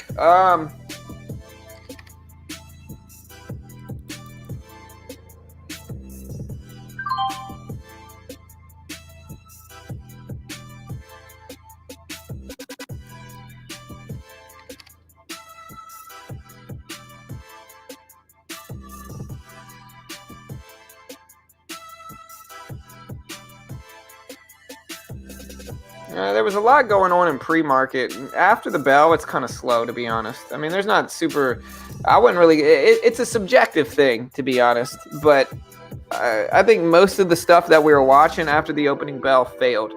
Like SPI, failed. Definitely failed. MTSL, failed. Well, what else did we watch? Seed? Now, that one wasn't really one that we were watching at the opening bell. I just think most of the stuff that we were looking at failed after the open, unfortunately.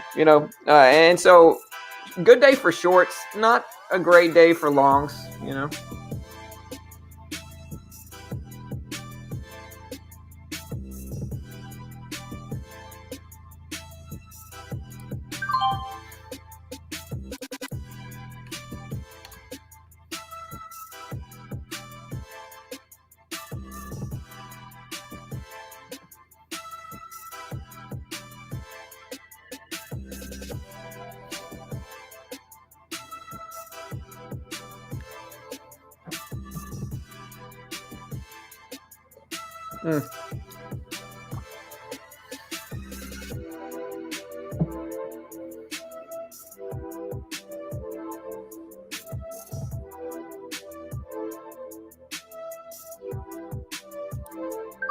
Scalping a little bit back on RSLS, making some money back on it. Bought the little pullback, riding the bounce back up.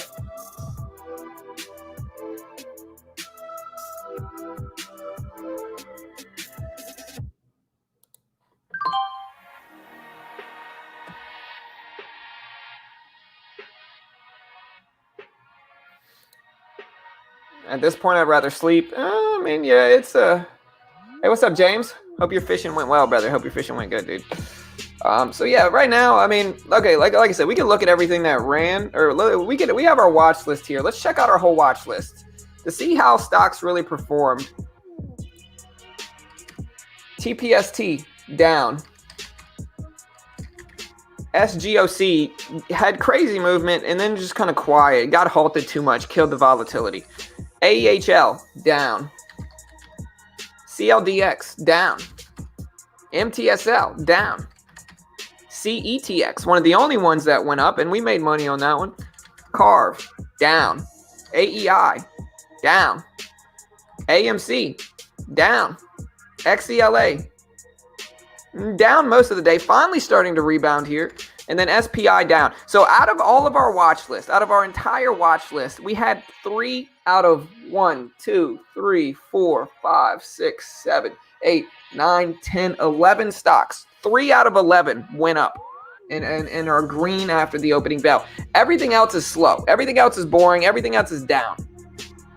So it is what it is. We do have RSLS starting to pop back up here.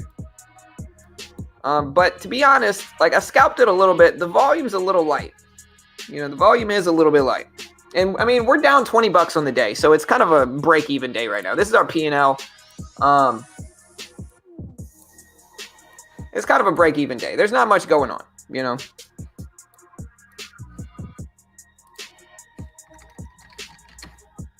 We got CETX that's still trying. This one doesn't look terrible. We'll see what happens with it.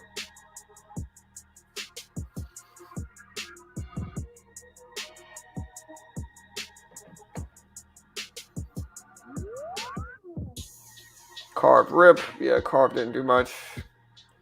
These stocks are so bad today. Yeah, for sure.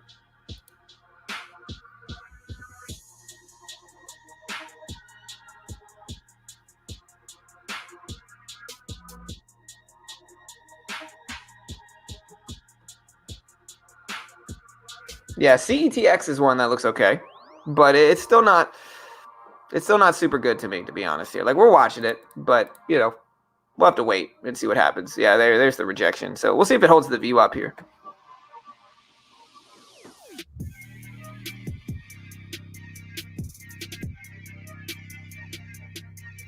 MTSL. Yeah, MTSL, maybe it comes back. We're watching that. There's 730s here. Yeah, I mean, in my last 3 trades, we're all green. You know, we just lost some on RSLS, which is all right, you know. But our last 3 trades were green, and we're basically break even. If we can find something that looks good, great. But I'm not going to trade unless we see something that looks good. NEWA is okay. The volume is too sporadic, though, to be honest here.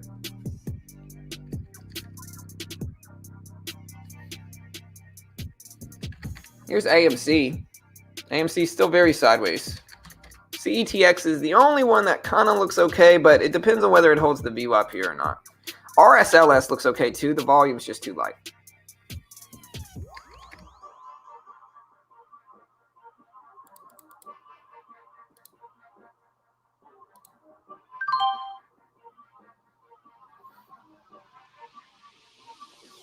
I see NEWA, but I think I just talked about that one. That one's ripping up, breaking highs. Looks good.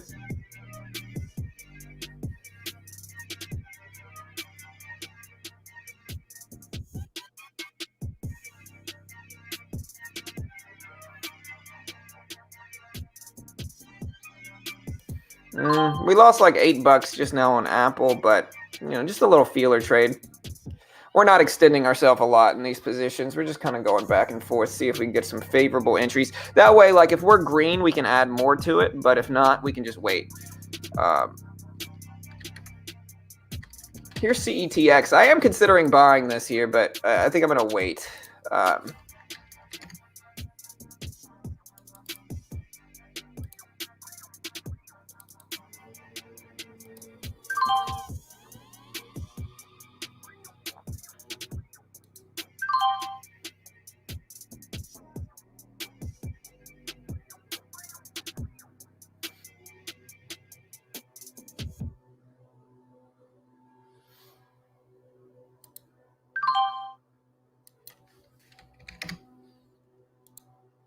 All right, so we're scalping NEWA here.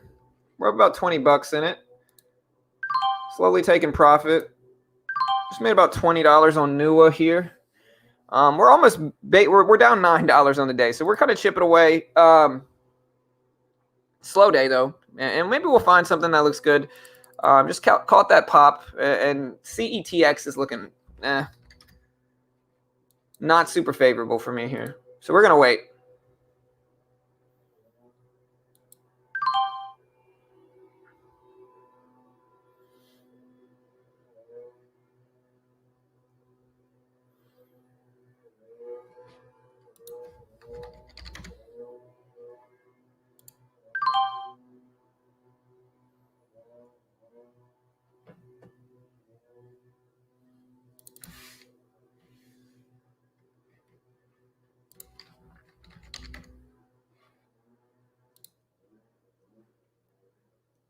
All right, so we kind of scaled back into AMD here. I like the spot. I'm trying to give it time.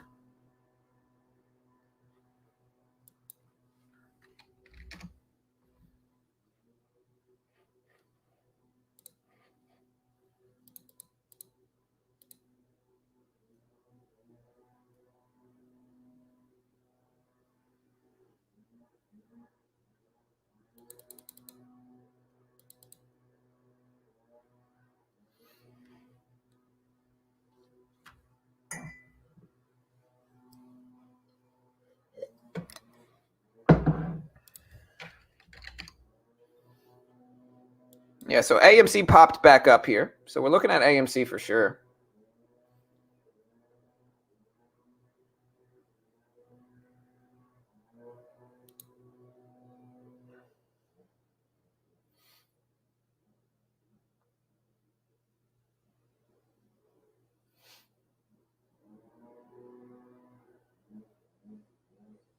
All right, we're in Apple as well here, just to show you guys. So we're sitting in Apple.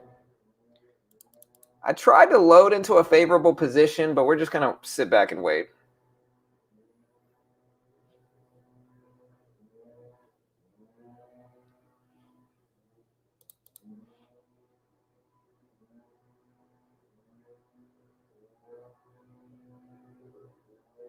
I see YTEN, XTNT loading back up, so waiting for that. Can y'all hear the lawnmower guys out there? Because they're loud, bro.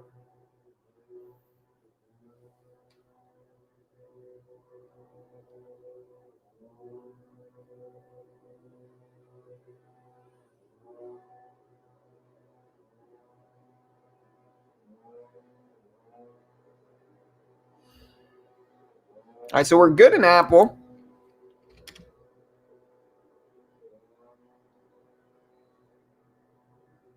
We're going to take a little bit off here in Apple, kind of try to scale out of this as it goes down.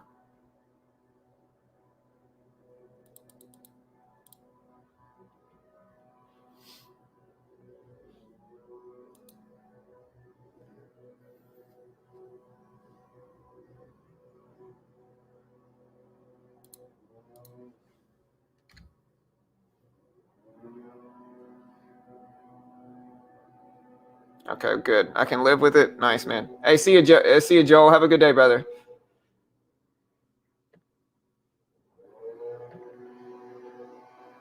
Honestly, the lawnmower guy's bothering me. He's super loud. But I guess it's not his fault. It's just my fault. He's just right next to the window.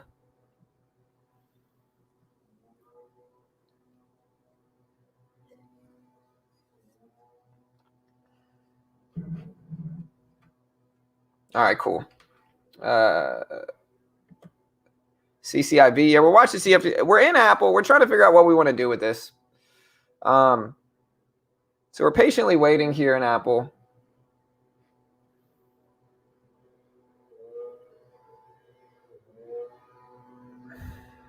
All right, I got to mute myself, guys. I'm sorry.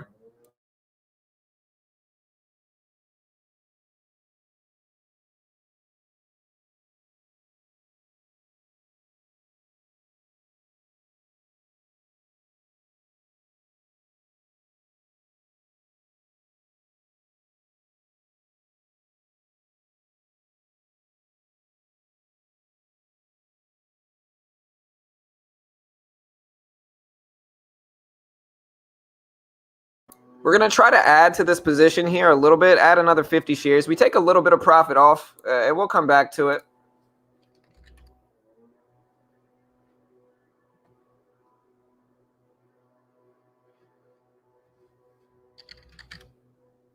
Works doesn't really have a good volume for me either, so we're just kind of hanging out and waiting.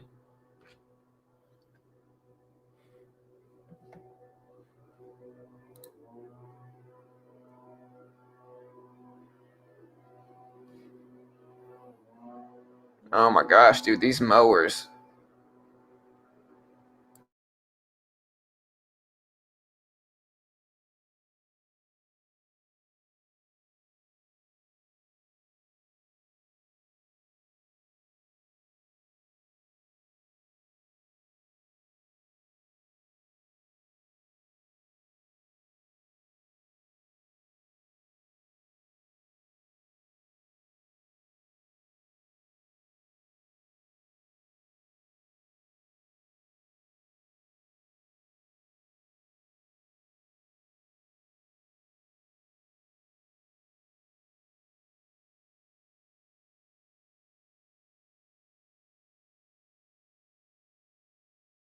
All right, guys. So we're scalping works. Shout out to whoever brought it to my attention. All right, so we made 45 bucks from works. We'll take that. You know, green is good. We'll take that. Sorry, the mowers are really loud.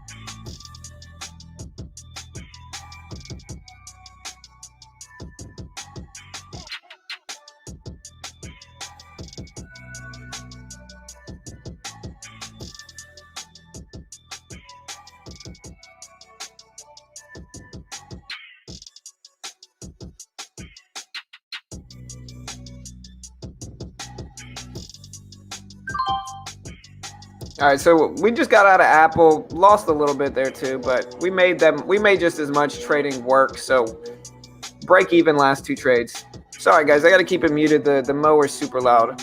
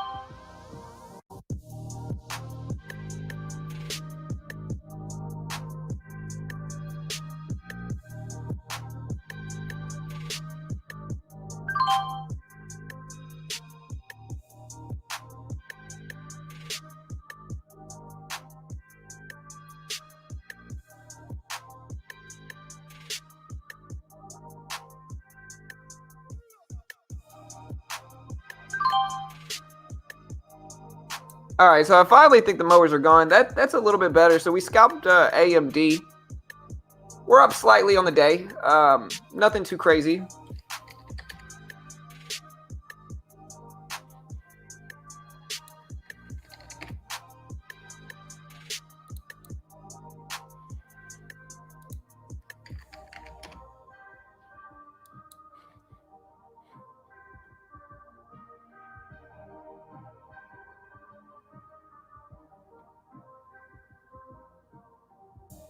The mower goes with the music. Hey, remember, guys, we're going to change it to sub-only mode right now, guys. So if you guys have any questions or anything like that, we're switching it over to sub-only mode. So hit the subscribe button if you haven't already. It helps support your boy here. We're going to go to sub-only mode. Show your support by announcing yourself in sub-only mode so we know that you have actually subscribed to the channel. Do it now, guys. We're going to be going into sub-only mode right now for the next 10 minutes. So hit that subscribe button if you haven't already. We're in subscriber only mode. So show your love here, you know.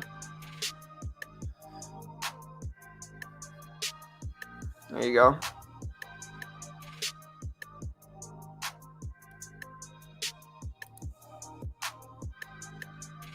Hey, there you go. That's right. Y'all hit that subscribe button. You know you want to. Hit that subscribe button. Do it now, guys. Be like everybody else. Look, everybody's doing it. Hit the subscribe button. Just try it one time. See how it feels. Do it now. If you are subscribed, mosey on over to your notification bell and click that now, guys. Definitely appreciate it if you do.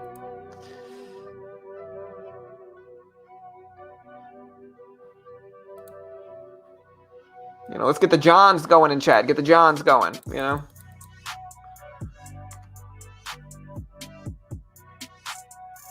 I don't look at the RSI most of the time, John. Hey, thank you, Case. Hey, thank you, Michael. Do it now.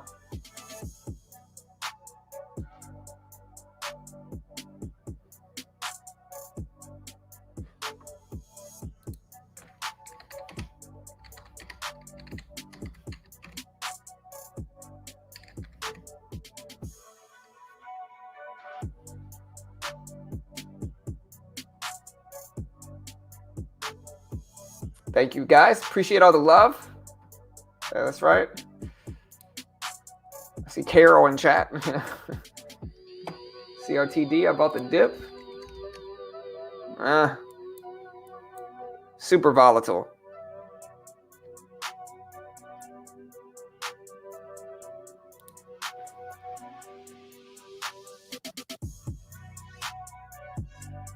That's right. Yes, AMC is very predictable. It's if you guys see the stock I make the most money on, it's AMD every single day.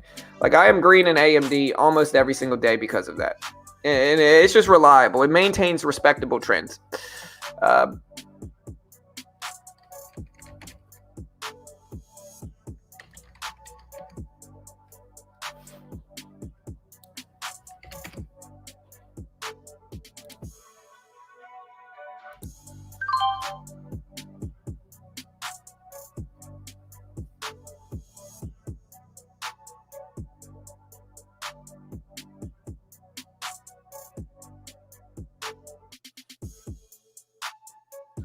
All right, so we do have CRTD that's starting to pop back over here.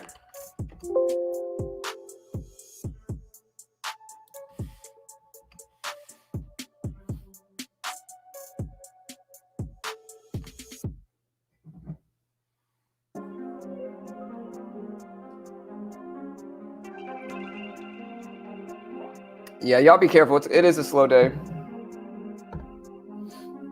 Yeah, that's kind of what I do too. Like I use mid and high caps to get back into green if I lose in penny stocks, just because they're more predictable. Like I can scalp them all day and usually be okay. Oh my gosh, the freaking lawnmower, dude. I know it's not his fault, but damn.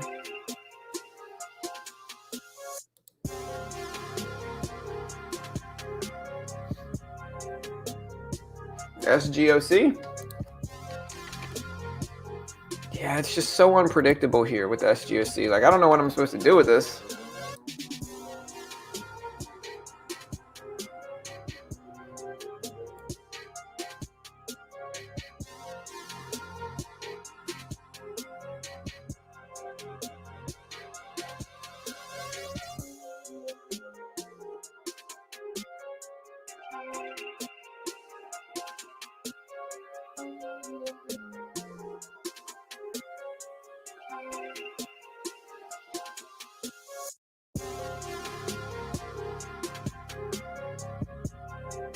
All right, I think it's done. I think the lawnmower man's done.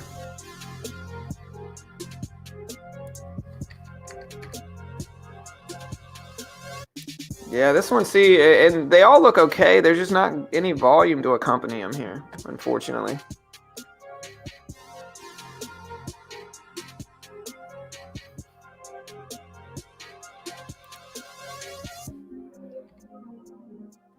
Do you think AMD could be a reliable swing trade? I mean, it could.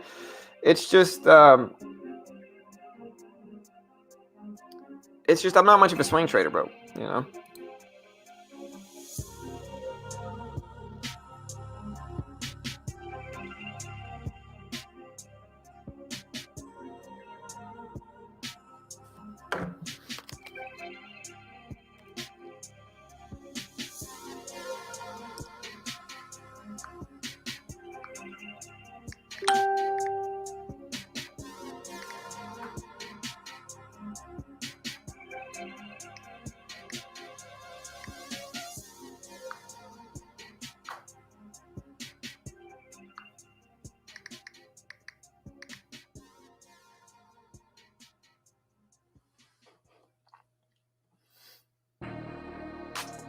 Langlois.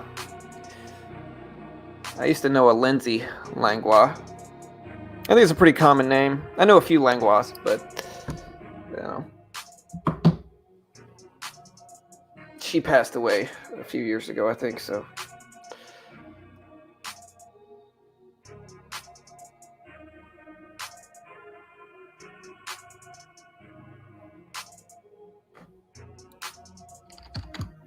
Yeah, I'm looking at Spy, Kyle. I never got into Spy today, brother. Spy just didn't do nothing, man. It just stayed down most of the day. Just not super favorable action for it today, bro.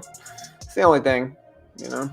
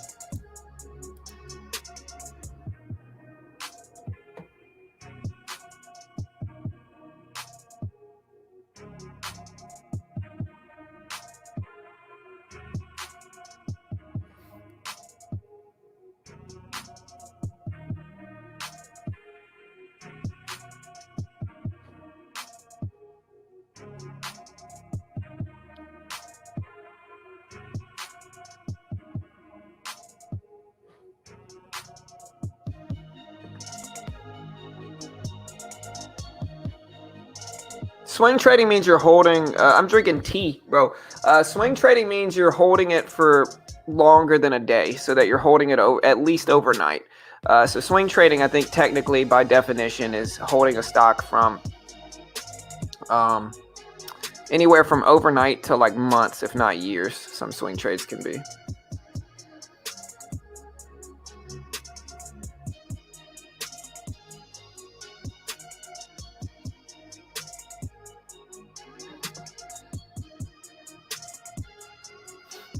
Is today's stream all day, or were you just BSing us? Today's not going to be an all-day stream. We might start that tomorrow. We had some stuff come up over the weekend. Like I said, we got a house, and like we've had to do some stuff regarding that, which is the only reason I'm not doing an all-day stream. We've got some stuff that we got to do today because of that. So we finally got a house. We're going to be moving soon. And so with that said, I would do the all-day live stream, but yeah, we just got some stuff that came up, brother. I hope you understand.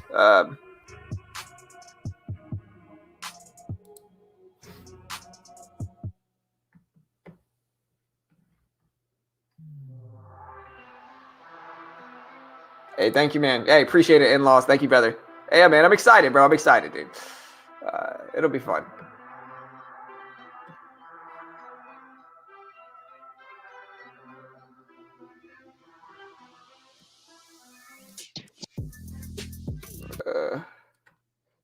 Thank you, D.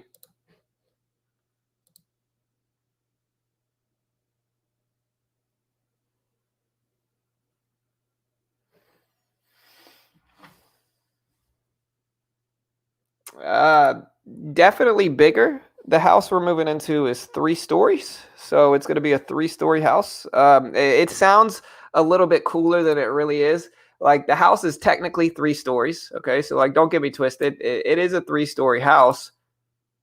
Sorry, I'm scalping AMD really nicely here on this drop. It is a 3-story house, but the top bedroom is just like 1 room. So it's 3 stories, and the top room on that is just 1 room. All right, so we're scalping. This will make our day $100 day. So not a bad day.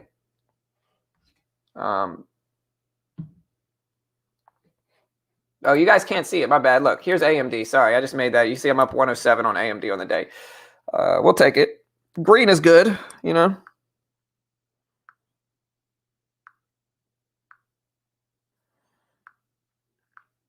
Also, guys, I want to make you aware of the video we dropped this weekend. In the video we dropped this weekend, we talk about the strategies that we use pretty consistently in the market. So in the video we dropped this weekend, you know, we talk about everything that we do, all the strategies that we use, and a lot of other cool stuff. So if you want to check it out, go watch this video. We detail multiple different examples, but what we do differently in this specific video is not only do we talk about strategies, but we talk about like all of like the over encompassing parts of the trading that a lot of people leave out. So we show you entries, exits, risk, reward, all that stuff. But not only do we show you that stuff in this video, but we really detail you like the mentality that you need to have when you're taking these positions, because there's a really specific mentality.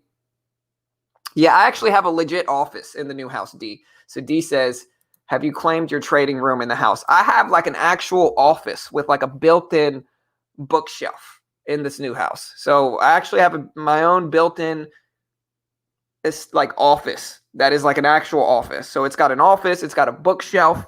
It's really dope. I'm kind of bummed out because we were going to get a different house. Like one of the other houses that we were looking at was a cooler house, right? And then the house that we were looking at and we missed it. It was kind of messed up. It's a seller's market, bro.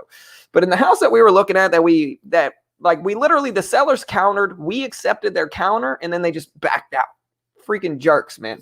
In that house, it had an office that had a secret doorway that was like my own little cubby. So like it had a bookshelf, and then it had a secret doorway that I could open up in the bookshelf and go in, and I could work from the secret room in the office. I was so bummed out when we couldn't get that house. I was so bummed out. But no, here's the link. Yeah, it's on the bottom floor. But no, here's the link, guys. Go watch this video.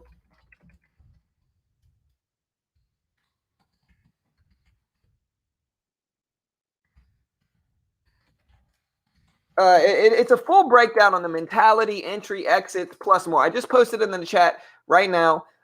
There's the link if you want to see it. Go watch that video. It's a really useful video that you want to see, guys. You want to see this video. Go watch it right now.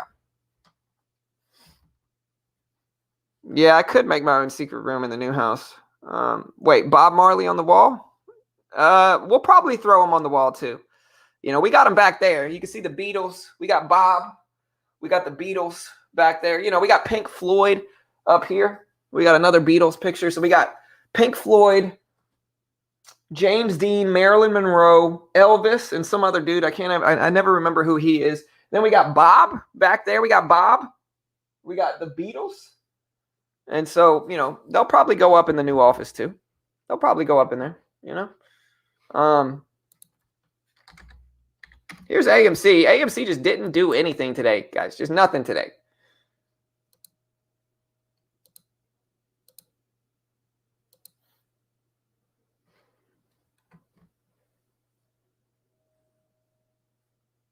Yeah, man. That's today. People are getting 25% over asking, and even if they accept an offer, they can back out when they see more money. It sucks. 100%, bro. Honestly, we had this group, as a real estate agent, I've been in the market for a long time.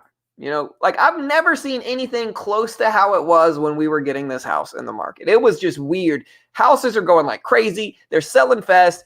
Like we literally, like in order to lock up a house, you got to literally bet more than the asking price. A lot of buyers are giving away their right to an appraisal and then giving them paperwork saying that they're going to pay it even if it doesn't appraise. Like craziness is going on in the market right now.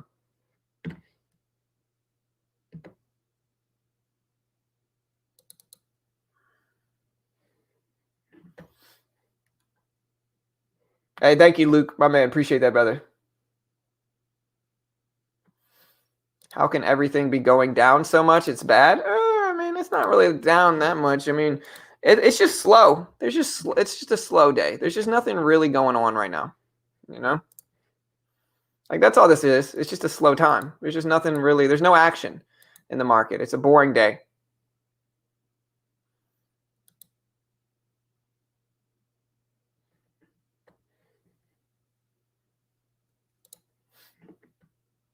I live in the Woodlands, Texas, Velocity.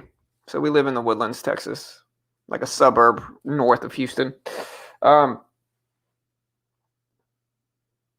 I agree. I'm a realtor in Dallas, and it's the same here. Yeah, for sure, bro. It's just a weird market, dude. Weird market, man.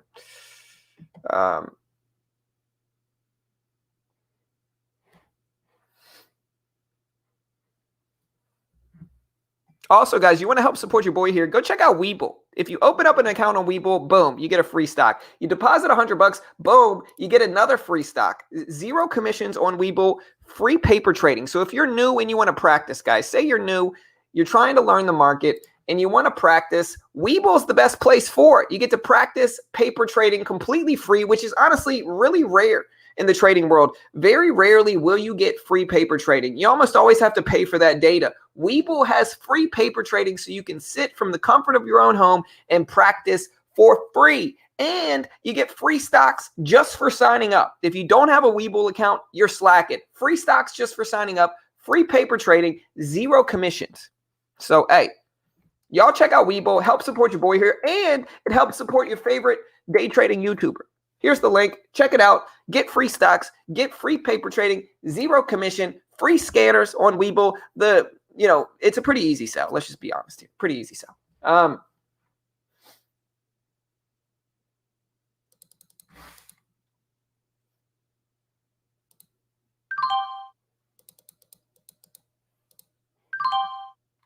All right, we're scalping AMD again. We're going hard in AMD now that we built up some profit. We're up $160 just on AMD alone. 25 shares left.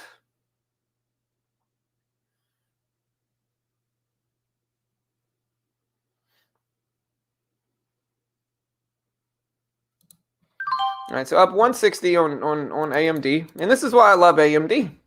It's because even if it's a break-even day in stocks, AMD to the rescue. We're up about 140 something on the day, and we'll take that. SGOC. Yeah, SGOC with the crazy movement, guys. Crazy movement here.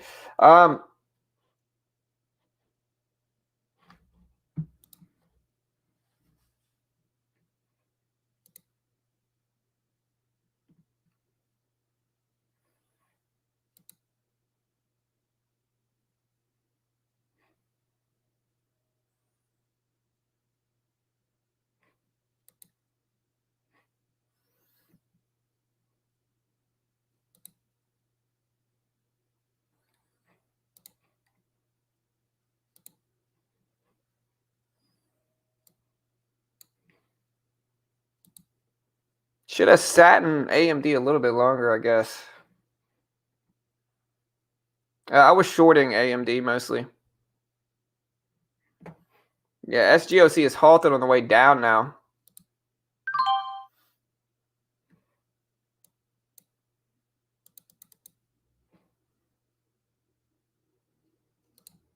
All right, we're in AMD a little bit more short. 200 shares. We'll get out of this if it breaks over these highs. I just want to see this thing start to really break down under 90s. It's the only reason we're squeezing at this one again. If it breaks over 90.20, we'll get out again.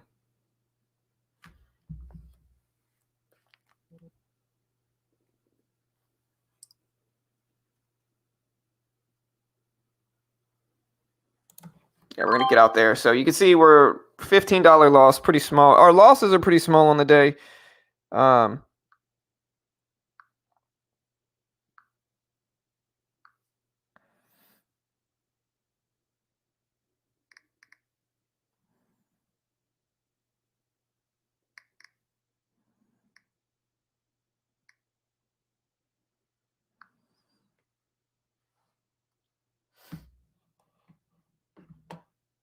Link for what, Rep? What are you looking for a link for, brother?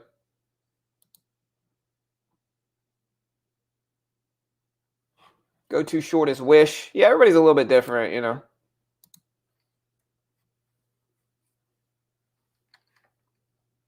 Here's AMC.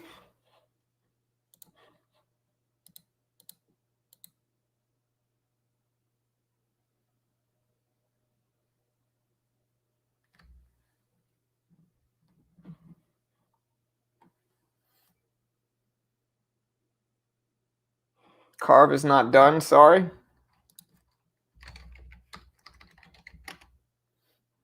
Carve looks pretty done to me, bro. Maybe I'm wrong. I don't know.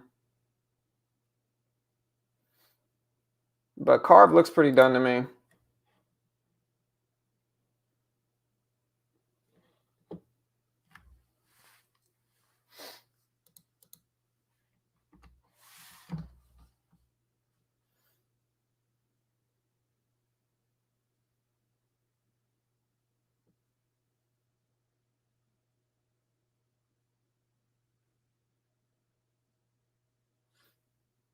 XTNT, new high of the day.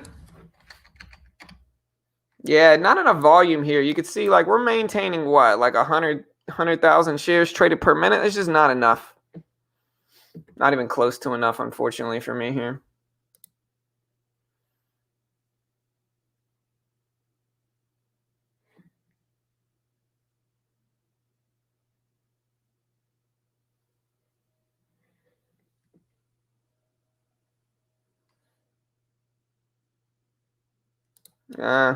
We kind of got stopped out of AMD again. Going back and forth with it. You see, we're still up 140 on it on the day, but you know, we'll come back to it. There's just nothing super favorable right now.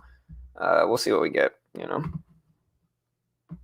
probably got. I'm using that 925 level as kind of like a risk that I'm paying attention to, and you know, we'll see what happens, but.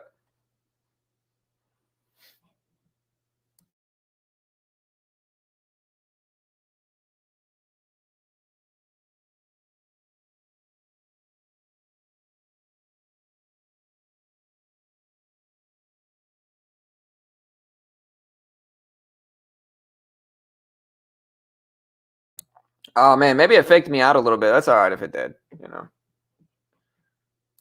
AMC is the other one we're looking at. What about Tesla?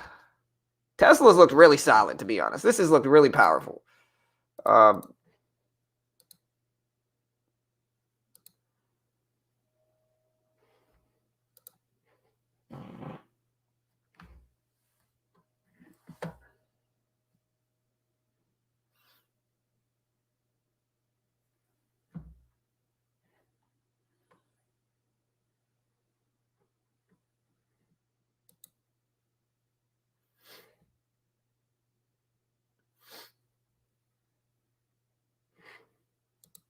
GALT. Not nearly enough volume for me.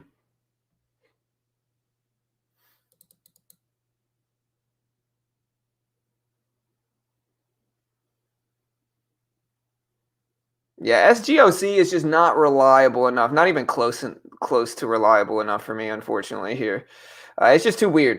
Too weird.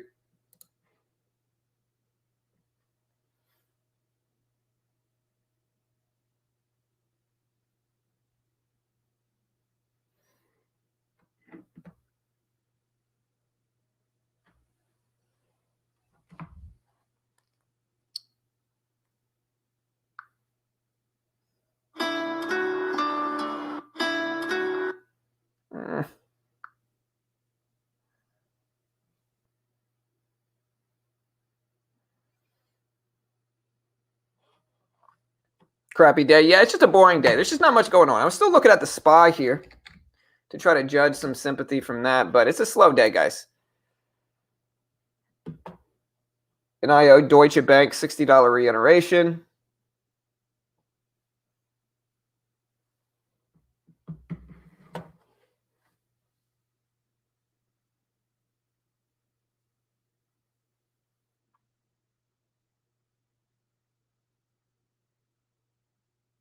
I'm kind of curious to see if SGOC holds that 25 support level, that $25 support level. If it does, then we're talking. You know what I mean?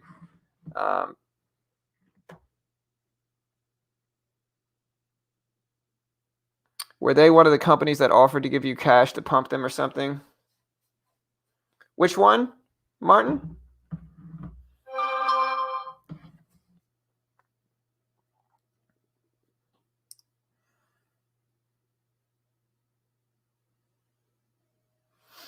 Depends on which one, brother.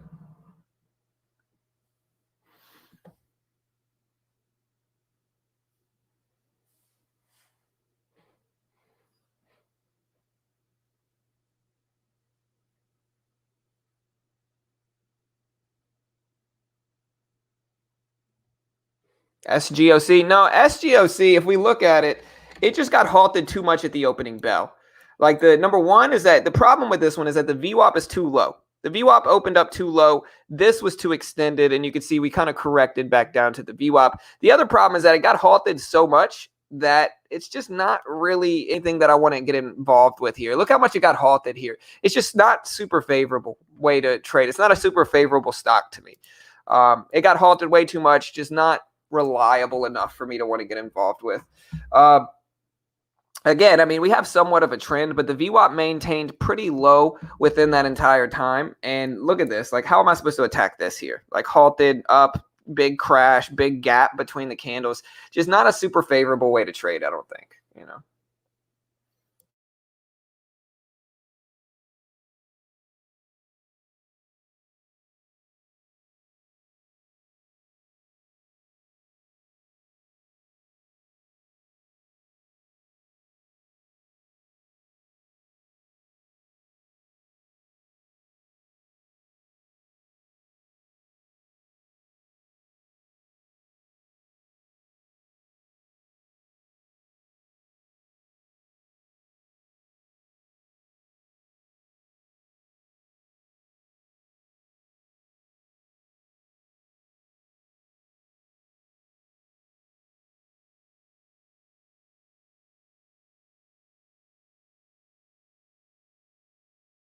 Oh, there's the video, guys. Sorry.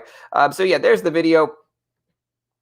Y'all go check that out for sure. That video will help you be a better scalper. So we posted it in the chat. Y'all go check it out. I'm getting some text messages. I got to go do something for something for this house thing that we talked about. So I got to get out of here, guys. We're going to do the push-ups tomorrow. And again, if you want to help support your boy here, go check out Top Step. Top Step funds traders in the futures market. And you can check them out here. Try to get funded in futures or Forex. They'll fund you. You just got to go check them out. Remember to hit the subscribe button if you haven't already. Go sub to our new channel, Trader Rehab. Really great channel. A lot of good, free, useful content on that channel. I run it with Two-Way. Super good show. A lot of talented traders have been guests on that show. So y'all check them out. You could also go check out Webull, guys. And I got to run, so I'm going to get out of here fast. Have a good day, guys. We'll see you guys next time. There's Webull. If you want to help support your boy here, check out Webull. Open up an account, get a free stock. Deposit $5, get another free stock. Free commissions, zero commission trading, free paper trading, and just a really useful website, guys. So with that said, good luck. Love you all. Have a good day. Don't forget to hit the like and subscribe button on the channel, and we'll see you guys later. Hey, thank you, Hugh. Hey, I appreciate that, brother. Thank you, dude. Appreciate the love, guys. I'll see you guys next time. Good luck, and we'll see you guys tomorrow.